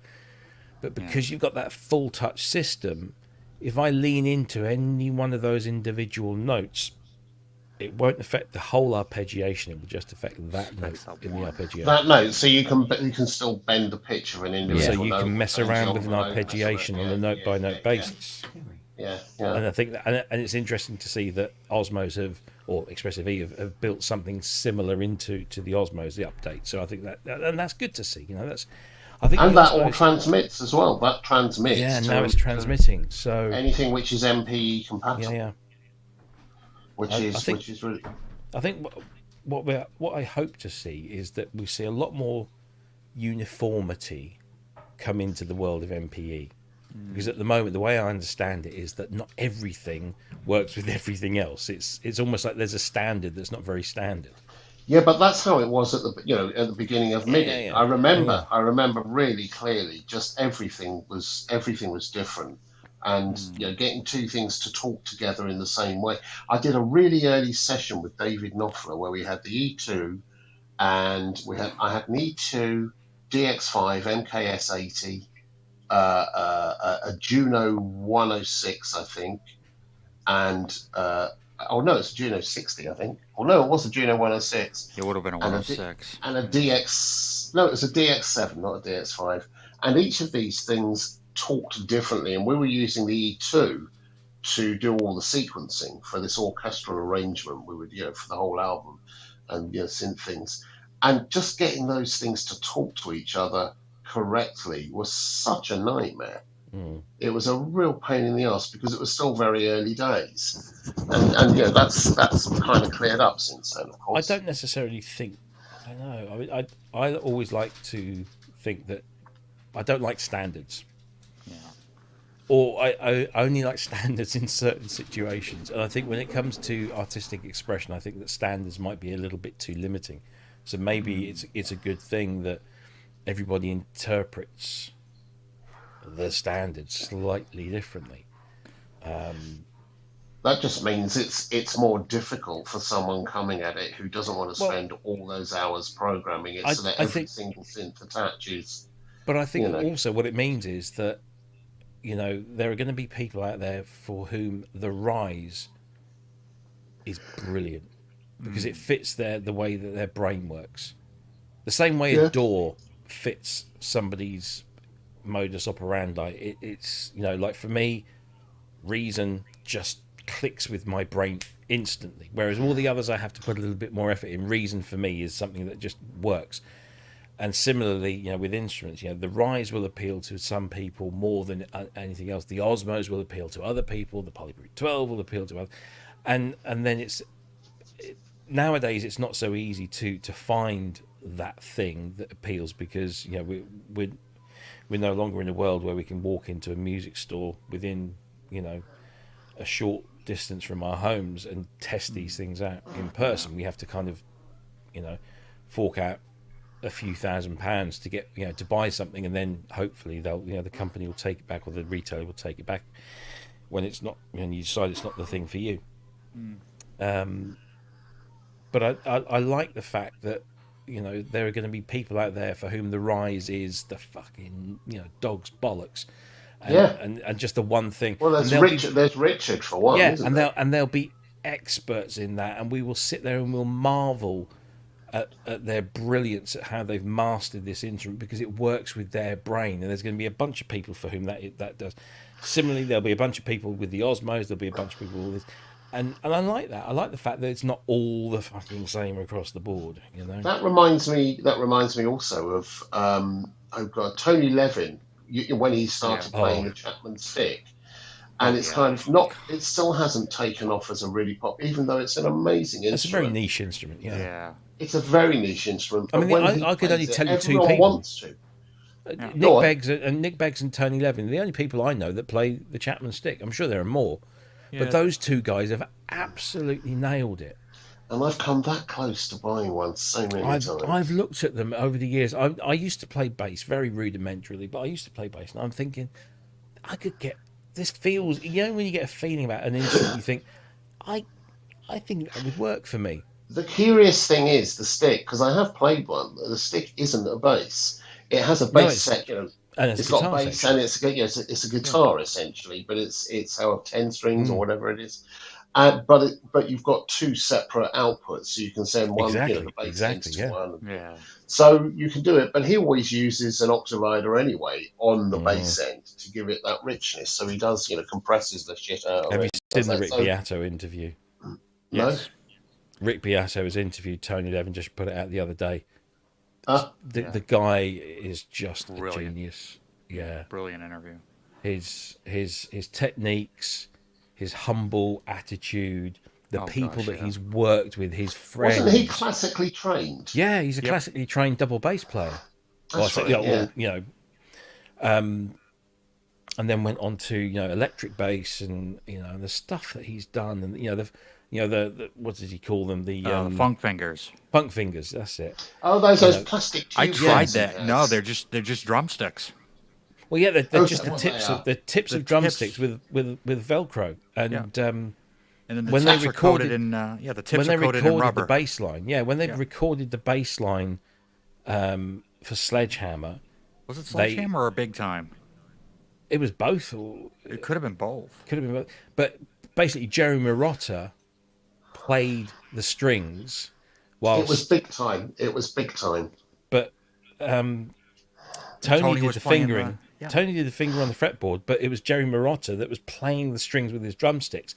And it was only about a year later that when they went to do the So tour, that he said, well, how can I recreate this on stage? Because obviously Jerry can't come off it. Well, it was Manu on the drums anyway. Yeah. But so that's when they came up with the funk fingers, and they just basically took about 6 inches off the top of a drumstick, and then figured out over the course of the tour, each night they would change something slightly, and then he would get this, and he perfected the technique all of his own, and it's just become a Levin signature sound. And I remember seeing those and wondering what the fuck they were. I made a pair like in 2017, 2018, because we were doing my band at the time, my cover band, were doing Wild Cherries Play That Funky Music, and I wanted to do something different with it, and I don't know what brought me to try it.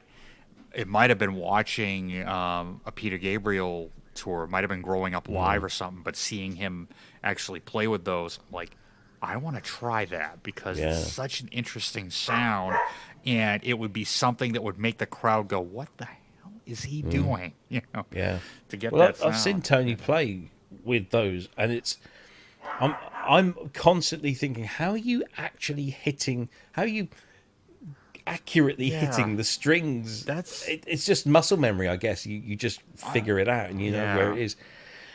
It's so clever, so inventive. It is. If you've not seen the Rick Beato interview with Tony Levin, I mean, I love Rick anyway, and his interviews are always brilliant. but that particular one, because I'm a massive fan of Tony Levin, whether it's with Gabriel or King Crimson or Same here. some of the other stuff that he's done. I mean, sessions he's played on, like Paul Simon and he's played with everyone. oh god, yeah, Didn't it's he play it? incredible. Wasn't he the bass player on 50 Ways? Yes. Yes, Yeah, He even, that's right. I think he demos that part too in that Yeah, interview. yeah, I yeah. can't remember. Oh, really? Oh, God, I have to watch Yeah. that. Yeah. I mean, yeah, Yeah. he's played with every. And He's right getting now, on a bit now as well, isn't he? You'd not think so. I mean, he's never really looked a young person. He's always had that sort of old person look. I want to say he's pushing 80. I have no idea, yeah, me but look. he's still Hang on. incredibly sprightly and Oh gosh. incredibly artistic. I mean, I know every time he goes out on tour with Gabriel, he's always taking pictures and he does photo books of his time out on the road. And he's at the moment he's Yeah, he's 78. prepping for a King Crimson tour, isn't he? Yeah. Yep. And he's digging out all his old Music Man basses and Yep. Born in 1946, so he is wow, 78. shit, yeah, he is Wow. pushing 80. He doesn't look it either. Doesn't look it, doesn't behave like it. I mean, the man is a fucking genius. Oh yeah. Yeah. Yeah, he is. He's just a And he's- lovely bloke as well. He is, yeah, and that's the thing. When you watch an interview with him, he's just he's just a guy. He's just a regular guy who can play bass really, really fucking well. Oh yeah. Yeah, Yeah. yeah. Yeah. I mean, the whole Gabriel band. I mean, that those group of players that he's kind of worked with consistently. Manicachi, honestly. Manicachi Manicachi is my Yes. favourite drummer of all time because he's the epitome of it's not the hits that he plays, it's the gaps and it is such a thing. And he playing plays to the he song plays is off what the he's beat. doing. He plays off the beat, on the beat. if I you like listen- I like Steve Gadd as well. Steve Gadd and yeah. Louis Of course. Jardim, the percussion Lu- player. well, as yeah, well. Louis, yeah. Well, Gad Just brilliant. and Levin are like this, aren't they? I mean, Oh, yeah. they've done so much stuff together. But if you listen to Mike What have they- sorry, Lindup's, What have they done? oh, I mean, were- they've 50 Levin, Ways. Levin and Gad played on so many sessions as just session players. I Didn't didn't know they that. both go to Berkeley or something? Levin did. Levin did. I thought don't he know about did. Gad, but yeah, they're very close, friends and work. But if you listen to Mike Lindup's first solo album, Changes, Manu plays the drums on that, and that is a brilliant example of a drummer standing out for the stuff that he doesn't play. Exactly. Yeah. It's so good. It's so good. And to have witnessed him play live, I think I've only ever seen him live like twice. And it's difficult to watch Manu when you're watching Peter Gabriel because you want to watch Peter Gabriel. But the thing is, the whole stage is full. David Rhodes on guitar, Tony Levin on bass, Manu Katché on drums, Peter Gabriel doing vocals and keyboards, and then he brings in some like fresher people, some younger people. It's so difficult to actually sort of focus on these people, so which is why I always buy his live shows on DVD or Blu-rays, because then I can sit down and say, right, I'm going to watch Manu, Yeah. and Manu, he's just incredible. What a He's drummer. very good. I also like Simon Phillips is in the same kind of Oh vein. God, Yep. yeah, Simon Phillips, for Simon- sure, yeah. He's Stunning one of my player. heroes, not only as a drummer but as a recording engineer. Yeah. That's where I got the trick And- with putting a paint can in the bass drum. Yeah. Yeah. Yeah. And Phil Collins. Yep. There's very few drummers that can touch Phil Collins. Yeah. Oh gosh. Jeff Porcaro too. Oh, yeah. Have you ever watched one of his tutorial videos when he's doing Rosanna? Oh yeah.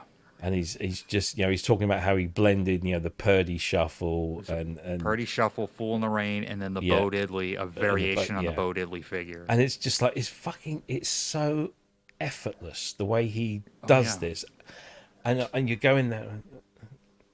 Oh yeah, I did it a couple weeks ago on the pub, and my thing is the ghost notes. Yeah, Like that's what Oh, that's really astonishing. to me Yeah. that's what makes that groove. it's just Yeah. unbelievable. There's and what's the other piece? Well, the other drum groove that that I wish I could play, but the reason most people can't play it is because it wasn't actually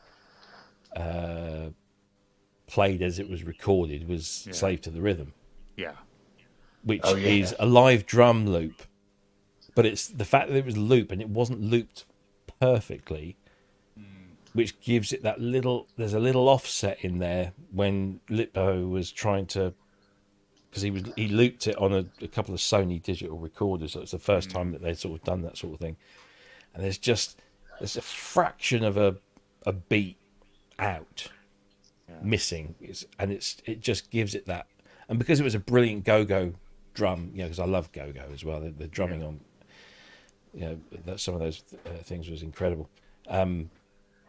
It's just incredible. The only person I've ever heard get it really, like, almost to the point where you think, that's exactly it, was Ash Sohn, who is just another incredible drummer. His pockets are so fucking deep.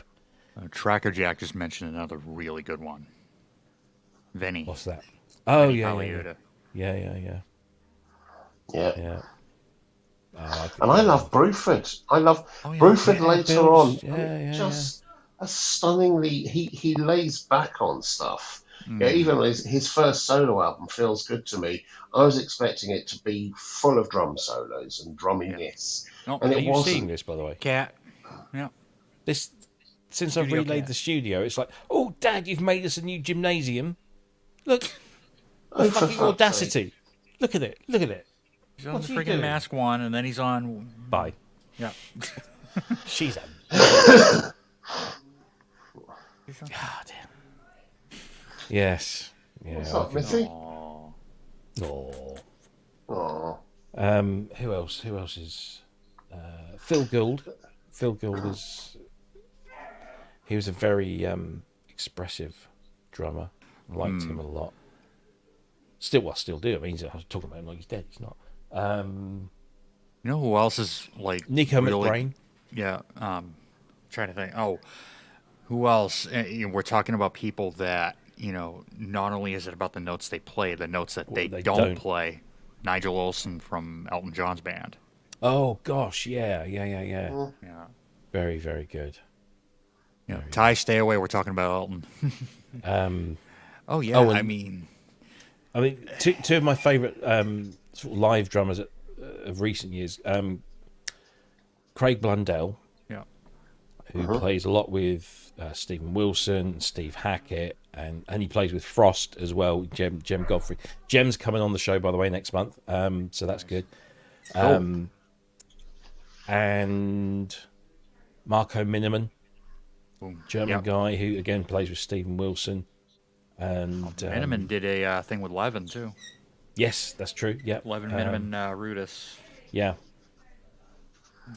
But I really enjoyed Craig Blundell as well, because he brings that. Because obviously he was ex-Royal Marines, and so he has that military precision. He has this. But when you see him do live drum and bass, it's mind blowing. The speed of this guy is incredible, absolutely incredible. No, I could go on about drummers for it. Oh yeah, gosh. but Manu Katché, it's the one. Oh yeah, Manu. Manu and Simon Phillips. I've worked with Simon a few times, and he's a really lovely guy as well. Oh yeah, knows his shit, just gets on with it. Also, there was one of my other real sort of heroes who I got to work with, Keith LeBlanc. Oh yeah, amazing drummer. Played with Tackhead and a whole bunch of other. Just an amazing drummer, and producer, engineer, remixer, but just an amazing. He had such. Again, he knew when not to play. Yeah. Who was the drummer? Motown. Clyde. Gosh. Oh yes, Clyde Stubble. Yeah, is it Clyde Stubblefield or something like that? Yeah. I know exactly who you mean. He passed not so long ago. Well, actually, Clyde Stubblefield. Yeah, amazing drummer. Again, a jazzer, So, and that's where Manu does that as well. So does Simon Phillips. Steve Gadd. Steve Gadd is a jazzer. Oh, yeah. Do you remember Al Jarreau did an album called High Crime, which became a really big thing in the late 80s. Stunning drummer. Played with him, and they did this live show. I think I told you about it, where they did the Tube, and they started out with a drum machine with Steve Gadd pretending to play, and everyone's sort of looking at it going, "Oh, it's a Swizz, it's not a real drummer." And then the drum machine went off, and he started playing for real. And it's just it was a brilliant moment where the audience just went, "Wow!" because it was so on it. Yeah, I remember that tour as well, High Crime tour. Yeah, Al Jarreau. Where the fuck has Kent gone? Looks like somebody's laid rose petals on his floor, but we all know that that's that missing red tile. Yeah, that Lily is chewed. Jesus, it is, isn't it? Yeah.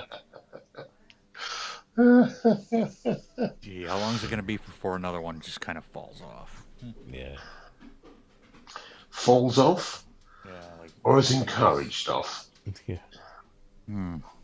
By just somebody staring at it. Oh. Right. I think. Oh, here he is. He has arrived. He's got his coffee.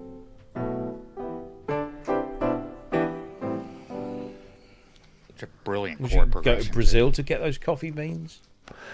Oh, long story.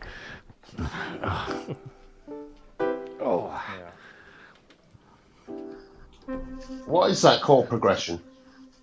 Oh, the verse to 50 Ways. 50 Ways. I knew it was 50 Ways. Yeah.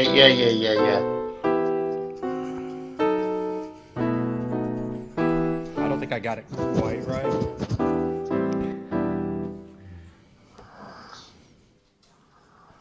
Yeah. Yeah, that's such a good song. Oh yeah, so good. Such a good song.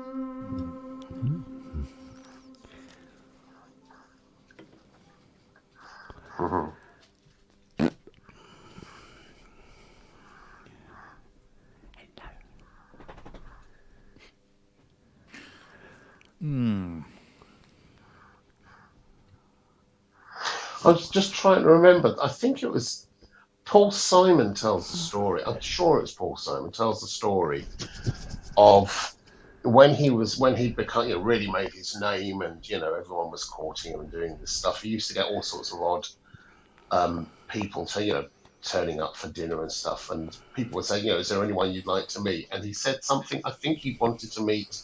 I think it was Stravinsky, who was still alive. So someone arranged for Stravinsky to come over and have dinner with Paul Simon and his wife. And they met, and it was very pleasant, and they talked, and blah, blah, blah, blah. And Paul Simon, clearly was thinking, it's great, I'm talking to one of the greats here. And at the end of the meal, he gets up and he thanks them, saying, thank you so much, Al, for your hospitality, and do thank your wife, Betty. So you remember the song, you can call me Betty, Betty, when you call me, you can call me Al. That's where that came from. He'd had this whole dinner with this luminary, legendary thing who he thought it was wonderful to get on with, and he realised only right at the very end he didn't have a clue who he was talking to. Thank you for your hospitality, Al, and do thank your wife, Betty. And her name wasn't Betty. I can't remember what her name was. Carrie Fisher. Was it with Carrie Fisher in it? I don't know. Lucky sod. No idea. I've no idea, but I just remember that story. I just thought it was a brilliant story.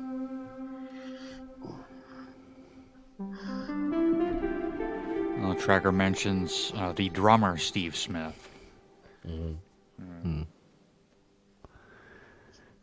Yeah, that guy's really good. Nice sound, that, Kent. Yeah.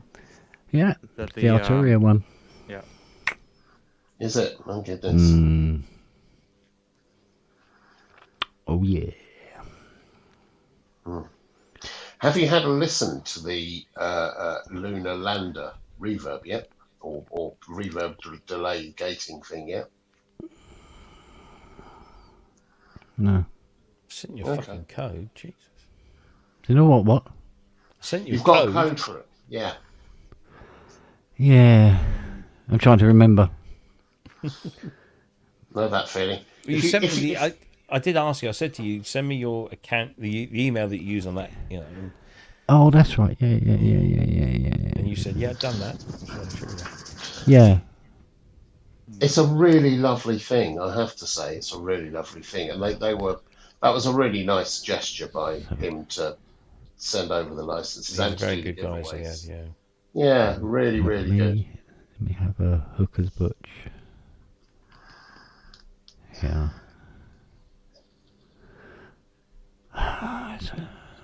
Oh, come on.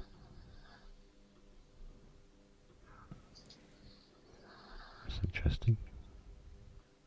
What is interesting, Mr. Bond?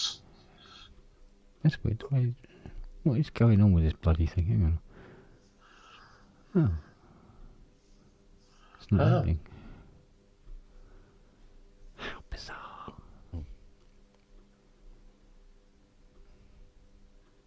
Ah, here we go. Perhaps it'll work now.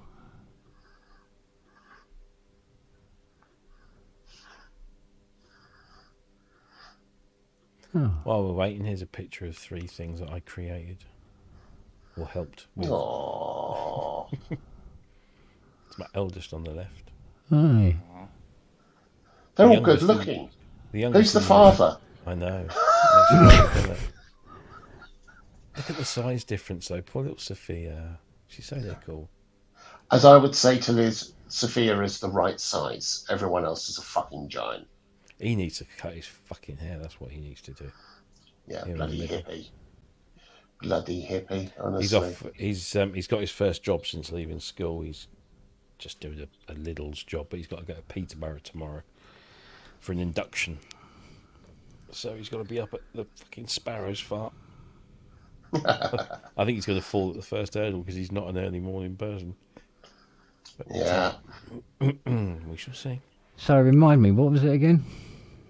Lunar Lander from Pulsar Modular. It's in the chat. Yeah, I'm sure I grabbed that. I thought you did. I thought you said you'd registered for it. Yeah, pretty sure. Yeah. Because you have to register, and then Yeah, you exactly. get the code. Yeah. Then you get the code, so then you can install it, download it, and install it. But It's a lovely thing. There's a lovely thing right there. My new kit. Nice. Oh, that's rather nice. I had a Tama That's a Swing Star lovely- once. No, Yeah. that's the Oh. Superstar Classic Maple Nice. kit. Very My nice. main kit in the 80s was a Swing Star. Yeah, I have a late '90s Swing Star. Nice. And if I go to, let me see, here we go. There's the finish. Nice. Wow. Is that a 22 or a 24? 22 by 18. Yeah, lovely Yeah. sound. I will say this: there's nothing in it, and it sounds beautiful. And they're seeing really it. thin. They're like 6-ply shells. Well, so they don't resonate as much, which is kind of what They you want. really project like you wouldn't believe compared to my Pearl kit.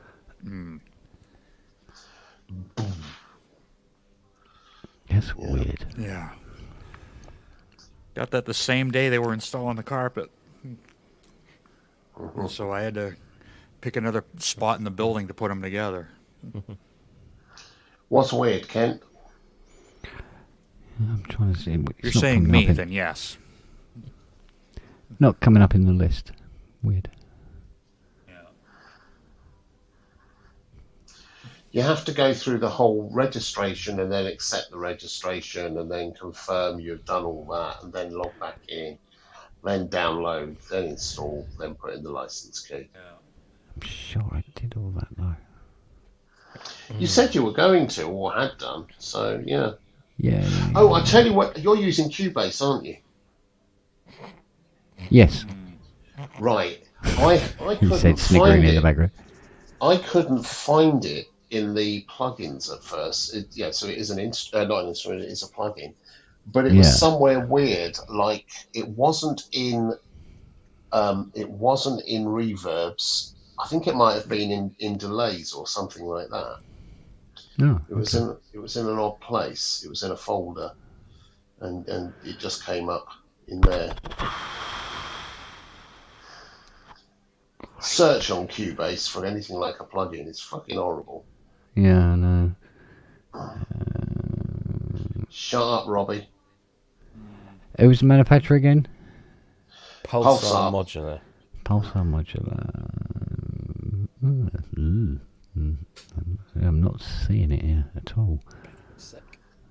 It was hidden away in one of the effects folders, one of the categories, and I couldn't. I think I ended up opening up every single fucking folder before I found it. And then I went, oh, I know where it is. Yeah. That's It weird, kind isn't of it?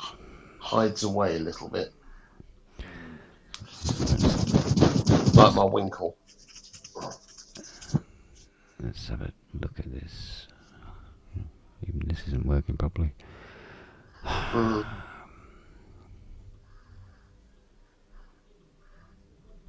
Oh, come on. Have you found the version 2 M8X plugin quite resource hungry? Yeah. Unless you're using like the motif sounds where it's just like one part and like nothing else happening. Yeah, it's pretty it's pretty CPU heavy. I was having real problems with latency earlier, and I've just suddenly worked out the reason was I'm playing the M8X into the Focusrite out of that MIDI when of course the Yamaha is directly connected, so I should be using the USB MIDI from the montage, and I should be using the USB audio from it as well. I think that's what was causing the sort of backup, as it were, because it was going through Focusrite rather than through the montage, using the montage, direct monitoring. So I'll go back and try that. I was getting all sorts of crackles and pops. I think it was the pressure, the poly aftertouch MIDI was just swamping everything. In the Focusrite, that is.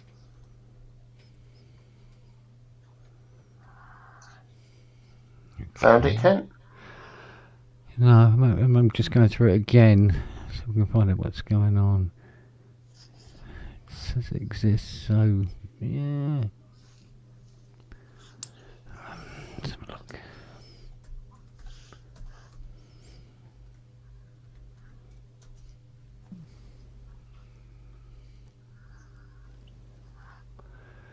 Okay, Is it?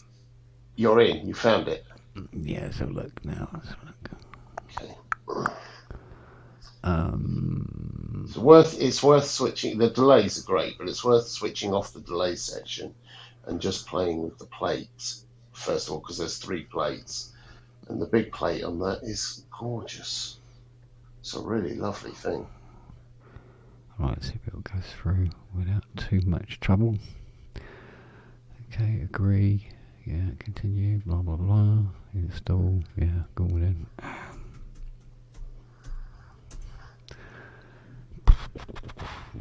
Indeed. Okay, so there's a happier bunny now. Good. We like happy bunnies. We do. Yes. The happier the bunny, the better. Long as it's duck season. Yeah.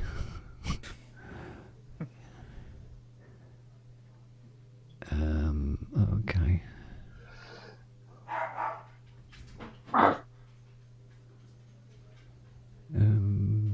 Okay. Let's see if I can find it. That'll be the trick.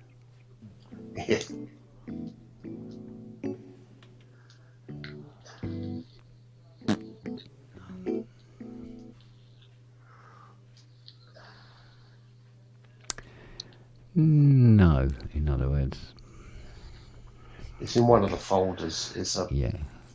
it's a it's quantity 4. It's in that one. Yeah, I'm going to have to fire this up again. I think that's what I need to do here. Quantity 4. And let it find it. You're right then, S's.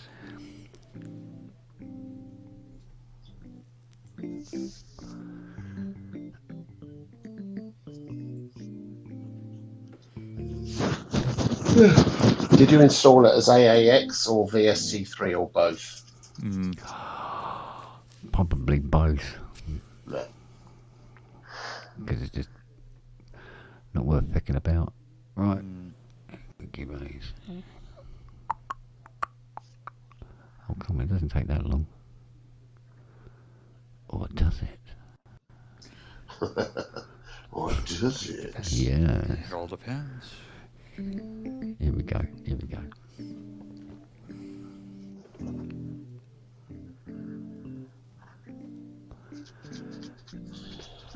Waggo, you would think a simple text entry search box would be useful, but Yeah. no. Apparently No, not. it's just not there. Right. Such a pain in the ass. Need to get that out of the way. Let's have a look and see what we have here. Let's put it on something. Quality. That's a good one to try out. Let's have a look. Right. Eventide Arturia Cherry Isotope. Reverb development, Steinberg, UVI. Oh, come on, list it. It is there, it's just hiding. It Yeah, really is I mean, hiding. It's not giving me a pulsar modular heading to work Well, from. there is. It's either Pulsar Modular or it's Lunar Lander, but I think it's Pulsar Modular or P930 or something like that. But it's somewhere. It's not in Reverbs, which is where you'd expect it to be. And Right. it's not in Other. I can't remember where they put it. It was a weird folder category, and I went past it twice because it's not that noticeable. Would It's they ever just one. put it under like the manufacturers if you sort it like that? Under manufacturers, it hasn't come up. It's Really? interesting. Yeah. Let's try under That's odd. verbs. No, it's not under verbs. Delays, modulation. Not under delay. Spatial, ambience. Or Spatial would be vocal. like stereo stuff. Yeah. Let's see now under we've got Eventide Arturia Cherry Audio Isotope. Pulsar Native. modular and No, Relab Development, Steinberg UHE UVI. What's that one? Voxango, whatever the hell that. LXS Labs and no. I'd go and boot my Pewsharp, but I can't be fucked. I know that feeling. Mm, No, I'm not seeing it listed here at all. very odd. Yeah. I'm sure it went in. I saved a project with it open, so I should then be able to find it, shouldn't I? Because I tried it with the BX3, or the Blue 3, thing we got sent, and I also tried it with the GX80. yeah. It was lush, really lush.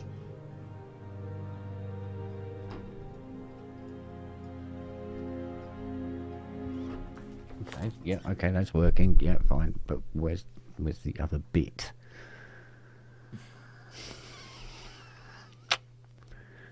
Odd. Oh, okay, yeah, you're there. You're there. It's kind of there. No. Weird. Weird. I'll have a look on my one and see where it is, where it's hidden away. Yeah, see what sort of headings it's going under, because it's not showing up in the usual fashions here for some reason. No, it wasn't in the usual folder where I'd have expected to find it, but you know. Dude. What's up, mofos? How's it going? Now he shows up. You missed my carpet cam earlier. I did. Yep. Sorry. Yeah, we got a new carpet put in on Thursday. I did hear some comments earlier about a Fusion, Elisa's Fusion, and that was one of my things that got pilfered. And the guys don't have very good taste, you know. Try audio I think that's insert. one where they did you a favour. Yeah. It's also the heaviest thing I got. It's like 50 pounds, the 8HD. So it's definitely two guys at least, because I saw the bag missing and I started to laugh at first. I go, really? That's the first thing I noticed was missing. I go, that's gone? You guys are fucking morons, right? Did they Because I leave did any? enjoy it a little bit, but it's just every little engine in there is kind of weak, you know. So it's not. Did they leave anything, Andy?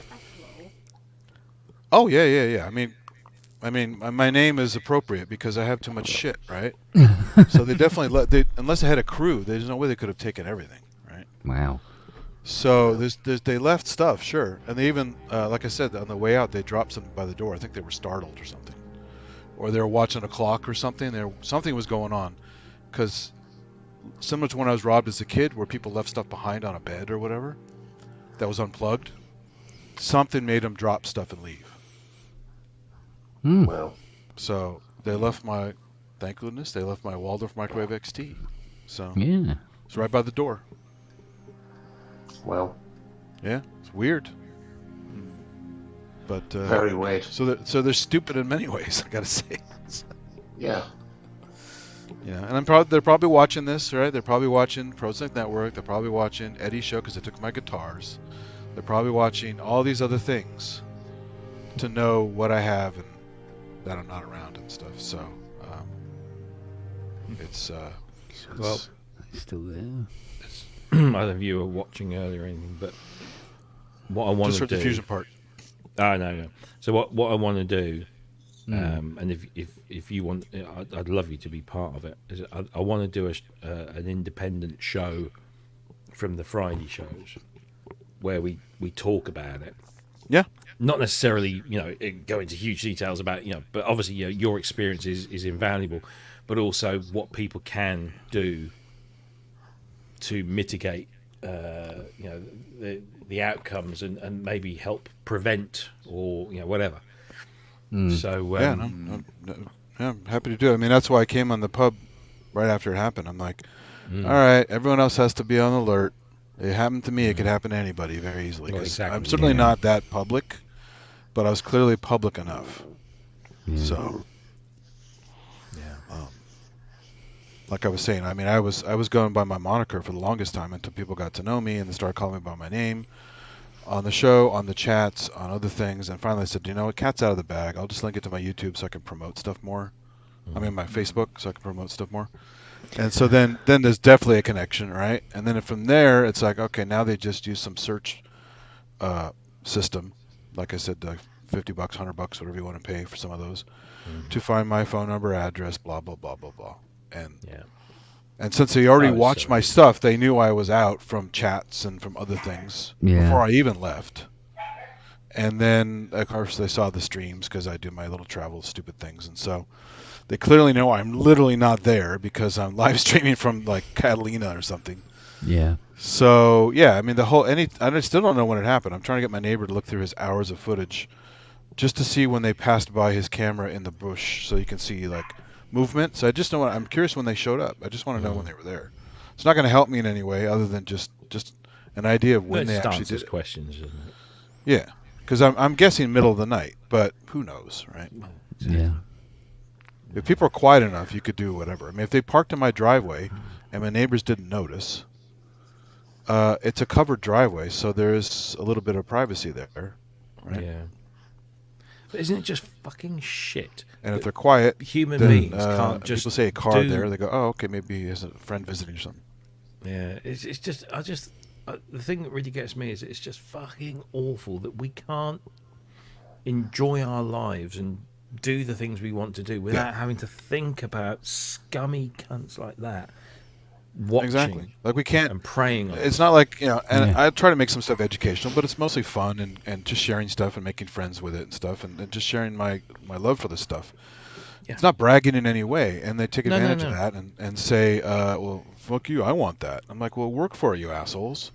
Yeah, Work for it like I did. It took me 20 years to get some of this shit. Exactly. That's what I was saying earlier about this. You know, this conversation I had with the desk sergeant at Marylebone Police Station in 1984, when I got arrested for shoplifting.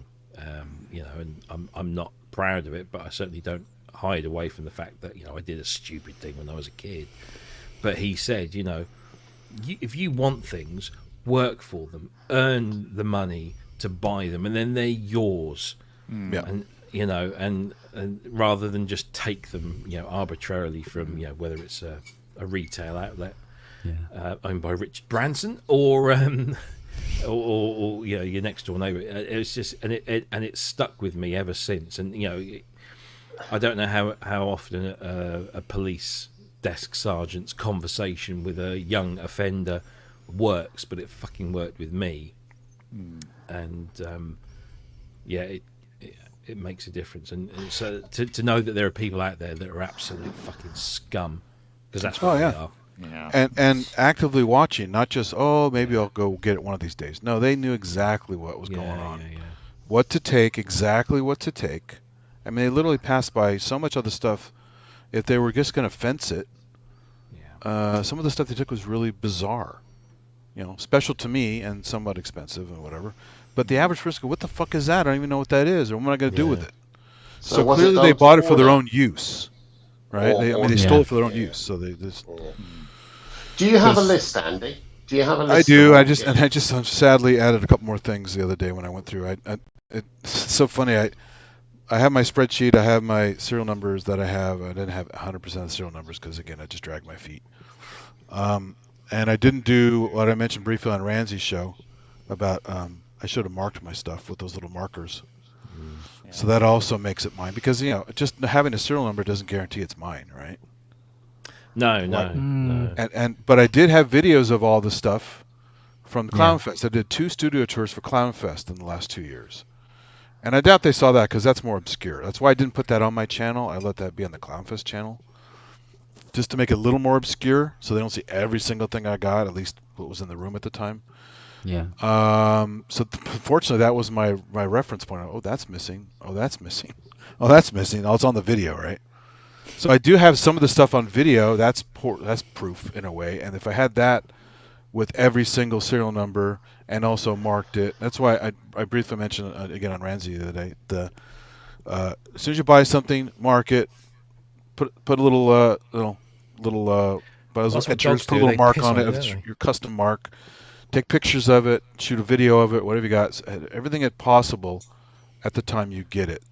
Because even if insurance is going to pay for it, you're not going to retrieve those items. They're rare, they're hard to find, or they're more expensive than your insurance would cover to a certain extent. All that kind of stuff, right? So some people, I've been in other little chats recently, and people say, oh, you just my insurance. Come steal my shit. I don't care. Insurance will take care of it. That's not the point. The point is I took a long time to curate this stuff. Yeah. I got good quality versions of stuff. I got good prices on stuff. I got stuff that's sometimes a bit rare. Insurance isn't going to replace that. And you got all of the sounds and things that you've programmed. Yeah, they even took my SP404, my original one that has a CF card with some samples I was working on. So those are gone. I think they took my JDXI SE, which pisses me off because I had some works in progress on there that didn't finish rendering yet and performing. So that I lost that. I just lose material. I lost work. Right? I lost stuff I worked on because it was all DAW-less. But yeah, so it just continues to be a shitty thing. So bite you. Yeah. Well, when you get the list, send it out, matey. I will. Yeah, I think I pretty much have it all now. So I mean, I've already given some to Starving Musician, my local favorite store. I've already given one to the used guys at Guitar Center. But yeah, definitely better to put it other places as well. But I have a feeling. I mean, I've been checking Reverb and eBay and stuff because they don't give a shit. They'll sell stolen stuff. They don't care. But I check anyway just to see what's a new thing, what's the address, because they always have to say the city at least and stuff. Yeah. And I just have a feeling that because they took such specific stuff, and some things were quite bulky, which is expensive to ship and a pain in the ass to ship, they probably just kept it all for themselves. Yeah. It's 2 or 3 guys said, "Okay, I'll take this. You take that. Oh, all right, cool. We're all set now." Yeah. And then they'll make some. Either won't make music because they just covet it, or they'll make some shite. So there's that. I guess. Well, let's just hope that there's one little slip up, and then something reveals who these cunts are, and then send the fucking boys round. Well, like I said, it took only one slip up to get that JP8 back. Yeah, it's worth getting a list out to all of the techs. Oh, definitely, yeah. Over there, all the techs, the Allisons, and all of those kinds of people. It's just worth getting it out. I mean, it's a shame I don't live in Texas because the stand your ground law, I could have actually, shot him on my premises, got away with it. So. Yeah. Funny enough, they're talking about updating the law here, aren't they? Yeah. Yeah, you can tackle criminals on your property without fear of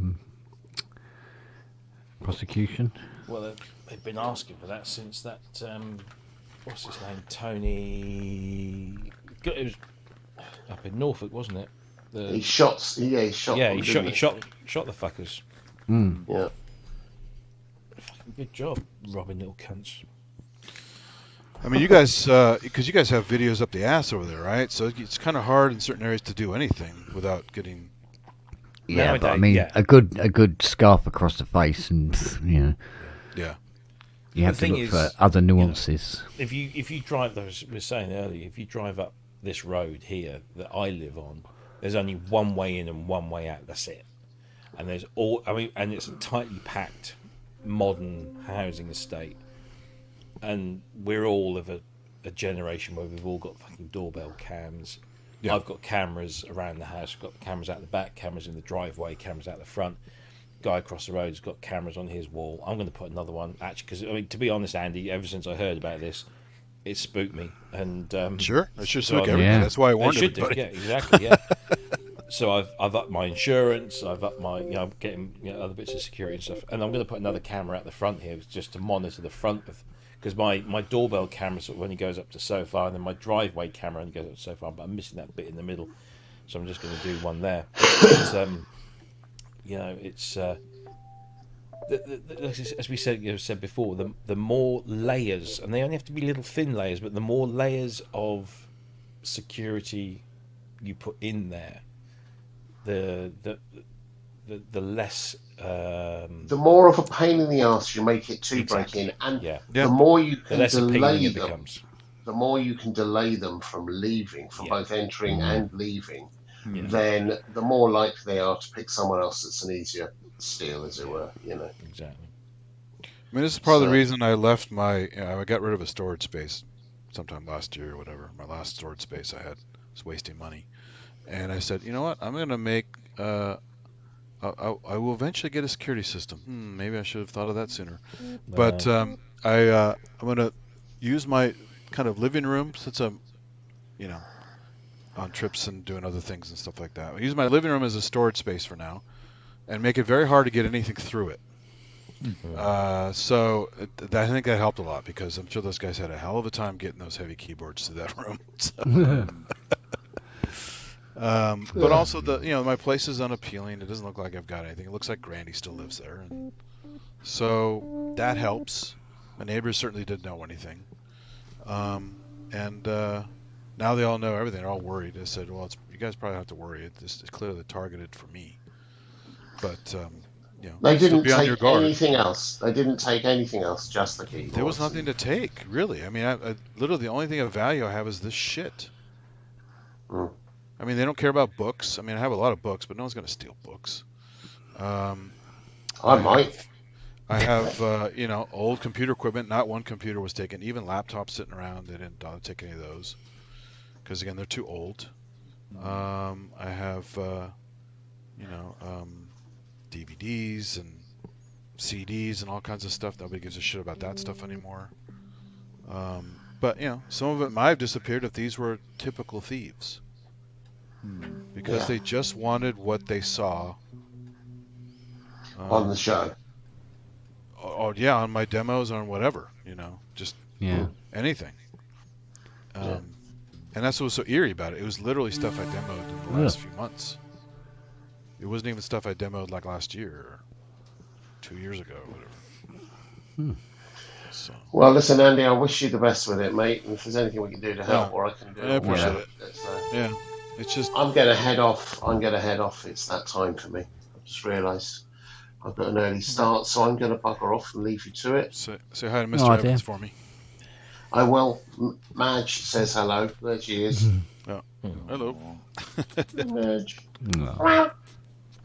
Snoozing. Right. See you later, gents. Alright, take care, bub. Cheers, bub. Bye. Bye.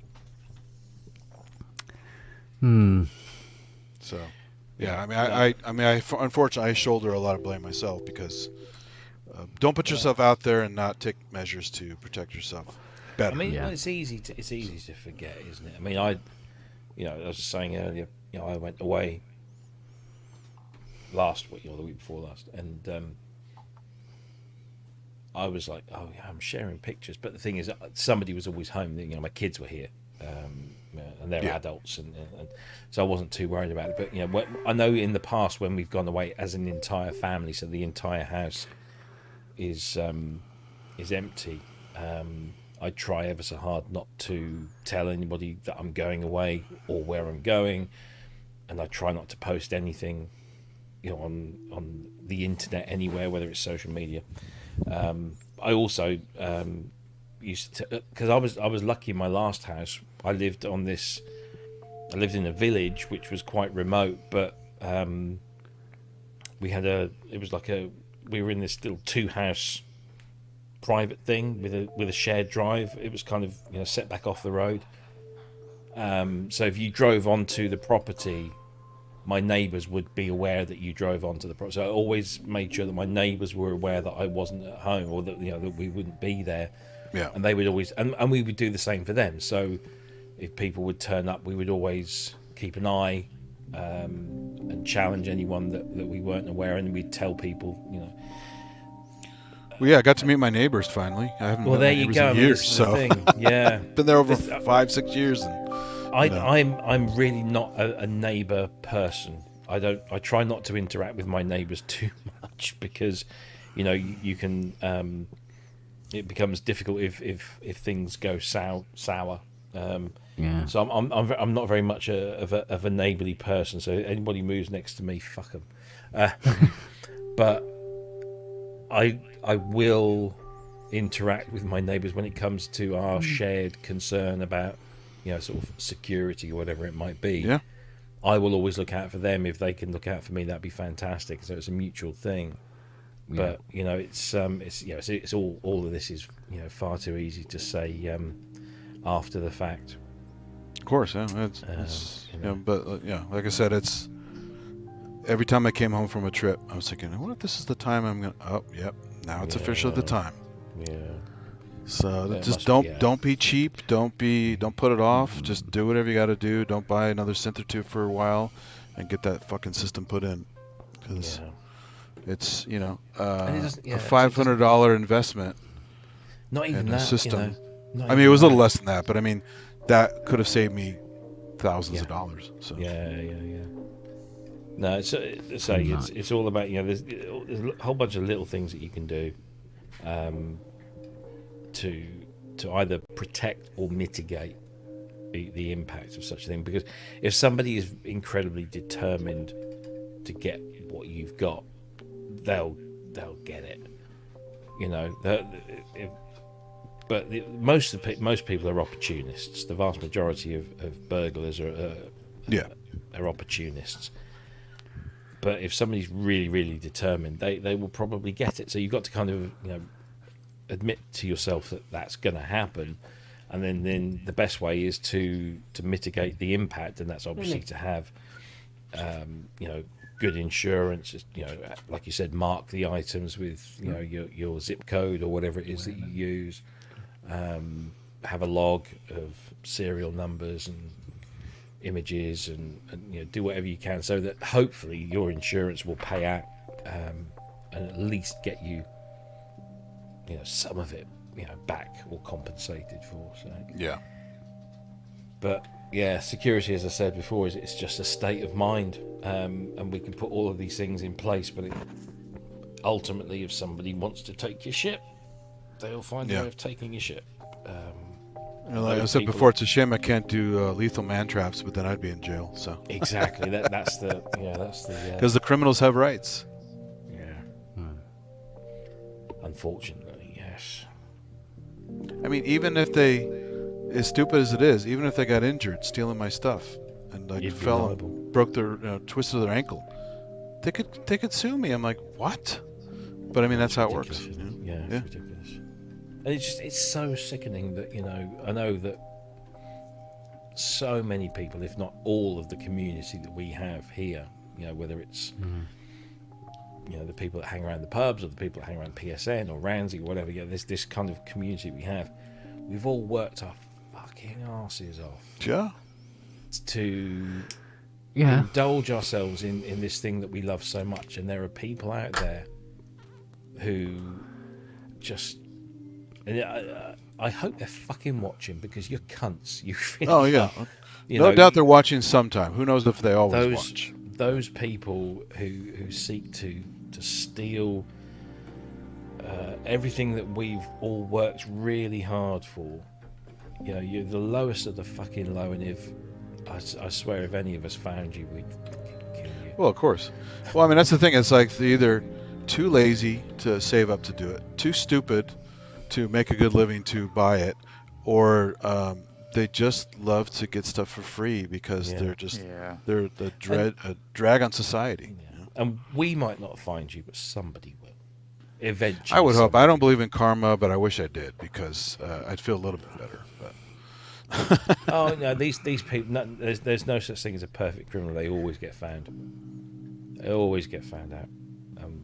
I hope that the arseholes that did this to you get found. I mean, I'm not a fan of Ted Nugent, but I wish Ted Nugent had synths to steal, because he would definitely kill everybody with a machine gun. So Yeah, well. No, I wouldn't want to shoot them. I would just I'd put them in the room with an Elisa's Fusion. There you go. You want synthesizers? Have that fucker. Or a Timberwolf. Well, they got or a Timberwolf. Yeah. They're in a room with one. They stole mine. Did you have a Timberwolf? No, that was one of the jokes in the chat. Is I like, was gonna say, only demo those, so nobody ever wants to come over. So Or keep a decoy Genos 2 by the door. yeah. Decoy Genos 2. Oh dear, that's a good one. Well, I'd rather have a Genos 2 than a Fusion. So that's all. Well, I don't know. You say that now. They do I sound say- good. I mean, My Manny was Fusion's playing in one at NAMM, and it sounded really good. It's just we were laughing about it. So My Fusion's now in storage, along with my Fairlight. That's gone now.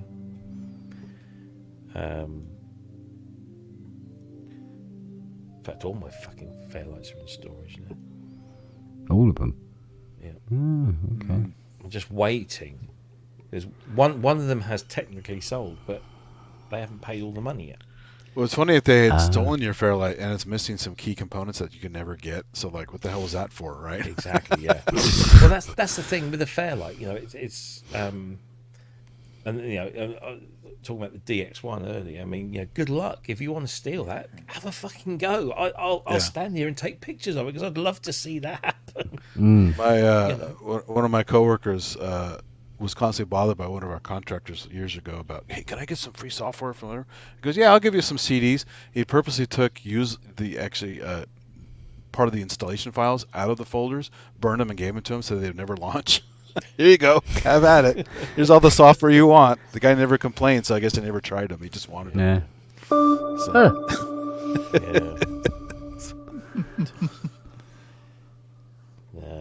No, so, Anyway. I mean, I've always taken security fairly seriously, but obviously, you can only do so much. Yeah. But honestly, since because I think I didn't know until Kent told me, and I was just like, oh fuck, yeah, it kind of was a little bit of a wake up call. Yeah. Because it's yeah. So I've bought like an alarm system, although it's not a professional alarm system. No, you just need something. Yeah, it'll Get be you up something. and The main kicking. thing is monitoring. Don't get a personal alarm that just may occasionally call the cops. Get one that's actually a properly monitored system. So, this one's based on an app, and it has failovers, and has all kinds of stuff. So I know immediately with my app if something's wrong. Yeah. And if some reason I don't, they know, and they'll get the sirens blazing. So they'll get people out there and kick some ass. So that's the proper way to go. Just some people just, I have a home camera system, I monitor my stuff. It's like, no, get a real system that's monitored by a third party. But the thing is, everyone's got a budget to work to, and that's that's the thing. I didn't have money to spend on this, but I definitely came up with it somehow, just because. Once they knew what I have, and I still am not always home because of errands and other kinds of shopping and things. And occasionally, go to my girlfriend's house or whatever. I need something. So once they knew it was there, and I finally got the lock replaced because it was a pain in the ass to replace this knob because it's a weird door. I got all that done. I said, well, if I'm going to go to my nephew's wedding last weekend, there's no way I'm leaving for a day or two without anything else in there because they may just come back and do more damage. Yeah. So I said, I'm not going to do the self-install. It takes too long to get it shipped out. It's just, give me the best deal you can get. Have the pro come install it today. And they did. And thank goodness. So I feel much better now. Yeah, absolutely. So. Yeah. But, I certainly, with the idea for this, so I want to do a non-Friday PSN show where we focus on this because I think it's really important, and it's horrible that your suffering has kind of instigated this, but in a way, somebody somewhere, I guess, would. Well, something has to be a catalyst, right? Yeah. I think if anything good comes from this, hopefully the good thing that comes from this is at some point you get your shit back. Whether it's all of it or some of it or whatever. Let me just say it's a 99% unlikely, but it would be nice. It would be nice. But if anything good does come from this, is that your experience will be a wake-up call to a whole bunch of people, because when you think about how much we pay for some of this gear, a decent how long it takes to find it in the first place. Sometimes. Some just the cost of one synthesizer or something could be used instead to buy an alarm system or something something that would help protect whether it's a security door or whether it's an alarm system or whether it's locks for your windows or whatever it might be. We think nothing of spending a few $100 or a few £100 on a lovely piece of gear. Well, maybe that one time we just say, do you know what, I don't really need that, but what I really do need is maybe a little bit of security. And as I said earlier, we all have different circumstances. Some of us live in the middle of nowhere, some of us live in a densely populated area, some of us live in safe parts of our countries, and some of us live in not so safe parts. We all of our circumstances is different, so there's no one single solution for everyone. But if through your experience we can say to people, look, think about this, this, and this, and here are some options that will give you those layers of security, because that's all it's about. It's all about layers and layers, making it more difficult and less desirable for people to take your shit. And it's fucking awful that people are out there that want to do that, but unfortunately that's what we have to live with. Also, people are mentioning cameras a lot in the thing. I mean, get cameras for sure, just as an added layer, but don't ever assume the cameras are going to be the save-all, because again, people know they cover up, they get bad angles, the cameras don't always capture the best picture. Face recognition is not as good as everyone thinks it is these days. So cameras are, of course, a good idea. They're one thing, Yeah, but to say, I have a Ring camera or whatever, that's not going to do shit. No. Yeah. It's one thing that you can have, and you do. I mean, I've got a Blink on my front door, and I've got Blink It's cameras useful, around the especially if you house. have packages and you see weirdos hanging around. But Yeah, I yeah, can't yeah. imagine you're going to get, because most of the people, especially someone going to do some high-tech thievery like that, they're probably going to think a little bit ahead before they do that. Yeah, Put yeah. something on their face, or turn, or use a light or something like that to blind the camera, or Yeah. something to. But to ultimately, if the police don't use that or find that it's not usable, the very fact that you did as much as you could to protect your stuff will possibly influence the outcome of an insurance claim. Yeah, that's You true. know, It's better so- than nothing. But exactly. You know, if you can go to your insurance company and said, look, you know, I checked all my window locks; they were all up to a particular, you know, Yeah. standard. You know, everything was locked, everything was monitored. I did as you know, as much as I could within my means to mitigate and prevent, you know, this sort of thing happening. Then, you know, the insurance company might be more willing. Yeah, because some of the security people I talked to, they basically said a lot of thieves don't give a shit about cameras. Just do whatever they're gonna do, you know, and just roll the dice, you know. Yeah. Assuming it's not going to really help anyway, they'll do it anyway. And even if it does help, how long is that going to take to find anybody, especially somebody who's doesn't have a record yet? Things like that, you know. Yeah. It's because, you know, if these are younger guys, they're probably not in the system. Yeah. You know, they're just amateurs. I mean, maybe- they drilled the maybe door. this- That's a very amateur move. Wow. So yeah. that's, you know, and again, there's no lock that can stop that. So I've got a deadbolt, and I've got this, and I've got that. If they drill stuff out and use a reciprocating saw or whatever the hell they have to get into the thing, Yeah. they're determined enough, they'll do it. If they can be quiet enough and not disturb anybody, Yeah. come and go. But yeah, everything was locked. I just didn't have any proper security is really what it is. So as long as you have that perimeter protection, monitoring, and you know, make sure don't leave stuff unlocked and do all the basic shit. Yeah. Cameras will help, but don't just put cameras on. I'm done. You know. No, exactly. Mm. Exactly. So Yeah. Well, I'm sorry it happened to you, mate. yeah, thanks guys. Appreciate it. It's an absolute shit, and I know exactly how I feel if it happened to me. So I think we all do as well. Yeah. Yeah, So, it's and I can't imagine it's easy to talk about it. And so I well, I mean, it's like anything else. I mean, you know, it wasn't easy to talk about my mom when she died, but then eventually that just gets easier and stuff. Same thing with this. It's initially a shock. It's also initially like, what the fuck? Why didn't I do something about this?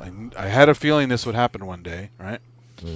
And it was on me to do something. No one else is going to do it for me.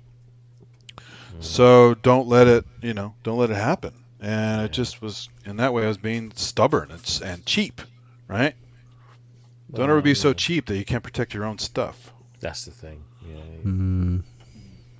It's like buying one more synth or buying some other crap, another hard drive or something like that, versus that was a stupid move. You know, and I'll admit it freely. I think we can all learn. Yeah, we can all learn from that, and you know.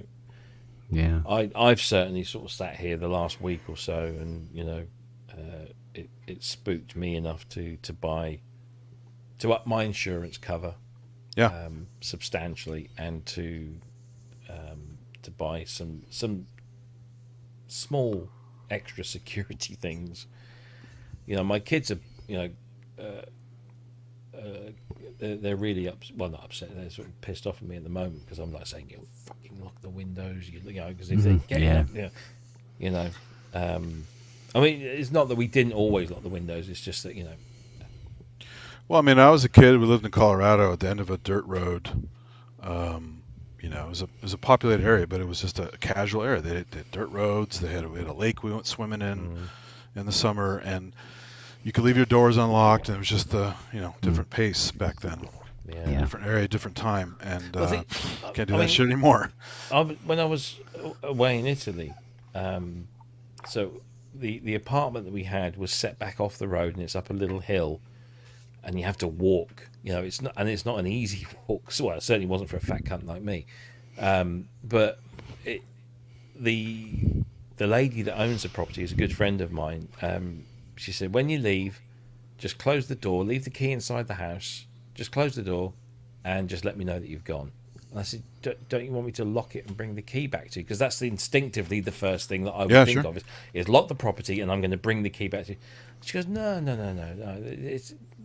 We don't have that around it. And all right, so this is in, it's up in the Alps in Italy, and there's one road in, one road out. That's it. They don't have they really don't have a crime rate at all. I mean, it's just not the place that happens. But even I said to Rosita, I said, I wouldn't do that. I just wouldn't do that. Even if I knew, I just wouldn't do it. Yeah. My kids moan about my front door. So I didn't have a choice in the matter. The front door was here when we moved in. But it's a strange thing. So it's like there's a door handle and there's a key. And when you want to open the door, you have to use the key. Do you have one of those high handles like a lot of places have? The old places have a high handle up way up on the door.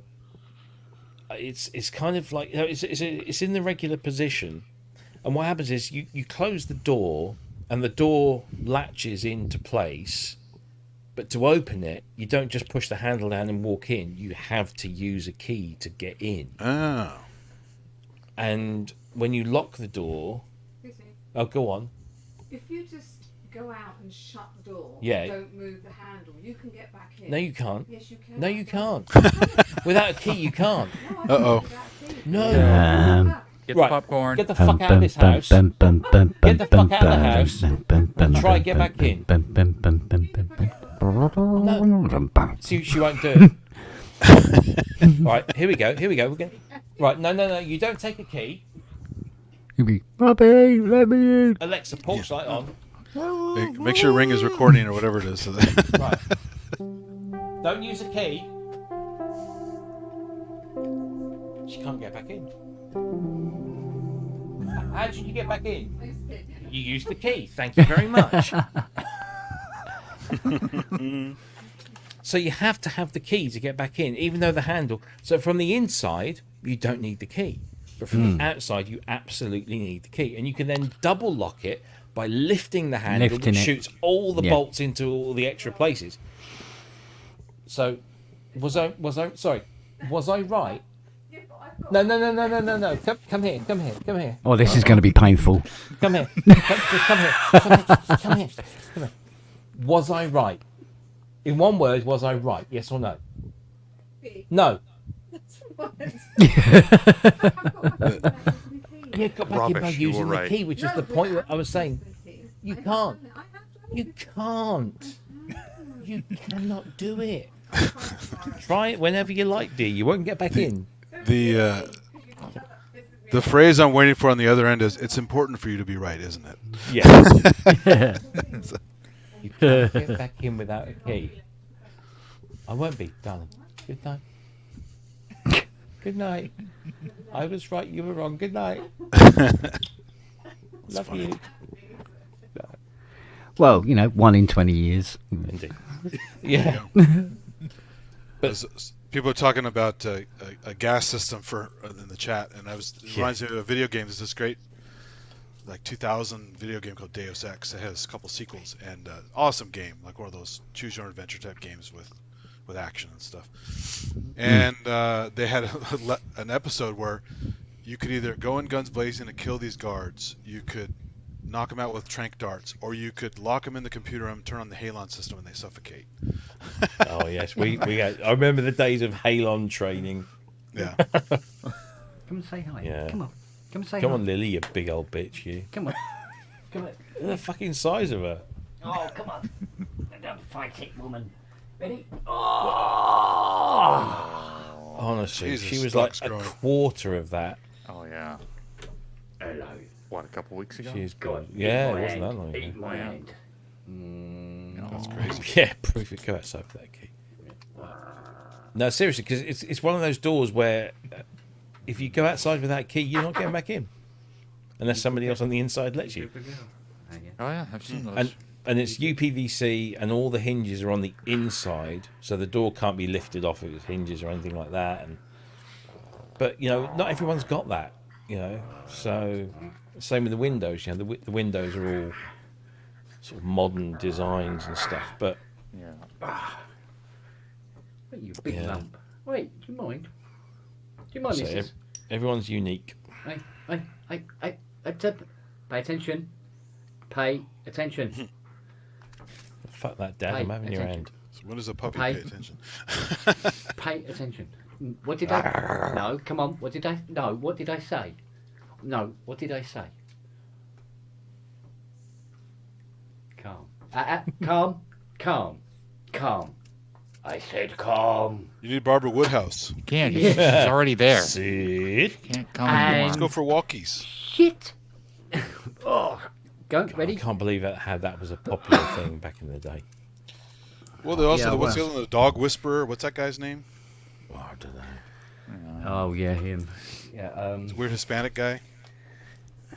Yeah. Oh God, what was his name? No, it's gone. It's gone. And you find out later they all have like weird personal problems. What I think is really stunningly brilliant, though, I'll be sitting on the settee, say, for instance, watching TV, and Siri will be just there on my shoulder, watching TV with me. And Noah will go out for a pee or something like that. And when he comes back, Lily waits for him. And she likes to do this thing where she stands on him, stands over him, and takes the weight off her legs, so she's on his back, and makes him try to just carry her around, right? And she holds on by biting the back of his neck, just behind the cone of shame, so he can't get to her, right? And it's growly, bark, and all this sort of business, and it's like, and all I have to do now is go, Siri, please. And she runs round, and she gets hold of Lily, right, and pushes her off on the floor like that, and she goes, Lily goes, okay, and let Noah come in and get up on the chair. Re-establishing the order. Yeah, and sometimes I catch her, Siri's there, looking at me, going, "Do you want me to break this up?" And I go, "Go on then." She goes, "Oh, fucking." Oh. Give me my snack first, then I'll do. Yeah, and then Lily sits there and does it's the innocent angel act that she puts on now. I didn't do it. Yeah, and she sits there and goes, "Hello." Yeah. Butter wouldn't melt in my mouth.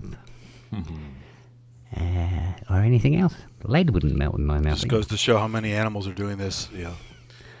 Yeah, Thousands absolutely. of years before humans came around. So Absolutely. millions of years. So, Siri is nanny. Yeah. You know, Mum you and- could she's mum you could and take dog. you know how sometimes you could get away with mum, but not nan, or it'd be the other way around. You could get away with stuff with nan that you can't get away with mum when you're home, sort of thing. And it's a bit like that. Because Fiona says to Lily, she goes, "Stop that," and she literally goes and takes absolutely zero notice, absolutely no notice at all. I raise my voice, she hears, and she goes, "Yeah, okay, but you're over there and I'm over here. I might carry on a little bit more in a minute." Okay, and go. But Siri goes over there and she goes, "Behave yourself." She goes, "Okay." Like this. So, and now I don't even have to ask her. You know, she just goes over and breaks it up. Because all the time that he's got this horrible cut on his face, and he's wearing his cone, you know, he can't give as good as he gets. So they are technically playing, but we've got to really, we can't have him playing while he has this injury. You have to let this eyelid heal, basically. What does Charlie Okay. think of the puppy? Couldn't care less. Puppy was giving him some grief, and he just went and put his paw on her head and just flattened her on the ground and kept Wow. his paw on her. And looked at me. I went, "It's up to you, mate." You know. And he just and then Husky just on walks husky off. violence. Yeah. Yeah, and But they'll go out in the garden. They'll play together. They're fine. He likes it, but he doesn't like climbing on him. So if she climbs over him, which is hilarious, because he'll lay on the settee in such a way that Lily has to sort of like climb over him to get to the rest of us. And as she does that, he goes and gets up really, really quick, and she goes fucking flying, sort of like spinning in the air, sort of thing. Like, what happened? Like that, because he gets up really, really quick, like that. So she thinks it's hilarious. So. Do you have video of this stuff? You should be capturing this.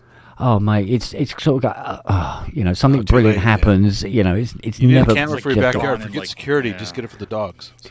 Well, it's like that video I put up on my Facebook of her doing that level 4 intelligence biscuit testing, right? I mean, within 4 hours, or I think it was it was about 3 goes. She got it nailed, right? Absolutely nailed. So Fiona bought an even more complicated one, and she's figured that one out. Where you have to move sometimes 2 pieces to be able to. Yeah, right.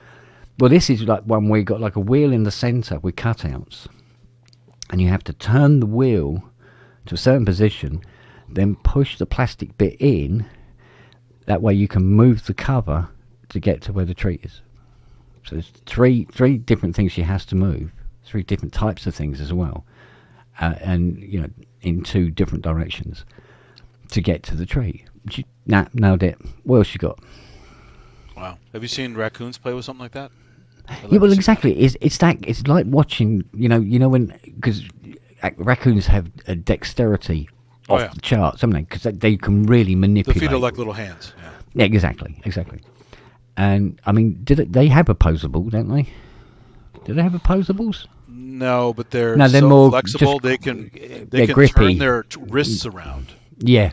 So it helps them climbing down trees without going head first and plonk. So they can handle things as if they had opposable thumbs. Yeah. Kind of thing, which makes them look very dexterous indeed. But unfortunately, even though Lily's just paws, she gives the exact same impression when she handles things, and it's like, you can't leave her in a shop on her own. Yeah. She's going to be grabbing shit off the shelves. So she's too bloody smart for her own good. And like for instance, in the mornings when they have their those little treats that they have, the ones sausage wrapped in bacon, pigs in blankets.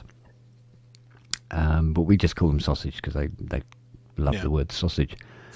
So I come down in the morning, and all I've got to do is say, I need a coffee, and Lily and Syria just, Nelly and Syria off the bed, go on, and downstairs. And then when I go into the kitchen, I have to make my coffee first, so they sit there and wait and fart around and doing their bits and pieces, or they go out in the garden or whatever. And then when the coffee is made and I put it back, put the milk in, and that's it, I turn around and immediately Nelly sits like that, and Siri sits beside her. And I give them their sausage, and then Noah will come in. I cannot get him to sit under any circumstances whatsoever. And then there was this leeway where, well, he's not got great back legs. It's not really doing him a lot of good sitting on a cold marble floor anyway. So he's excused having to sit.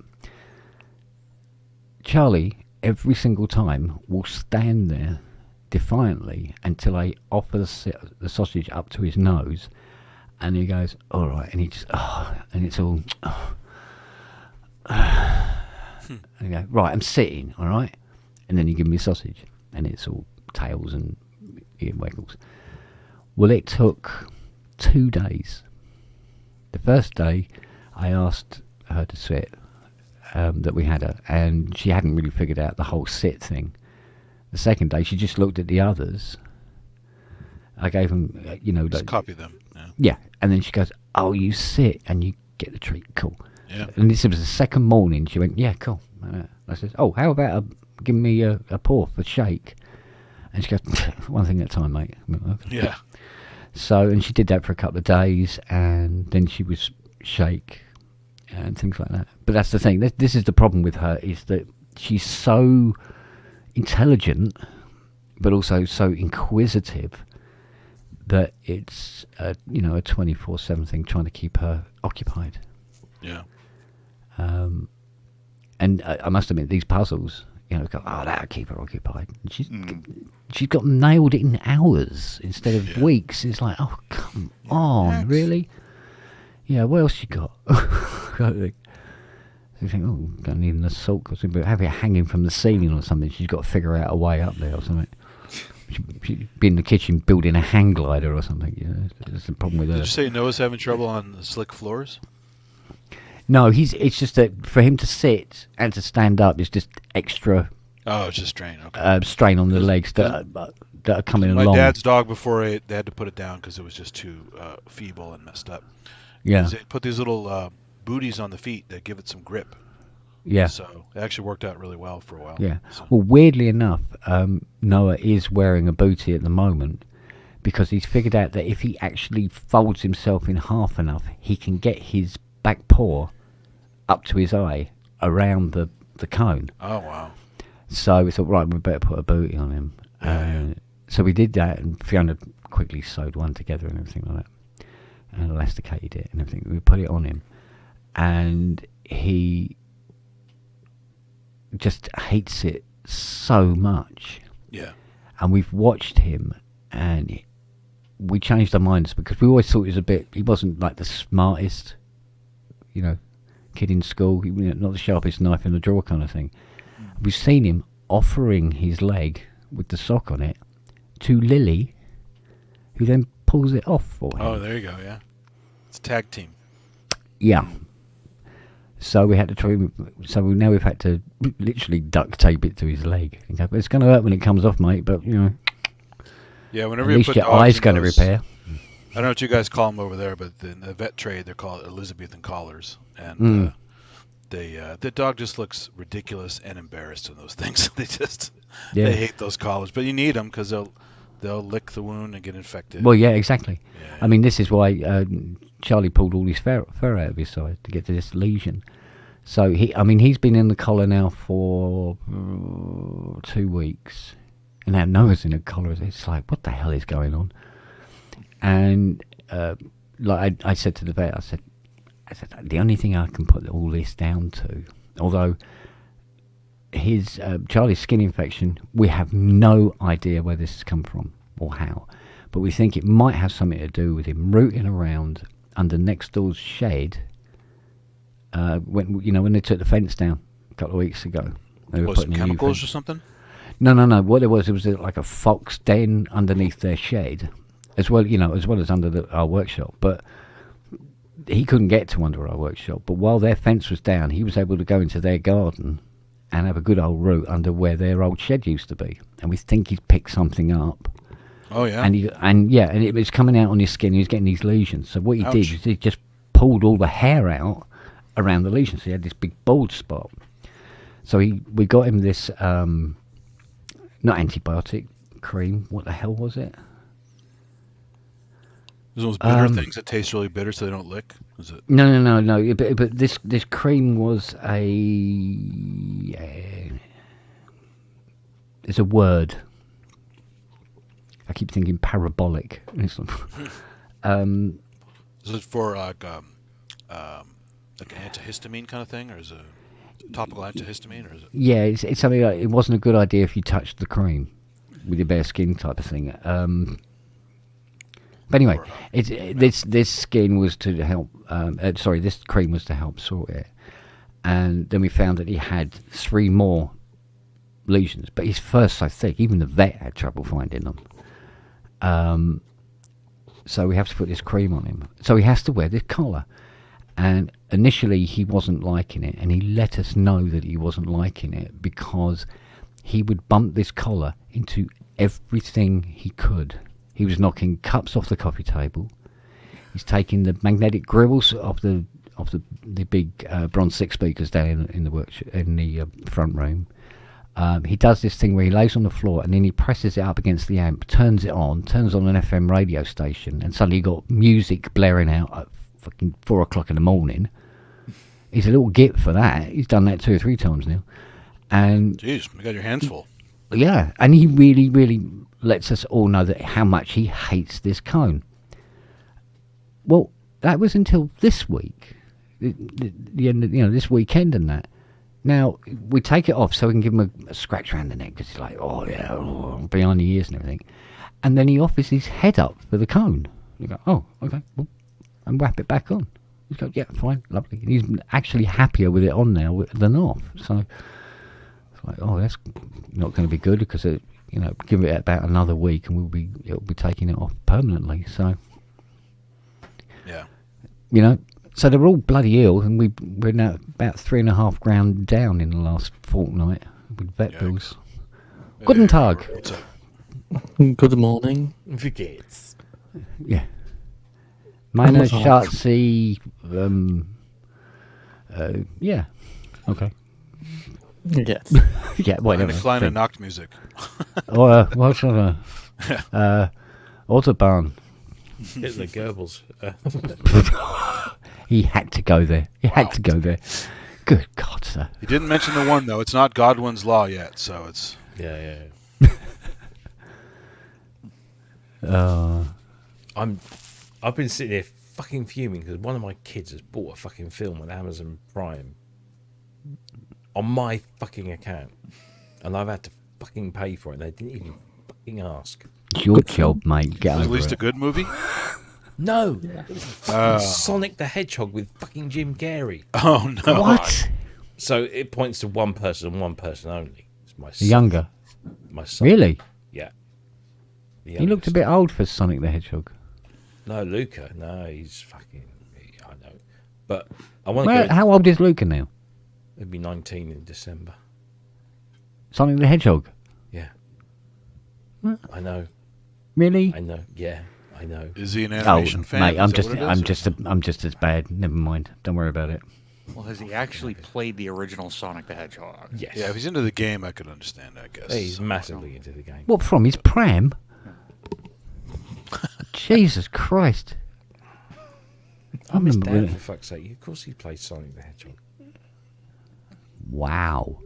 What, on a Genesis? Well, Yeah. On Genesis? Mega Drive. Mega Drive, Mega more like. name. Yeah, thank Yeah, you. you guys had a Mega Drive over there, right? Yeah, we have the Genesis.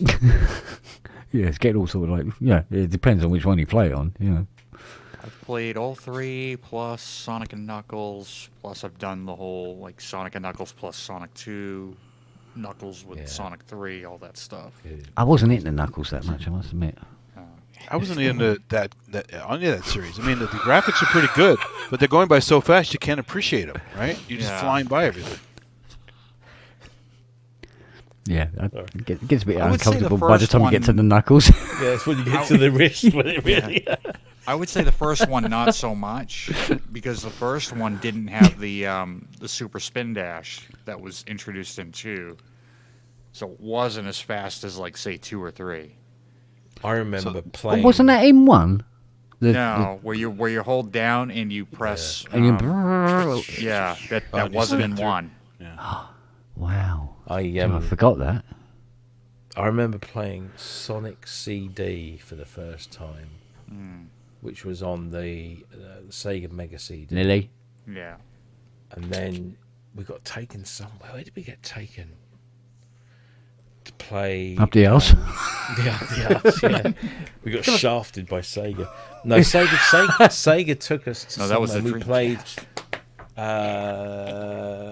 What did we play? It was the Dreamcast version of Sonic. It was the first Sonic game on Dreamcast. And they had a wall of like kind of like vertical arcade cabinets, but they'd all got Dreamcasts in them. We were playing that Sonic Adventure. There you go. Yeah, because I was working for a video store that also did games at the time. It took us out. Yeah, no, it was good. Yeah, it was a crazy game on Dreamcast because it took advantage of the microphone. Yeah. Was that one called Seaman? Have you seen that one? No. Where it's like I remember. It's this. They create a whole lore around. There's a website around it, like archaeological dig photos. They had and you basically you raise this thing that's equivalent to a tadpole with a human face in a tank, and it talks back to you, and you can talk to it through the microphone, and it wisecracks, and at some point it's like having sex with another one, and it's the weirdest thing for like a so-called kid-friendly game, and some of the weird stuff it did. Eventually, it would turn into like this little froggy thing with a human face. It was just the weirdest thing, and the Angry Video Game Nerd did a really good video on it years ago. Yeah. And he tried to trick it because people said, "Oh, I don't want to wait for this thing to. I have to feed it. I have to watch it." It's kind of like Pokemon, kind of like a Tamagotchi, but a bunch of other stuff put together. But you don't want to wait for this thing to age. So people would do this trick where they would reset the clock and turn the unit back on and off and try and trick the thing. And it was too smart for that. It actually knew you were trying to do that. So it's a crazy ass game called Seaman, and you just got to check out the videos on it. It's very funny.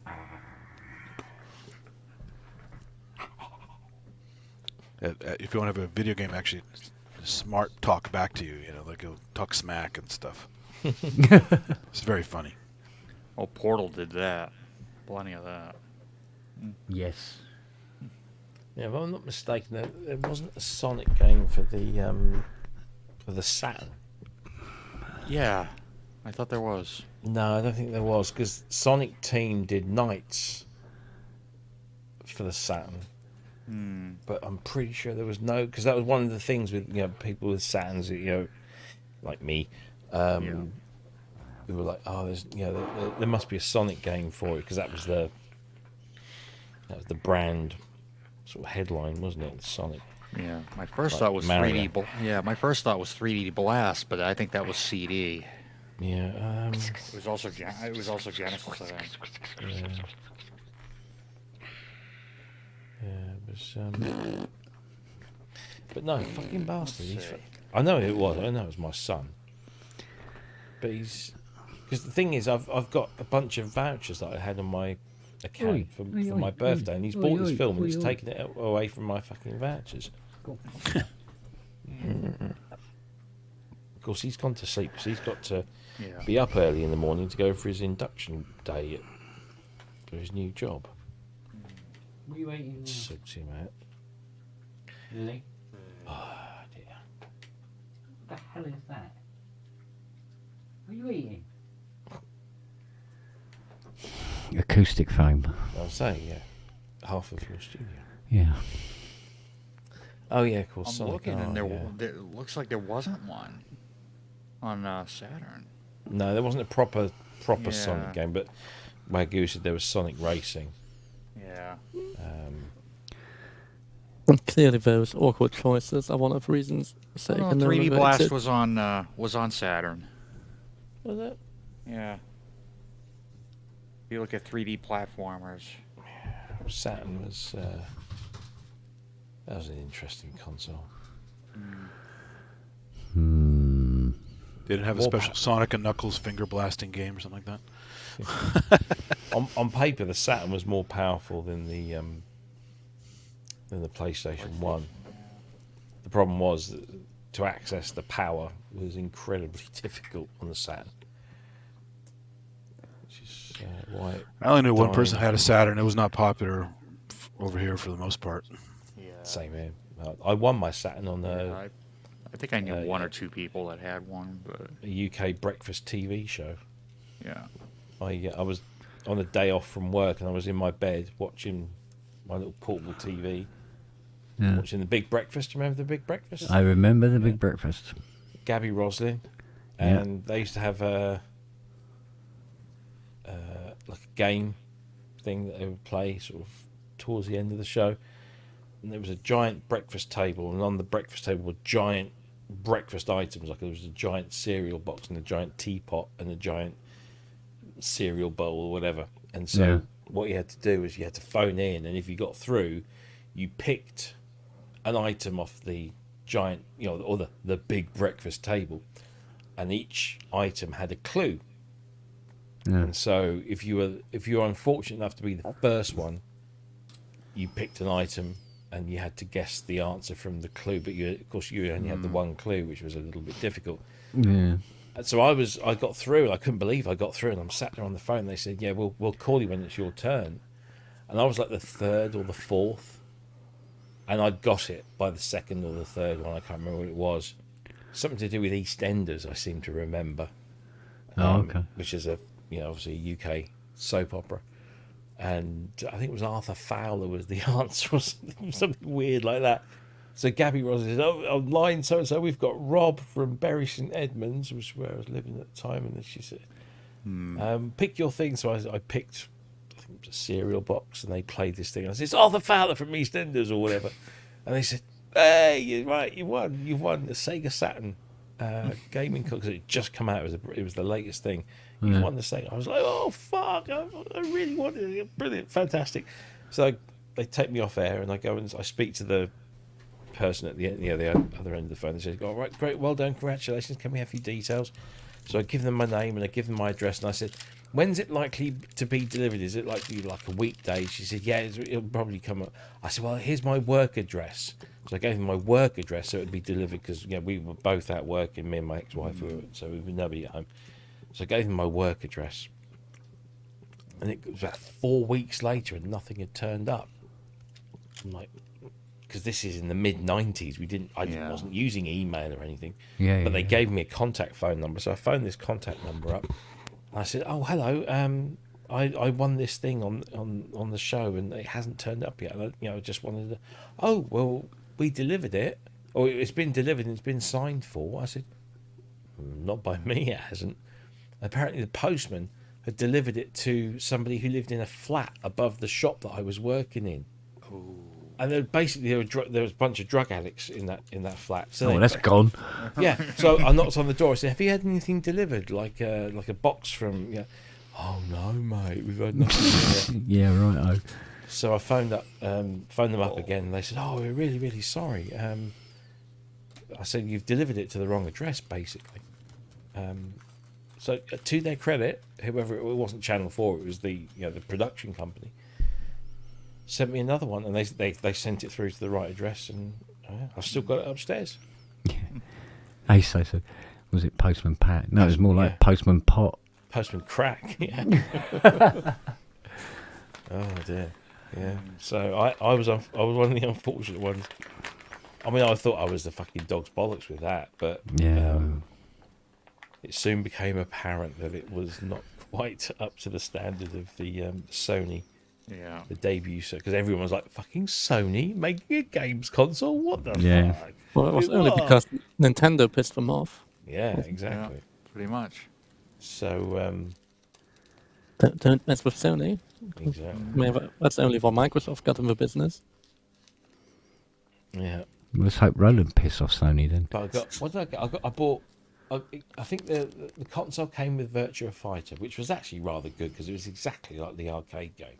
And I went out and bought Daytona, which is a real disappointment because the 3D, it was you'd be driving around the corner, and then all of a sudden, the mountains would appear. The 3D was so bad on it. Yeah. The driving modelling wasn't very good. It kind of played quite like the arcade game, but it was just the fact that the 3-dimensional backgrounds and stuff would just either appear or disappear at a moment's notice. They released another version of Daytona which was better, but it still wasn't quite like Ridge Racer or eventually Gran Turismo, which have you seen I can't remember what the event is, but Sony are releasing a new version, a free version of Gran Turismo called My First Gran Turismo, which would be like an exclusive mini sort of version of it, which looks quite interesting. But yeah, I got. What else did I get for the Saturn? Oh, Tomb Raider. Tomb Raider was quite good on the Saturn. It was pretty much the same as the PlayStation version. What was the name of the actress that did all the voices for the game? Oh, Keely Hawes. Well, Keely Hawes did. She didn't do the first one, but she did like the third or the fourth or something. Yeah, the one that really, really started to catch on, wasn't it? Because somebody did that thing where they put all the noise she made in the game and It was spliced on it all Graham together. Norton. Yeah, Yeah, on that's Graham it. Norton. Yeah. She's doing this. Ooh. And it's Keely fucking Hawes, who's hot as fuck. Yeah, Virtua Fighter 2 was good on the Saturn. They had a few good games, but a lot of bad. Panzer Dragoon. There was a game called Panzer Dragoon, and then which was like a.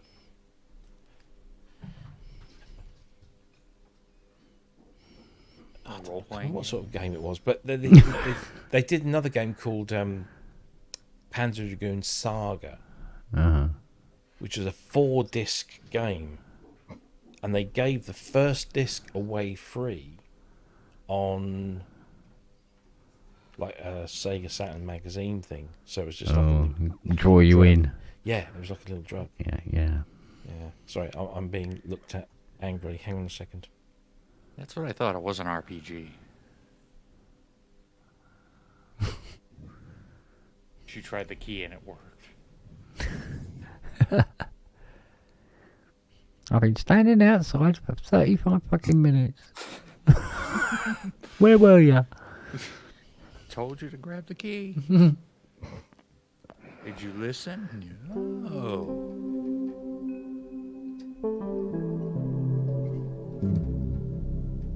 Tell you what, when that guitar patch is dialed in right, it's beautiful. But unfortunately, that soft tube one. Yeah, No. I don't have any interest in that. No, it's not good. I've got 2 good CS80 emulators anyway. I don't. Yeah, this old version 4 one is lovely. Thank you. House for Vintage Memory Moon. Is that still?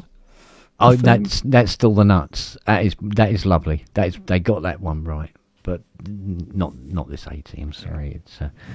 I mean, I will have a closer look and see if I can try and draw some realism out of it, but just sort of like glancing on the surface and trying out a few things. No. Because really considering that Minimoog is probably... it's probably one of the best ones ever. It's really, really good. It's definitely got the tatties that it's good and powerful and all the rest of it. They've really nailed it, but this 80's not. I tell you what it sounds like. It sounds like look, you're 6 months behind. Just release it now. We'll do it. We'll get there, but we'll do it with updates. Just let it go now. Let's get it out there and get some of this money back. Probably going to be a firmware or a software update. Yeah, exactly. It's what it kind of feels like, because it's like, no, that's not close enough at all. So, but like I say, sometimes it's difficult to say that on the show. You know, it's absolute shite. Don't buy it. Because, go, and then Robbie will turn around at the end of the show and go, and next week we've got the software developer from SoftTube. And I'm going, you didn't tell me that. And it'd be daggers the following week. Yeah, we heard what you said. We did. Well, yes, but also Last you've time probably we sent heard you more an free CS80 stuff. Oh, than wait, they. we didn't. Yeah, well, I mean, admittedly, sometimes there's an idea that is just sort of like, no, sorry, I'm not getting this. Why does this exist? Like, who is this for? And to be honest with you, sometimes, after a show, I go, oh, wait a minute, I think I know who this is for. Okay, not quite as crap as I thought. See, I'm looking at them going, would I use this? And I'm going, no. So therefore it's pants. But 9 times out of 10, people are intelligent enough. They watch the videos as well, right? We talk about it and we go into little nuances and stuff like that. But generally speaking, the people are going to go, yeah, I like that, I'll get that. Or, no, I don't like that. I don't need that. Or I don't want that. We're there just to sort of like, well, if you do, push, This is why, and if you don't, this is why. So it's not like we, sort of going, buy this, or you will be taken out and shot, kind of thing. So, in front of your family. So. Yeah. All right, I got to do an Ian. Hey. Wait. You be careful. It's copyrighted now. It's $5 a go. Yeah, that's it. It's okay. Just bought a drum kit. I can afford it. Hey. Hey, if you're going to do Ian, you better get his permission first. I'm just saying. Yeah, you need it in writing. Oh, don't you worry about that. It's got to be consensual. Yeah. What I meant to say was I have to pull an Ian. Oh, no, wait. I didn't mean that either. No. That's getting worse. Yeah, it's snowballing. God, I hope that's not cut out out of context. Alrighty. All right, dear. Look after yourself, buddy. See you later, mate. Take care. Take it easy. Ta-da, mate. Bye. Yeah, so... Yeah, I was really hoping that it was going to be like, oh, wow, soft tube doing a CS-80. Wow, yeah. Based on... Oh, you didn't like it? Did you try it? Yeah, don't like it. And just the layout or everything about it? Well, I'm not liking the sound, and I thought that was quite important. The layout, I definitely don't like. Yeah. At all. I remember your comments on Ramsey. No, it's definitely confusing. It's not even vaguely similar. So go. All right, you used the 50 case, therefore there is now not enough room for all the controls that you really want to have on it. That the 80 can accommodate. I don't know. I don't know why they went for the 50. Well, their excuse is they tried to simplify it, didn't they? But if you're gonna do an 80, do an 80. What the fuck? It's not the most complicated synthesizer. Yeah, anyway. it's not, right? It's not like it's a Schmidt. I mean, they left out the complex manual programming interface for your presets. They left that out. Yeah, but even then, that's just 4 copies of, each channel.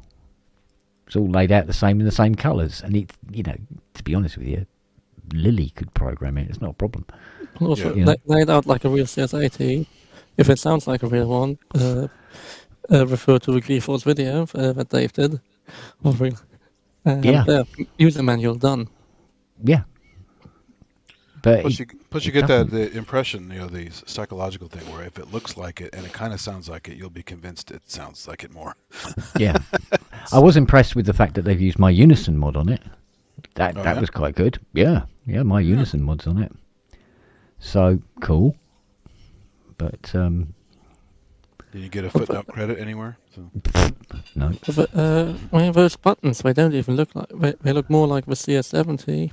They look like the CS-70 buttons. They're not the same colours as well, are they? They're not laid out anything like it. Also, the smaller faded, those cabs, they look like...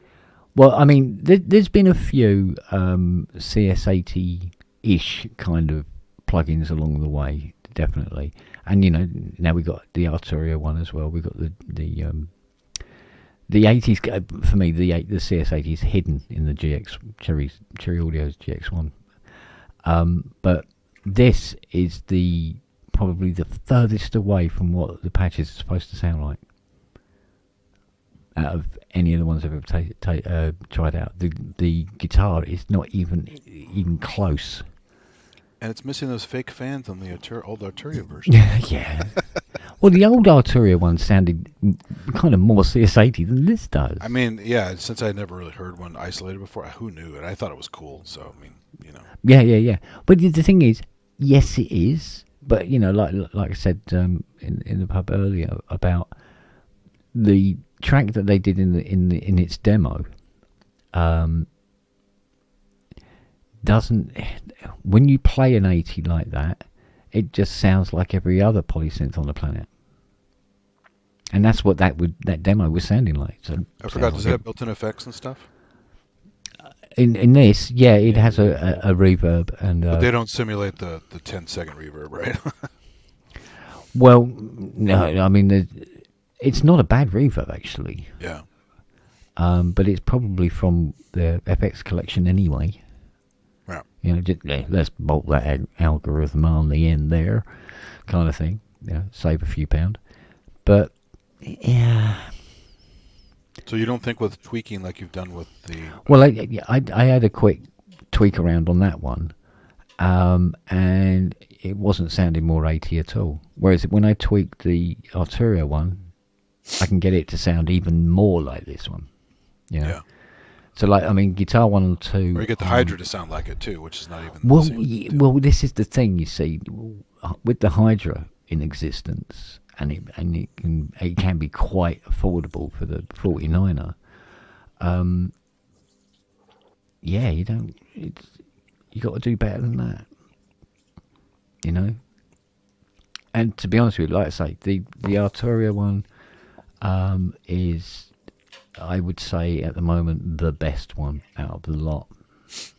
Yeah. Because I only have to tweak it a little to get the sound, you know. How was the aftertouch performance on it? On the Hydra, it's okay. I mean, you can. I mean, on this new one, because it has at least, it's not MPE. On this new one, it's nowhere near enough. Yeah. It doesn't open the filter. It's on max, and it's like, no. You need another, well, so 3 times as much again. The original very much. Well, that, or they had a few that needed some serious calibration.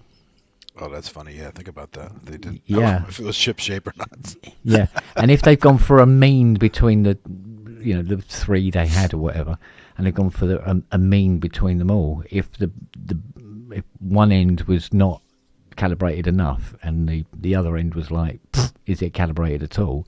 You're going to be in the bottom 20%, aren't you? Wow. So, but like I say, the classic where I go to guitar 1 and 2 and listen for that, the envelope, how the envelope works, and it's miles out. Wow. Absolutely miles out. And there's too much. And that's such a famous patch. You would think they would fix that one, right? Because that's well, exactly. Yeah. And there's far too much 50% pulse width on it. It should be probably about 75, 80. How was the ring mod? I couldn't even get to it. I couldn't find the fucking thing in the end. I was just like bollocks to it. Because that was one thing they say about the Deckard Stream and the Rachel is it's a good one, but it doesn't really sound like a real CS-80. No, because I don't think there's been a really successful emulation of the UA 726 dual transistor. And admittedly, the LFO goes into the audio range literally in terms of speed to get that sound that it has, you know. How about that low end ballsy stuff you get out of it? Can you get even close to that with the plugin?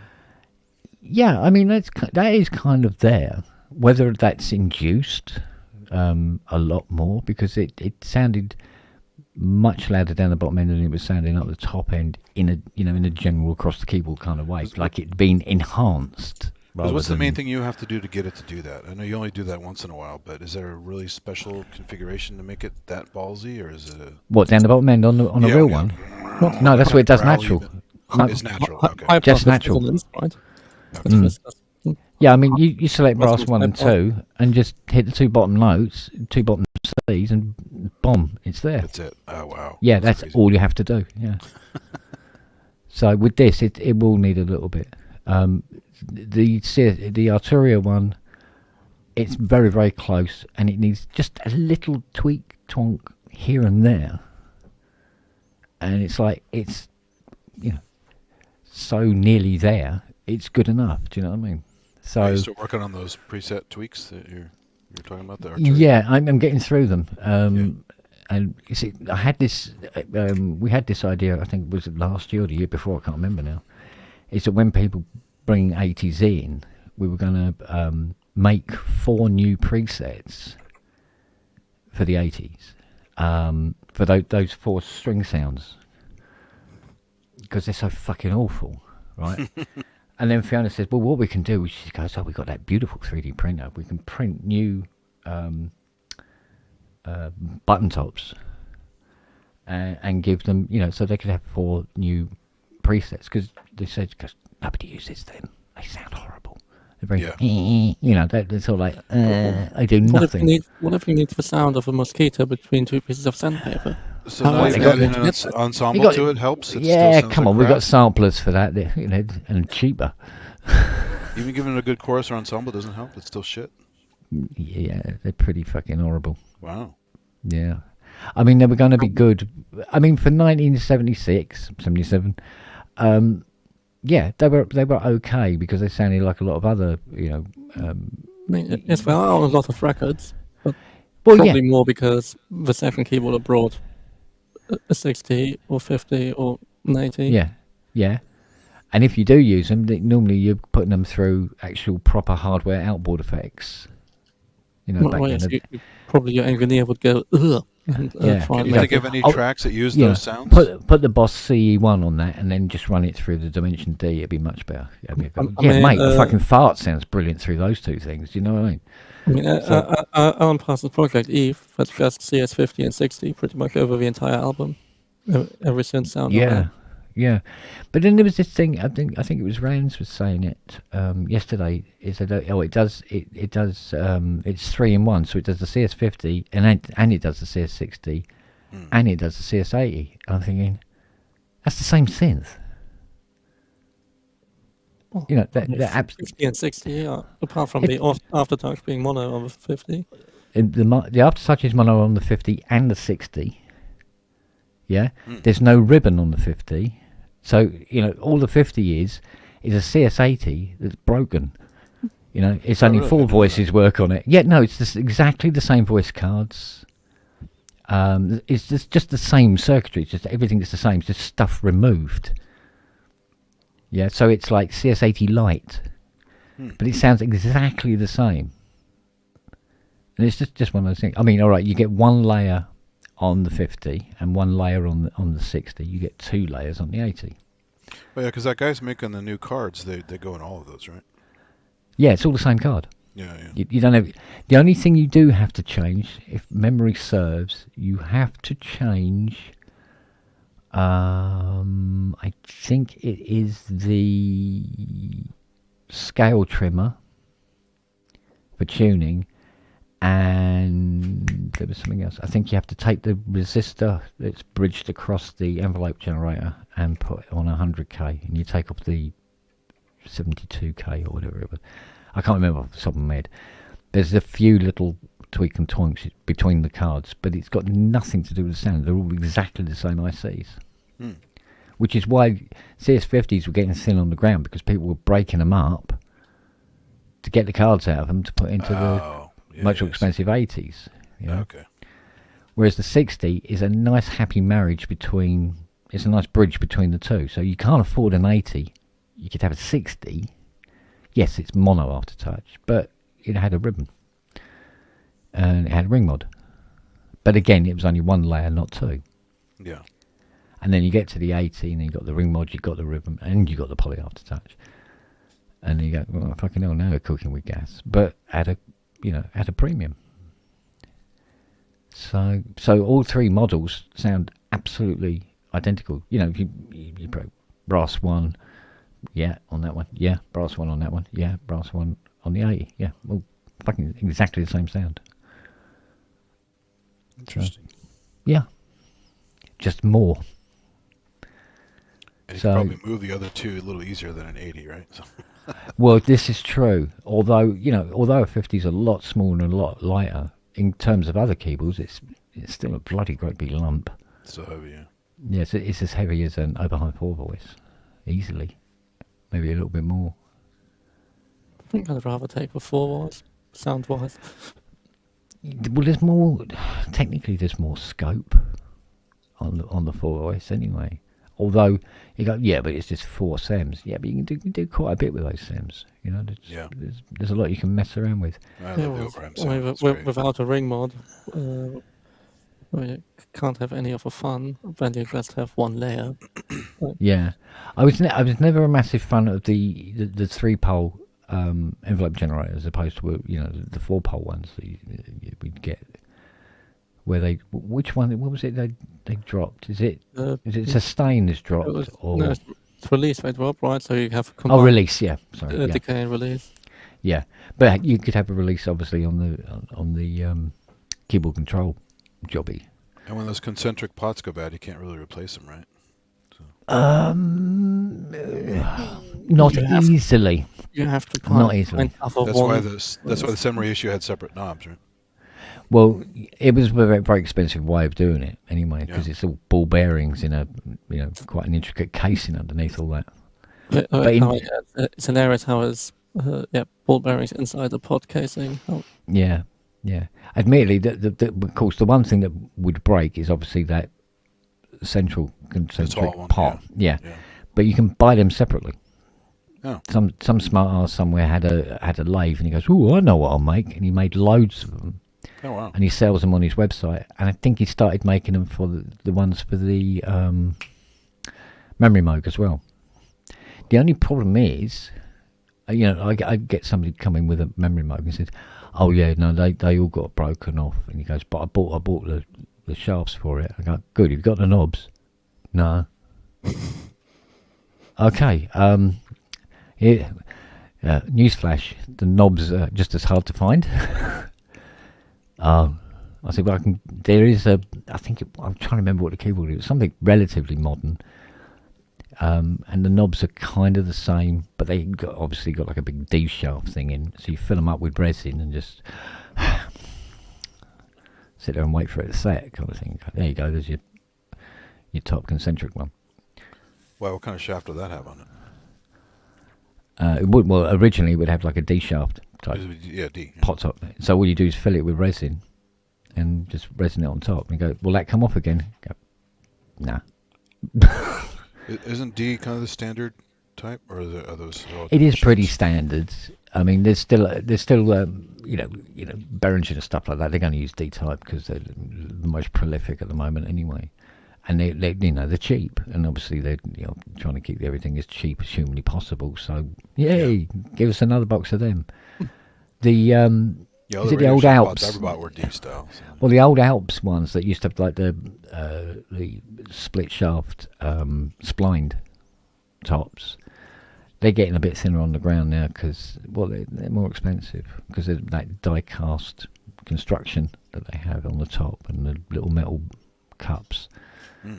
So, and they're starting to cost a few quid. I'm actually still shocked sometimes at the price of some of these parts now.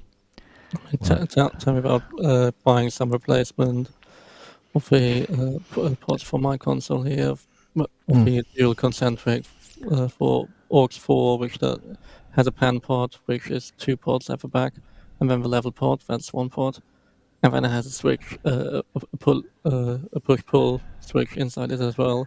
And I mean, at least the service center that bought all the parts from Studer in Switzerland still has them, but it's 50 francs. Yeah. For Well, I mean, it's like I don't have that many in stock anymore. It's like, I had yet another OB8 come in, and yes, it needed 4 new RAM chips, and it uses the Motorola 6116. They're not exactly rare, but they're not exactly, grown on trees anymore. But the place that I always get them from used to do them for £2 each, plus VAT. And anything over 10 quid, you got free shipping and all that sort of thing. So I go, I'll buy 8 of them because I'll probably need some more at some point. So there would always be a few knocking around. Of course, over time, I've lost it, run out. So this one comes in, needs 4, costs 45 quid, plus VAT, and then shipping on top anyway. It's still the same chip from the same shop, and they used to be in the same dusty drawer at this shop for 2 quid, 14 months ago. Wow. Yeah, and it's like that with all components right across the board. How about sealed pots versus non-sealed pots? How many more years to get out of a sealed one? I find that there is as many scratchy sealed ones as there are non-sealed ones. Doesn't really help that much, really. No, except when it's a sealed one, like ones that you used to put on the mini moogs or something like that. It, you take, it's, you open up a synth. It's got a scratchy pot, and it's one of these either probably a Born or an Alps sealed part, and you go, oh fuck, here we go. I've got to split this bastard open to clean it. Oh, because you can't just replace them. Yeah, exactly. Which means desoldering it from the board and Right, everything. okay. Like, oh, for God's sake! So it's still cleanable. It's almost like sweat always finds a way in. That's Yeah. weird. So it's just to Yeah. keep the dust out, really. Everything else can still get in there. Moisture. Yeah, exactly. And yet you have something like the 80 where you've got these big gaping holes. And I think I've had one scratchy pot in 25 years. One scratchy slider. Just a brand difference, or what is that? No, I don't know what it is. It's just like, it's got like half a fucking rabbit in it, and it doesn't give a shit. It won't crack it. It won't crackle. I mean, how big is the layout of a carbon track? Because that's something disappointing with many modern faders with carbon ones, but like they obviously try to make the track as thin as possible. Yeah. You're Well, the wearing thing- that out quickly. What they did that's so clever, and I've never seen it again since, and I don't know why. On the top, when you got like a normal pot, right, you take out a slider out of a synth, right, or anything, to be honest with you, and you got the shaft there, and you can look down, you can see the tracks, you can see the power rail, and you can see the carbon track, right, and you get dust in there, and there you go, right.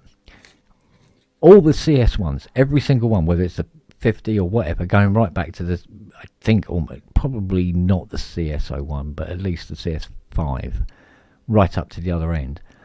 You take a slider out, and it has two rubber curtains on the top of the pot, built into the metal framework. So as you move the slider up and down, the curtain opens and closes behind it. Nothing can get in, ever. And a lot better than Fantastic. some of the felt ones, which disintegrate. Yeah, the felts disintegrate or turn back to crude oil, like on the multi-modes and stuff like that. And you go, oh yeah, no, it's got the oil problem. You're going, oh fuck, here we go. You just drank This from is going to be hours cleaning these fuckers off now. You just drag from a WD-40, try and move it slowly back and forth, and Hope for the best. Yeah, to wring out all the yeah, disgusting. yeah. I mean, the sliders they use on the multi-moog and the Rogue are very weird. They're very, very tall for some reason, and their pin configuration is like odd. So you literally have to get the sliders will actually be sold as sliders for the multi-moog and Rogue, because nothing else on the fucking planet's using them. And they go, oh, how much is it for two? How much you Can you got? explain why they put foam in those units? The MG1 and the Rogue. What the hell was that all about? It was an idea. It was a way of keeping the dirt out. And it just disintegrated and made a mess. Oh, it turned to oil. Yeah. Literally, and the most sticky shit you could possibly imagine. It was That's like terrible, an Evo stick that wouldn't go off, except Yeah. it was black, and it stuck to everything. And of course, everything stuck to it. And dust still gets around the foam, so it's not keeping dust out at all. Yeah, really. no, it doesn't keep dust. Stupid idea. Yeah. Yeah, What I do like is these paddles. The thing about those paddles is they got lovely big carbon tracks in them, but they're mounted vertically. The dust goes past and goes, fuck you, and goes straight through. the custom faders that I have in my console rather than the standard Penny Gauss ones. Yeah. It's just a piece of extrusion with the plastic track mounted sideways, and you have the top lever that sits on the extrusion, where you have that has its two wipers going across the plastic track. It's like, well, what an easy design. To oil them, you just put your silicone oil somewhere on the extrusion. You don't fucking care too much. Yeah. I mean, you can't get anything in the top, and yeah, it's just a plastic track, but the shit falls off on the side Yeah. into a tray. It's so Yeah. much nicer. I mean, than like- if you ever had to take penny guards apart, the expensive ones, Mhm. you can do it, and they're all designed for it, but it's a lot of faff. Yeah. Well, I mean, like I said, I mean, when they were designing these things, they had no idea that people would still be using the bloody things 55 years later. I mean, yeah, I mean, how do you know anyway that a brand new component is going to still function in 10 years? I mean, they didn't really know that Taltalum caps.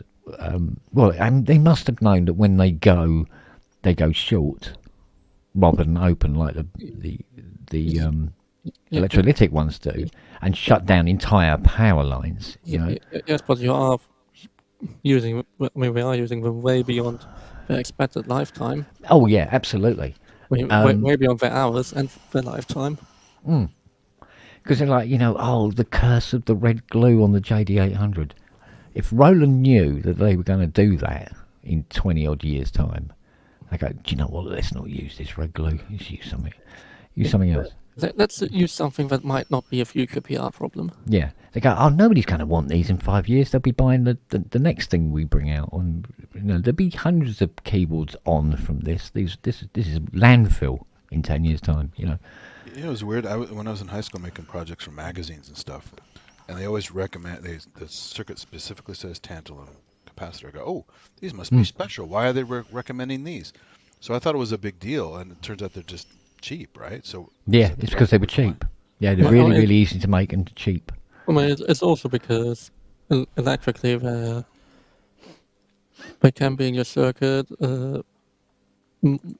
They can have more benefits electrically than your standard aluminium ones, electrolytics. However, you can also get around this by just combining capacitors in parallel. So if you don't need for polarization, just combine your electrolytic with a film and a ceramic, and you can, by carefully combining these three, you so can other actually polarization, what are you getting? What are the benefits?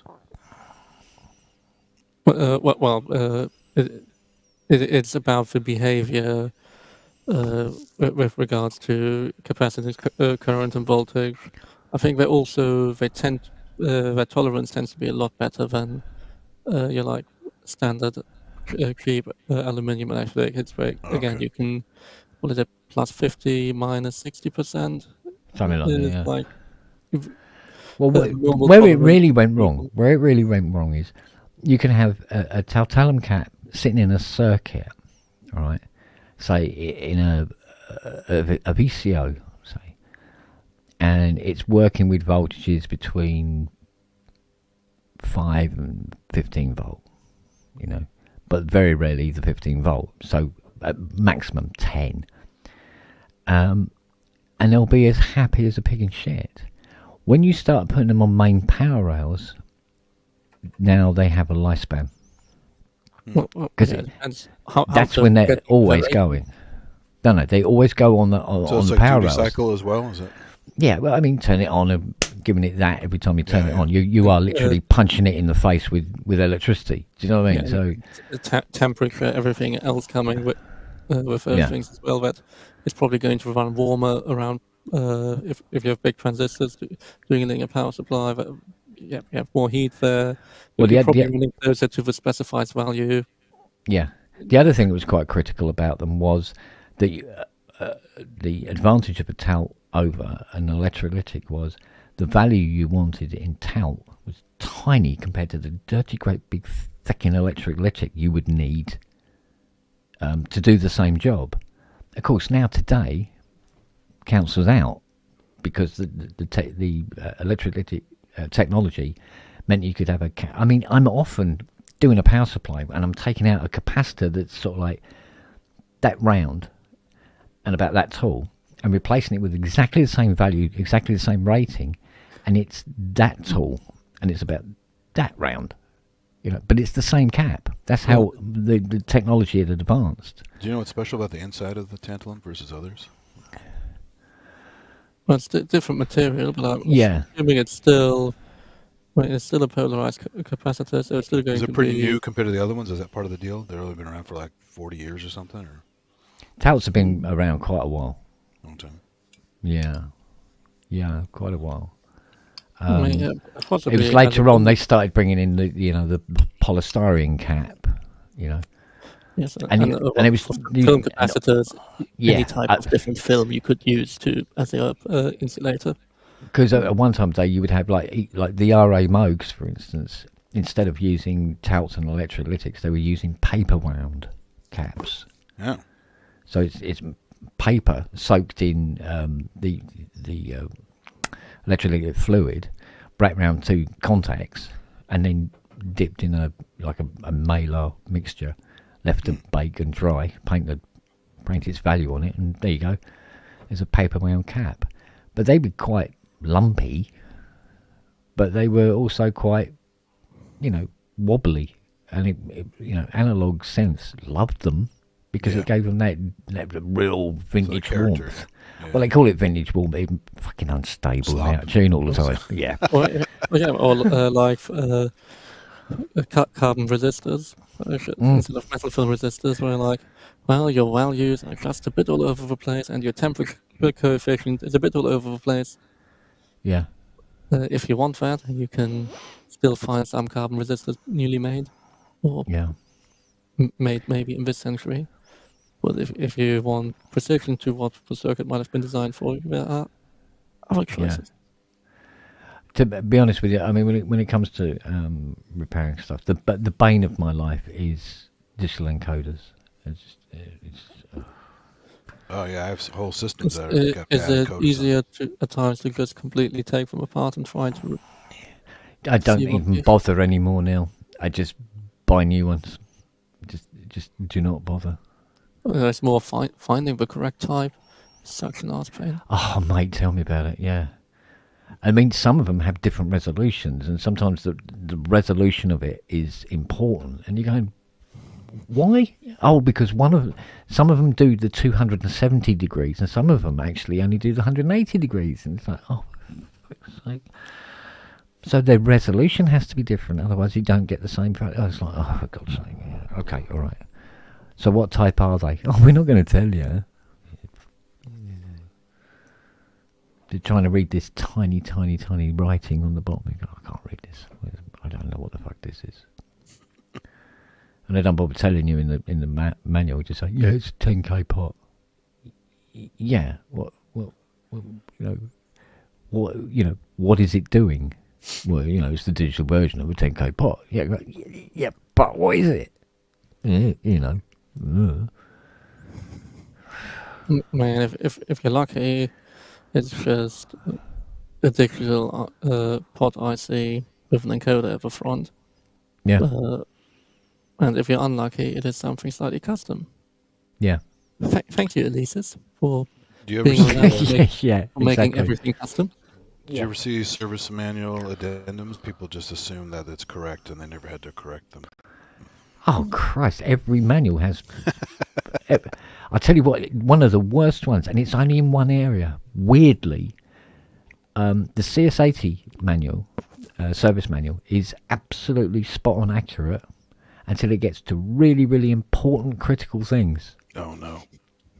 So, like, for instance, in the manual, it will say that a cap is pointing a particular way, so like, the plus is over here and the minus is over here. And you go, okay. And you look at the board and it shows it the other way round. You go, it's not looking at the back of the board, is it?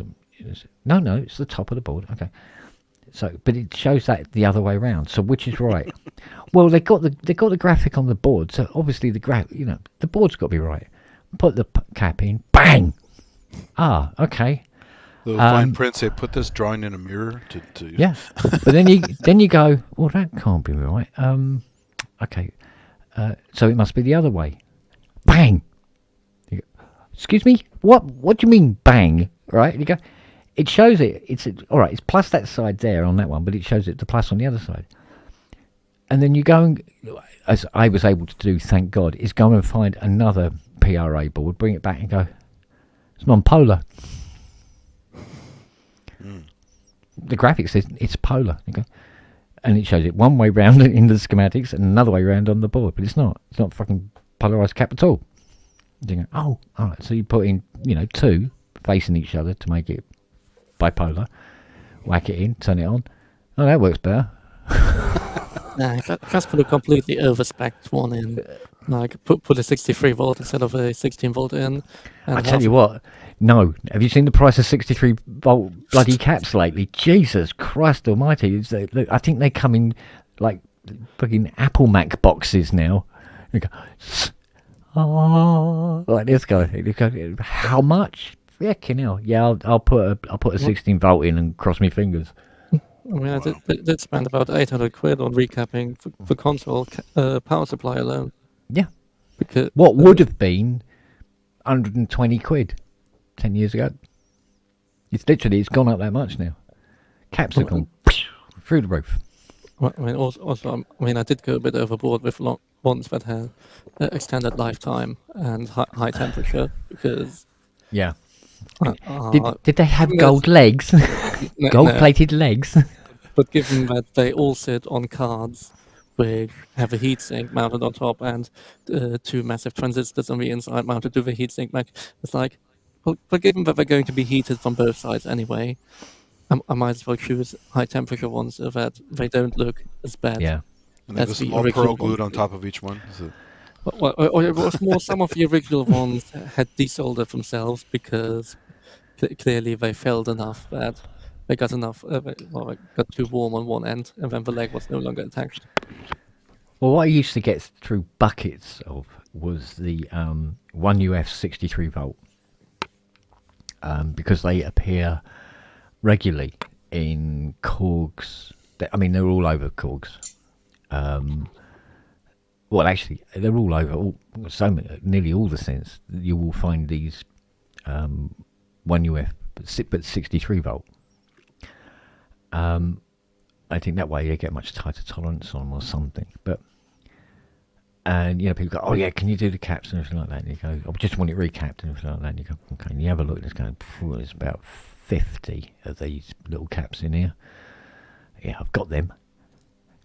So yeah, and 4.7s as well. So there was this sale. I call it a sale. It wasn't really a sale, and it was 2 bags of 500 each of 1UF 63 volt ones, and they were a really good company as well. And they weren't cheap, but they were sort of like bulked together. There was a little saving there. And I went, yeah, I'm always needing these, and I bought them.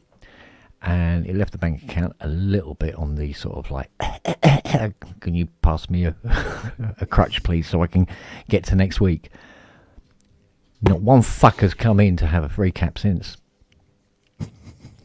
They've got 1,000 of these things sitting in a drawer. They've been in there like 8 months now, and nobody has bought in a synth that needs any 1UF 63 volt caps in it. Do you bother heat sinking any of the stuff before you apply heat, or is that just overkill? Heat sinking. Use little clip-on heat sinks so you don't overheat the component. Oh, fuck that. You just use a proper soldering iron and you just go, boom, done. Yeah, and also use leaded solder so you don't have to heat it that hot. Yeah, yeah. Just some components have tolerances that you look at the spec and it's like, ooh, the temperature is a little picky on this one. But some yeah, but it stuff, never gets near it. If you're using leaded, don't solder for long. At 60-40 lead tin combo, a decent soldering iron, it's like boop, boop, boop. It never gets hot enough. Never gets near those things. It did when I did it because I was always kind of out of it. But. If you're using lead free, yeah, right, straight away your iron's got to be minimum 420 degrees, and instead of you can get away with 360 with leaded. Or with a really posh like Metcal that just heats the tip at the front. You can probably they can go as low as the melting temperature pretty much, and you can get away with it. Well, it's not really unless you're desoldering, you don't need that. But desoldering is more the annoying part. Well, with the trick with desoldering is you add more solder before you do it, which sounds so weird. But the more solder, the more the heat travels through, and out she comes. Or the other solution I learned from a friend quite well to remove big stuff, add solder, add a lot of flux, get out the heat gun, and then just flip it around, let it shake out, and boom, perfect. Wedge her out, yeah. I mean, I can definitely see the appeal of SMT when it comes to these kind of things, because you've got a 240 leg IC, and 200 of those legs you can't see because it's underneath the pallet. So you're just there with the heat gun, go la la la la la la la, bink, and off she comes. plenty of flux on, put it back on, you heat it up, and you literally see the IC itself lining itself up. And you go, boop, done, fine, lovely. So I can see the advantages of SMT. But fucking hell, I still think the worst thing is when you've got to take something like a 40 leg IC out of a double-sided board. What's like a processor that's been soldered in? And it's been lovely soldered in both sides quite efficiently, and they didn't straighten the legs, so they actually sit out a little bit. So they bent it when they put it in, so the legs sit out like that. Because you go, that isn't going to come out easy. And because it's a 40 leg, and you're not quite sure whether it's actually really gone or not, and you got a replacement for it. The easy way is you just cut all the legs at the top, flick it away, and then just take out the legs individually. But if you do that and go, oh man, that fucker was a worker. Yeah. So, and you're trying to get that out, and you don't want to pull any of these tiny, tiny little tracks. So you're pulling it out, and you've got a track sitting up on the board, and it's broken away. It's like, oh, you bastard. And you got to solder some jumpers in there, right? Yeah, and you're constantly cleaning out the desoldering. Going, yeah, there you go. That's 1, 2, hour later, 40. There we go.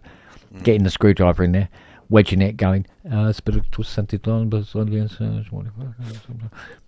Well, again, that's when the heat gun becomes very much heat one side. Exactly, yeah.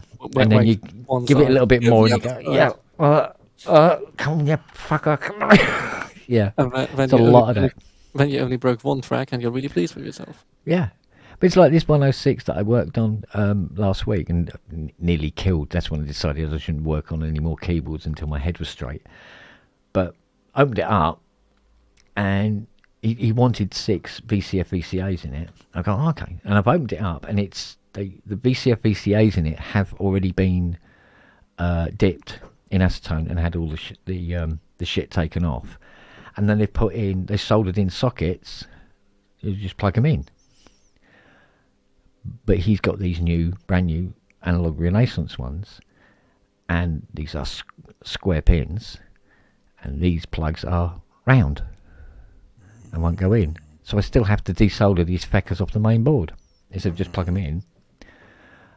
So there I am trying to desolder these things. Did they want to come out? Did they?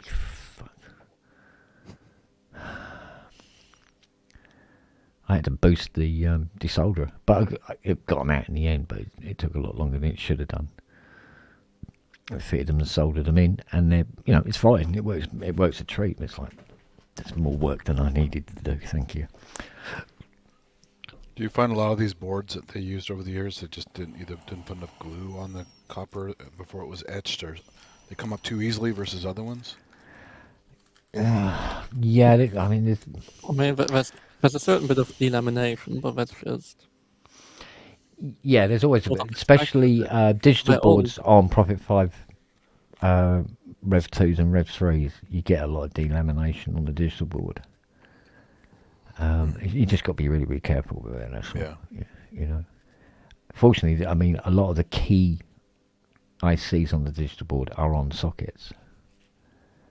But when you get to some of the more esoteric type ICs, some of the TTLs and CMOS stuff that's soldered in, you go, oh, here we go. This could be. You just cut the legs off and then just draw them out with the legs out with an iron, and then just clean out the through holes.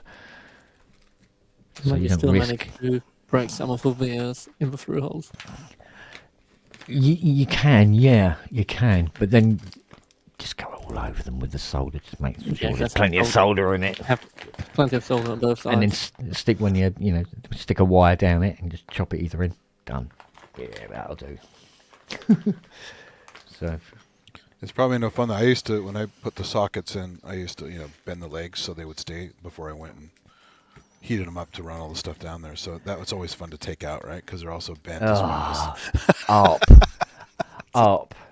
But you hate that, yeah. Oh, to go back in time, to fly out to America, go around and go, mate, don't let them bend over the fucking legs of the ICs, please, for Christ's sake.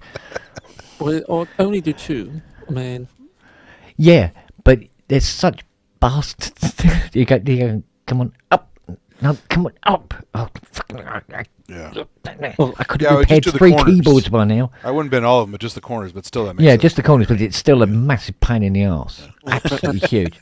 but that's when Absolutely. you want your soldering tweezers to just have enough grip, so you could just grip soldering tweezers around the Yeah. leg and then bend it. Trust me, I've done that route as well, and it's like, no, come on, oh, come on. And they go, oh, I'm replacing, sorry, how many ICs? All of them. Okay. Yeah, side cutters, please. You know, these are coming out the easy way. Ridiculous. You ever use that little pump thing goes to suck the solder up, or you just use a braid or something like that? No, I got my desoldering pump. I used to have one You of have a those. pump, okay. Yeah, I used to have one of those little handheld pump Yeah. things. The one they They're- use on sci-fi for like injecting people. Yeah. So it has LEDs in it, and Yeah. that's your low end product. Yeah, there you go. Now they're all right, and they're very good on certain things. They are invaluable. But when you've got, say, you've got 397 ICs ranging from 14 pin to 16 pin that you have to take out of a CS-80, for instance, you don't want to be using one of them unless you want a thumb that's bigger than the rest of your hand at the end of it. Callus or something. Yeah. Yeah, exactly. Yeah. Desoldering station is just and you get these buggers out. The only annoying thing is if your solder's in such a disgusting shape, but you're starting to jam up your gun. No, it's all chunky and stuff. Yeah. Oh yeah, it does it regularly. You've got the little Yeah. tools. You've got to take it apart quick. Yeah. I mean, I can do it in lightning speed because I've done it so thousands and thousands and thousands of times. So it's like blah blah blah blah. Yeah, Do you have a compressor going Empty brrr cheek. the whole time? Is that what it is? Yeah, you go boom, Yeah. boom. Yeah, and after about 4 hours of that, you're just ready to kill anything that moves. Essentially, so like you go just, Tell me about it. Recapping, mixing this, it's the most stupid idea I've ever had in my life. You're crushing everyone's dream job, Kent. They want to be you. Yeah. I can't see why this would be anybody's dream job at all, to be honest with you. Hey, you got to meet Vangelis, right? Well, yeah, I mean that part of the job, fine, but that's that part, and then the Everything rest of it is just this huge sewer. Do you know what I mean? And you got this little birthday candle, every 10 years or so, go like that, and then it's like back to the shit, boys. Yeah, Hans Zimmer, Vangelis, all these guys, right? Yeah. But what I didn't realize it at the time. It was later.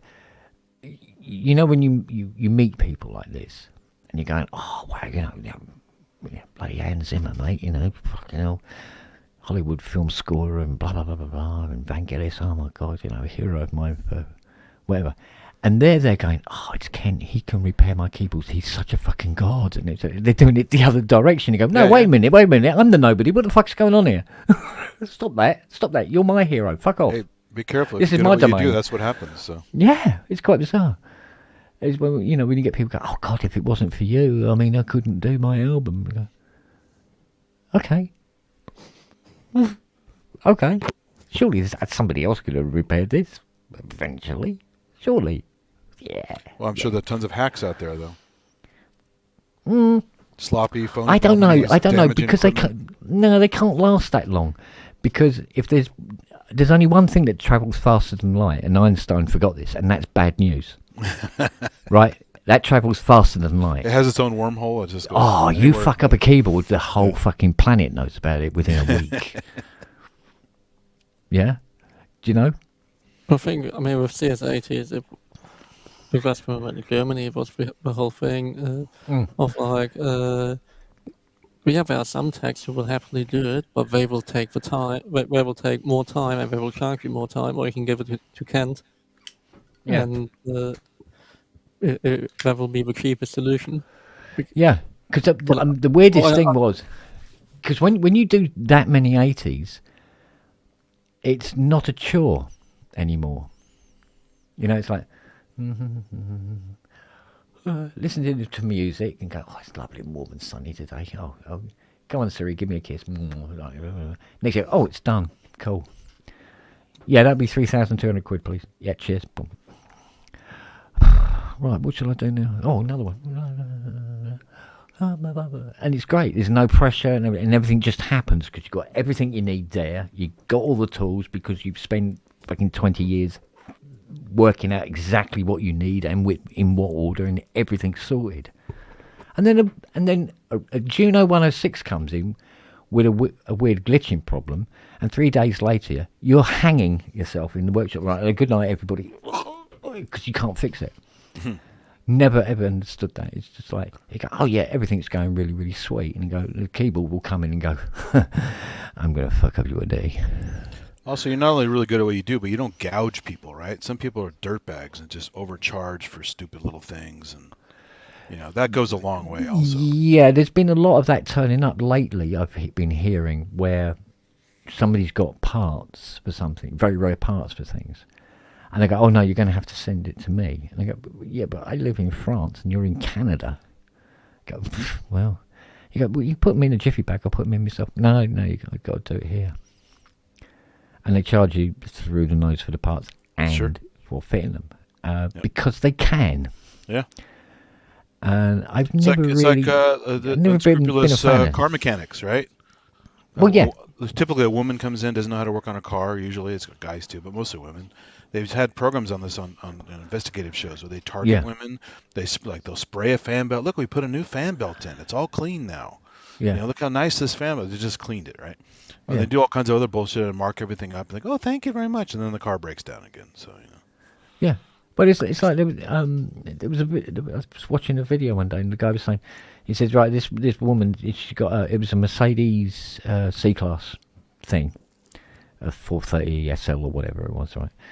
And he said, yeah, here's the problem. He put a glass of water on the cam cover, and it was like just all the water disappeared, So, and he goes, right, she took this to the Mercedes garage, and they said, we're looking at about $4-5 grand because it's something wrong with the crank.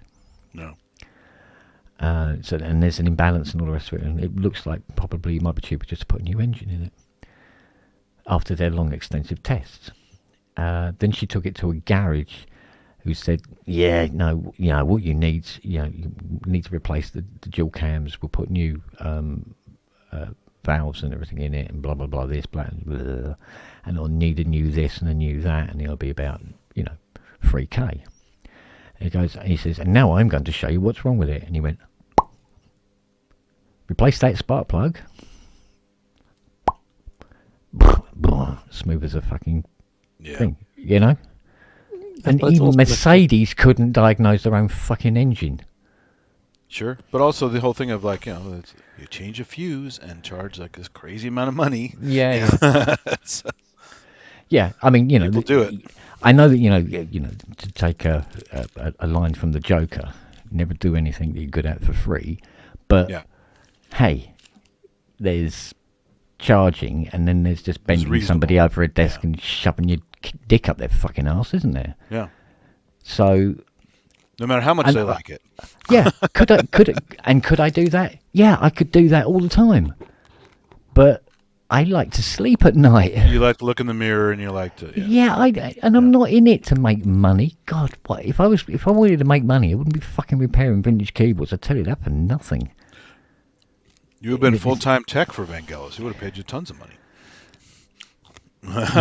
You'd be surprised. The higher, the fewer. Yeah. He was Greek. Uh-oh. Have you switched your camera over to shit? Who, me? Yeah. Wait, does it have a shit button on it or something? Because it's gone from 4K to 4. Wait. Oh, that's better. There you go.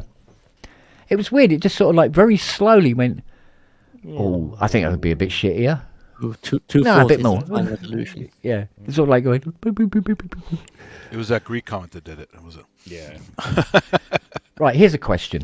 What is 35 of us doing still up at fucking I need nearly to go to bed 2:30 in the morning. I'm to work in the morning. Yeah. When I- Well, I So, remember the um, last few times we had these electronics discussions, even after the pub, they went on for hours and hours and hours. So, Yeah. even though I'm not that skilled in electronics, I'm still fascinated by them. I love to talk about it. So Yeah, exactly. But it's like I'm going down into the workshop tomorrow for the first time since, well, last Sunday. No, last Friday.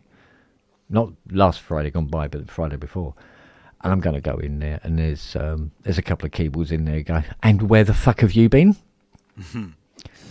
I went, yeah. There's those two up 2600, yeah. And I know I can't remember what was wrong with them and what I had to do and how much I've done to them. And so I have to reassess everything again tomorrow. Go, I can't remember what was wrong with this. Turn it on, soon find out.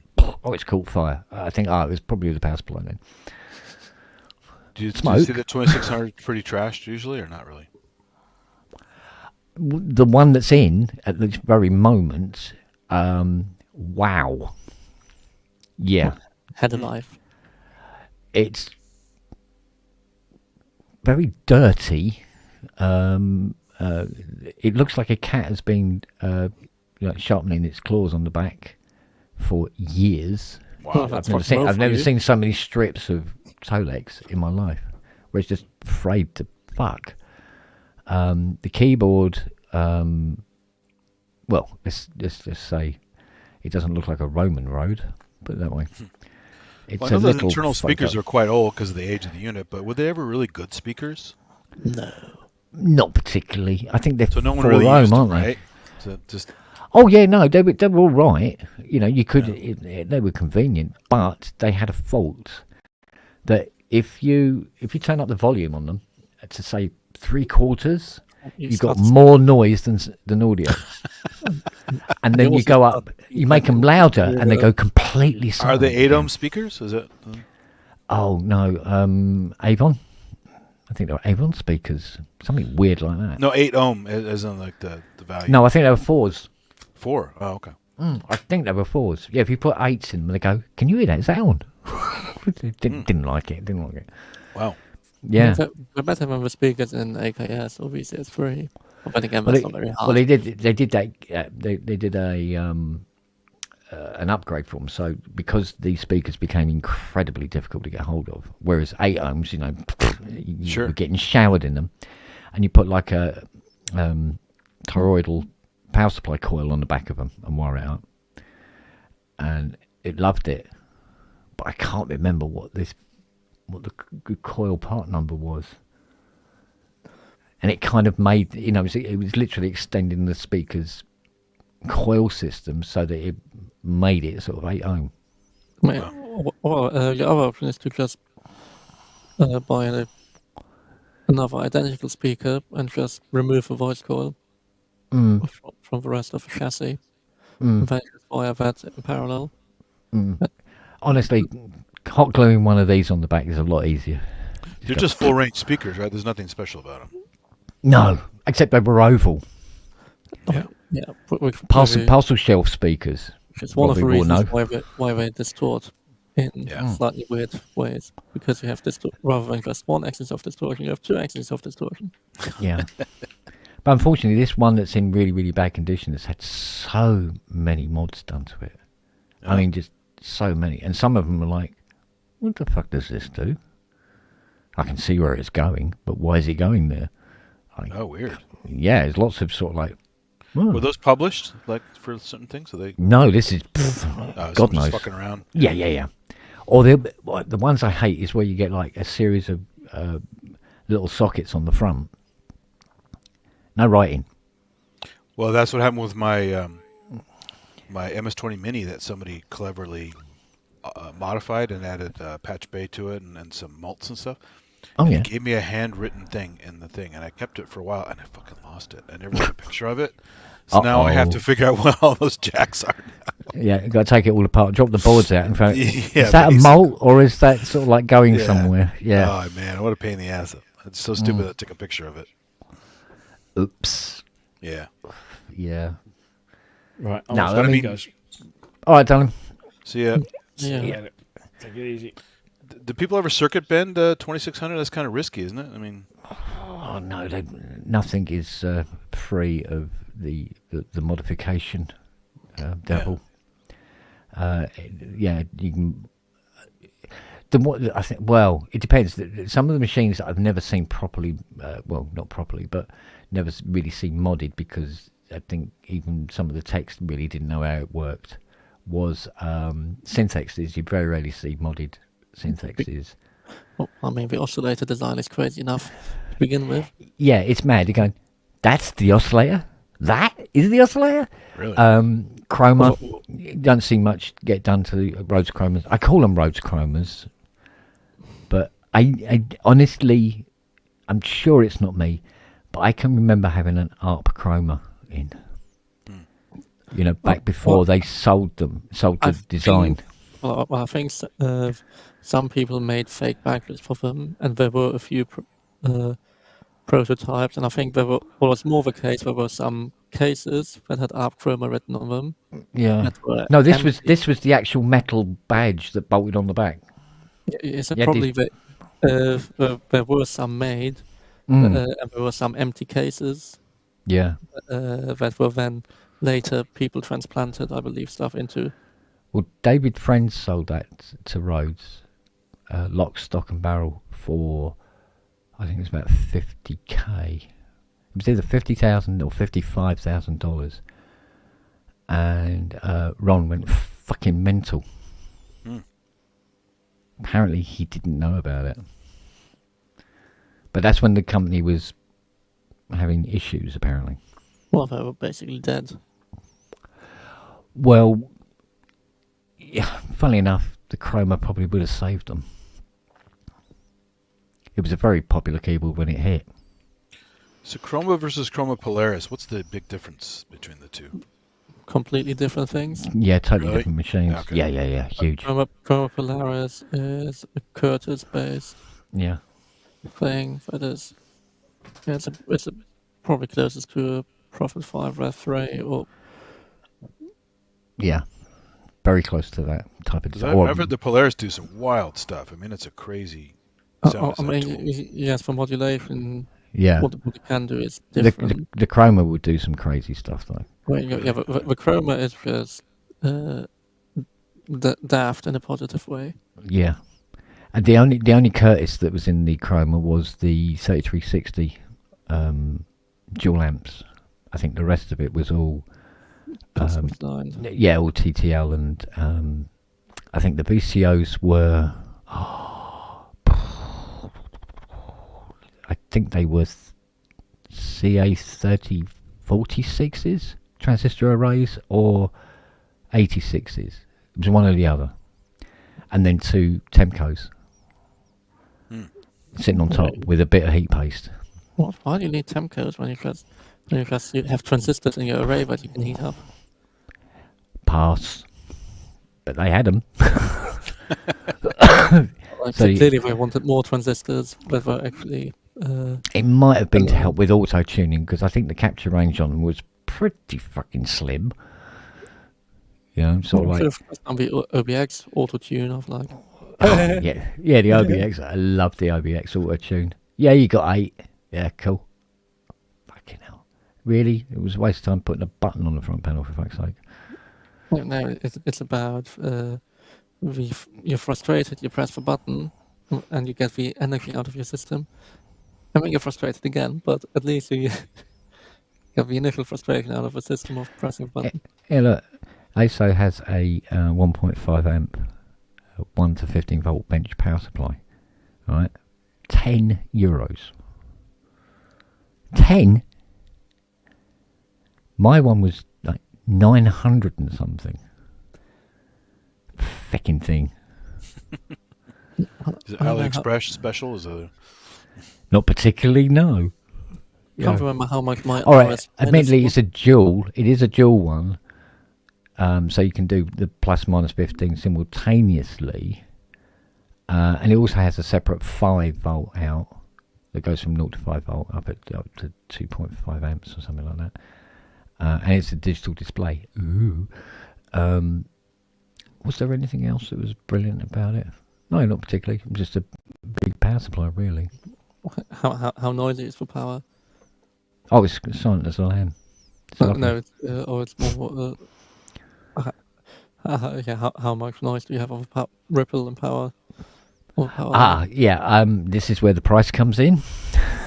It's pretty smooth, my friends. Because with my RS Finest. Yeah, it's. Oh, we're making this bitch linear. Because that's where you notice the difference between a £100 bench power supply and the 10 times more expensive one. And I tell you, the one thing that I must admit, I didn't actually buy it for the workshop. I actually bought it for doing R&D. And it's been a beautiful. It's a lot of money, but yeah, it was an RS one. They go, shove 500 quid on it, will you? Yeah, okay. But make sure they have next day delivery. Okay. So, yeah, it's. And then somebody come up with this brilliant idea, and I think it was only about 40 quid or something, where they made this huge breadboard in a box and built the power supply into it. So you just had the terminals at the top. So you could do your plus and minus anything from 1 to 15, no, to 18 volt, and a 5 volt or 2 5 volt lines on it as well. Rather than have just breadboard and then a bench power supply and the oscilloscope and all the other fucking blah blah blah blah. And it was all this thing in one, and it had a little oscilloscope in it, and you had to just plug the probes in and do your business. I'm going all in. You could literally design a synthesizer on your lap. Like, wow. Perfect. And I saw this after I'd bought all the other stuff. This thing turns up and go, oh, we've invented this. Where were you 2 years ago, you bastards? I don't know. That's something to put in the bathroom when you have good ideas. Oh, I bought one anyway. So it's sitting in a stack of box going, and you're going to do some designing when? Oh, I'll get there.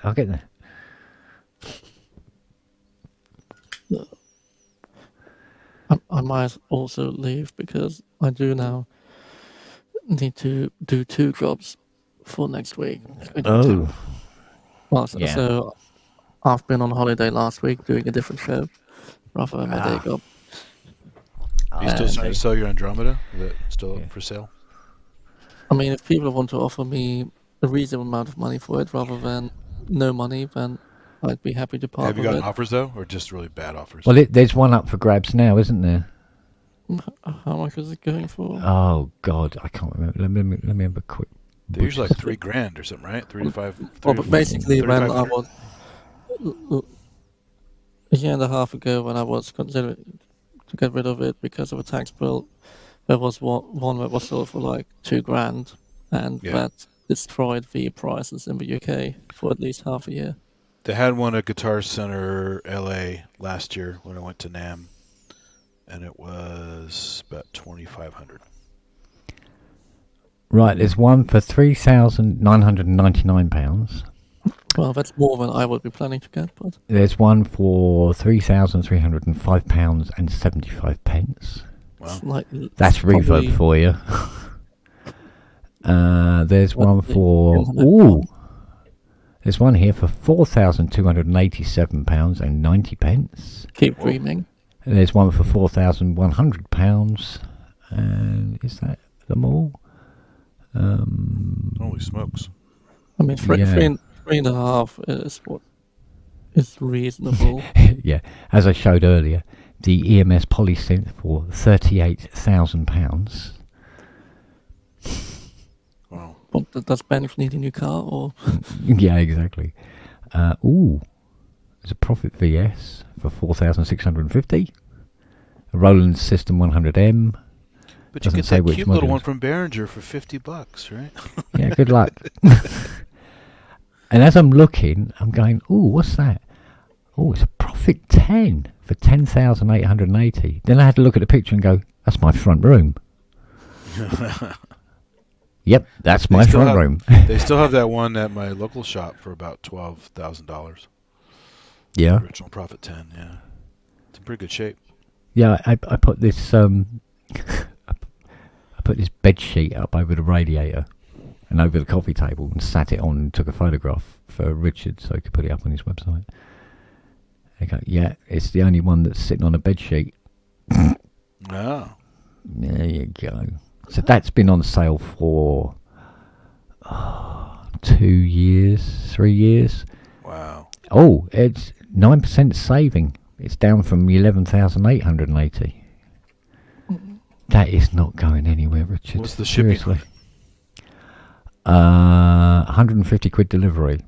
Okay. If if you live within 8 feet of Reading, probably, or something like that. If you're in Canada, save up. But it's only 3,300 for an emulator one. Mm. Oh, wait a minute. There's a Prophet 10 here for £14,078, Wow. making the bedsheet one look quite good. You can buy quite a few reissue Rev 4s. Yeah. Yeah, but you see, when these reissue Prophet 10s, you look at them and you go, yeah, excuse me, where's the second manual? The whole point was having the second manual. Yep. Dude, Yeah. And less controls, right? Do you exact same controls, or is it less because of It's literally 2 Prophet 5s. No, but I mean the reissue was smaller too, right? I mean, the case was smaller. No, but the Well, it's Prophet 5 size. Rev isn't 4, it? Prophet 5, and Prophet 10 is the original is 78. So like So that smaller Hydrosynth, you're missing some knobbage, right? No. Don't think so. On a Prophet 10, on the dual manual one, for me, the only exciting thing is on the LEDs you have for voice assignment. Yeah. I think that is the only thing that is that makes a Prophet 10 more interesting than. Yeah, and except when you got a voice out and then it annoys the shit out of you. They go, light up, you bastards. Having XLR outputs is obviously for the professional musician back in the day, like a Quad cool. having XLR output was a sales argument. But what was interesting about that was there's 3 Prophet 10s for sale. And, look at the one Richard's selling and it's up for 10,800 and you go, fucking hell, it's never going to go. The other 2, one was 17. 17 grand. Really? Wow. It's like, for a Prophet 10? No. And good luck finding one of those bloody micro cassettes to load bloody patches onto it, and the little cassette deck on the edge. Aren't there just all the digital files online somewhere you can just play them in? Do you know what? I'm trying to remember. I don't think Prophet 10 ones... I don't remember seeing Prophet 10 ones anywhere. So I found the ones, my SX240, I found the files for those online so I could reprogram the presets. You could always just put the Prophet 5 Rev 3s on twice, I suppose. But does a Prophet 10 have tape input-output? Because of the built-in thing? Does. I think it did have tape in, tape out. But as a rule, you're supposed to have your little micro, answer machine cassette that goes in the little player on the end cheek. To be fair, but not everybody had that upgrade. To be fair, that was mainly for. I tell you what, the one I saw, sequencer, but it had it though, wasn't it? The one I saw, the external sequencer is basically the panel plus the micro cassette in one unit. Yeah. I mean that was for it was like the Rev 2 one, which had the little cassette unit for loading patches in and out. That you plugged in the back into a special plug because it wouldn't accept audio in, audio out patch data on the Rev 2. You had to get the cassette update for it, which is what made me laugh when somebody put up a file on their site and it was a WAV file of the presets for the Prophet 5 Rev 2, and I went, oh yeah. Okay, we'll see about this. I go, that's no good to anybody really, because if you've got the cassette update, you get the tape interface. But if you haven't got the cassette, you can't use that file. The presets have to be loaded in manually from the chart in the user manual. Wow. Part by part, right. Number 2. Was it an part by expensive part. upgrade? Back then, yeah. But everything about it was expensive. I mean, it was more expensive than a brand new bloody family car. Well, it's like the stupid W30. So it has the chip in there supposedly for SCSI, but they didn't put the SCSI port on there, or it was the other way around. I think that the port, but not the chip, something like that. Yeah. And so it was a really cheap upgrade if you knew where to get the chip. Yeah. Right. But Yeah, most but it's people got didn't. You had to buy lots of the that. official kit and spend like $300 or something Yeah. like that for Well, it. it's like the Waldorf Wave with all its sequencer buttons on the front. Should we build a sequencer? Nah, not now. But we've done the buttons. Nah, fuck it. Well, or again, the whole Waldorf Wave. I mean, it's a thing that ultimately killed the company 6-7 years later. Yeah. Because people saying they should do something big, then they go big, and then it kills them, and all the software upgrades that were planned and in the pipeline. Well, that's why the Pulse was born. Something cheap that hopefully can keep the company afloat. Yeah. But I mean, yeah, it ultimately that thing. Did the waves sound any better than anything else, or was it just it's complex, super simple editing? I mean, it's the same as a microwave revision 2. Yeah. With the newer filters, just with a shit ton of knobs. Yeah. Yeah. Everything. Yeah, you could go into more. There was more nuance on the front panel. There's also versions with more voices.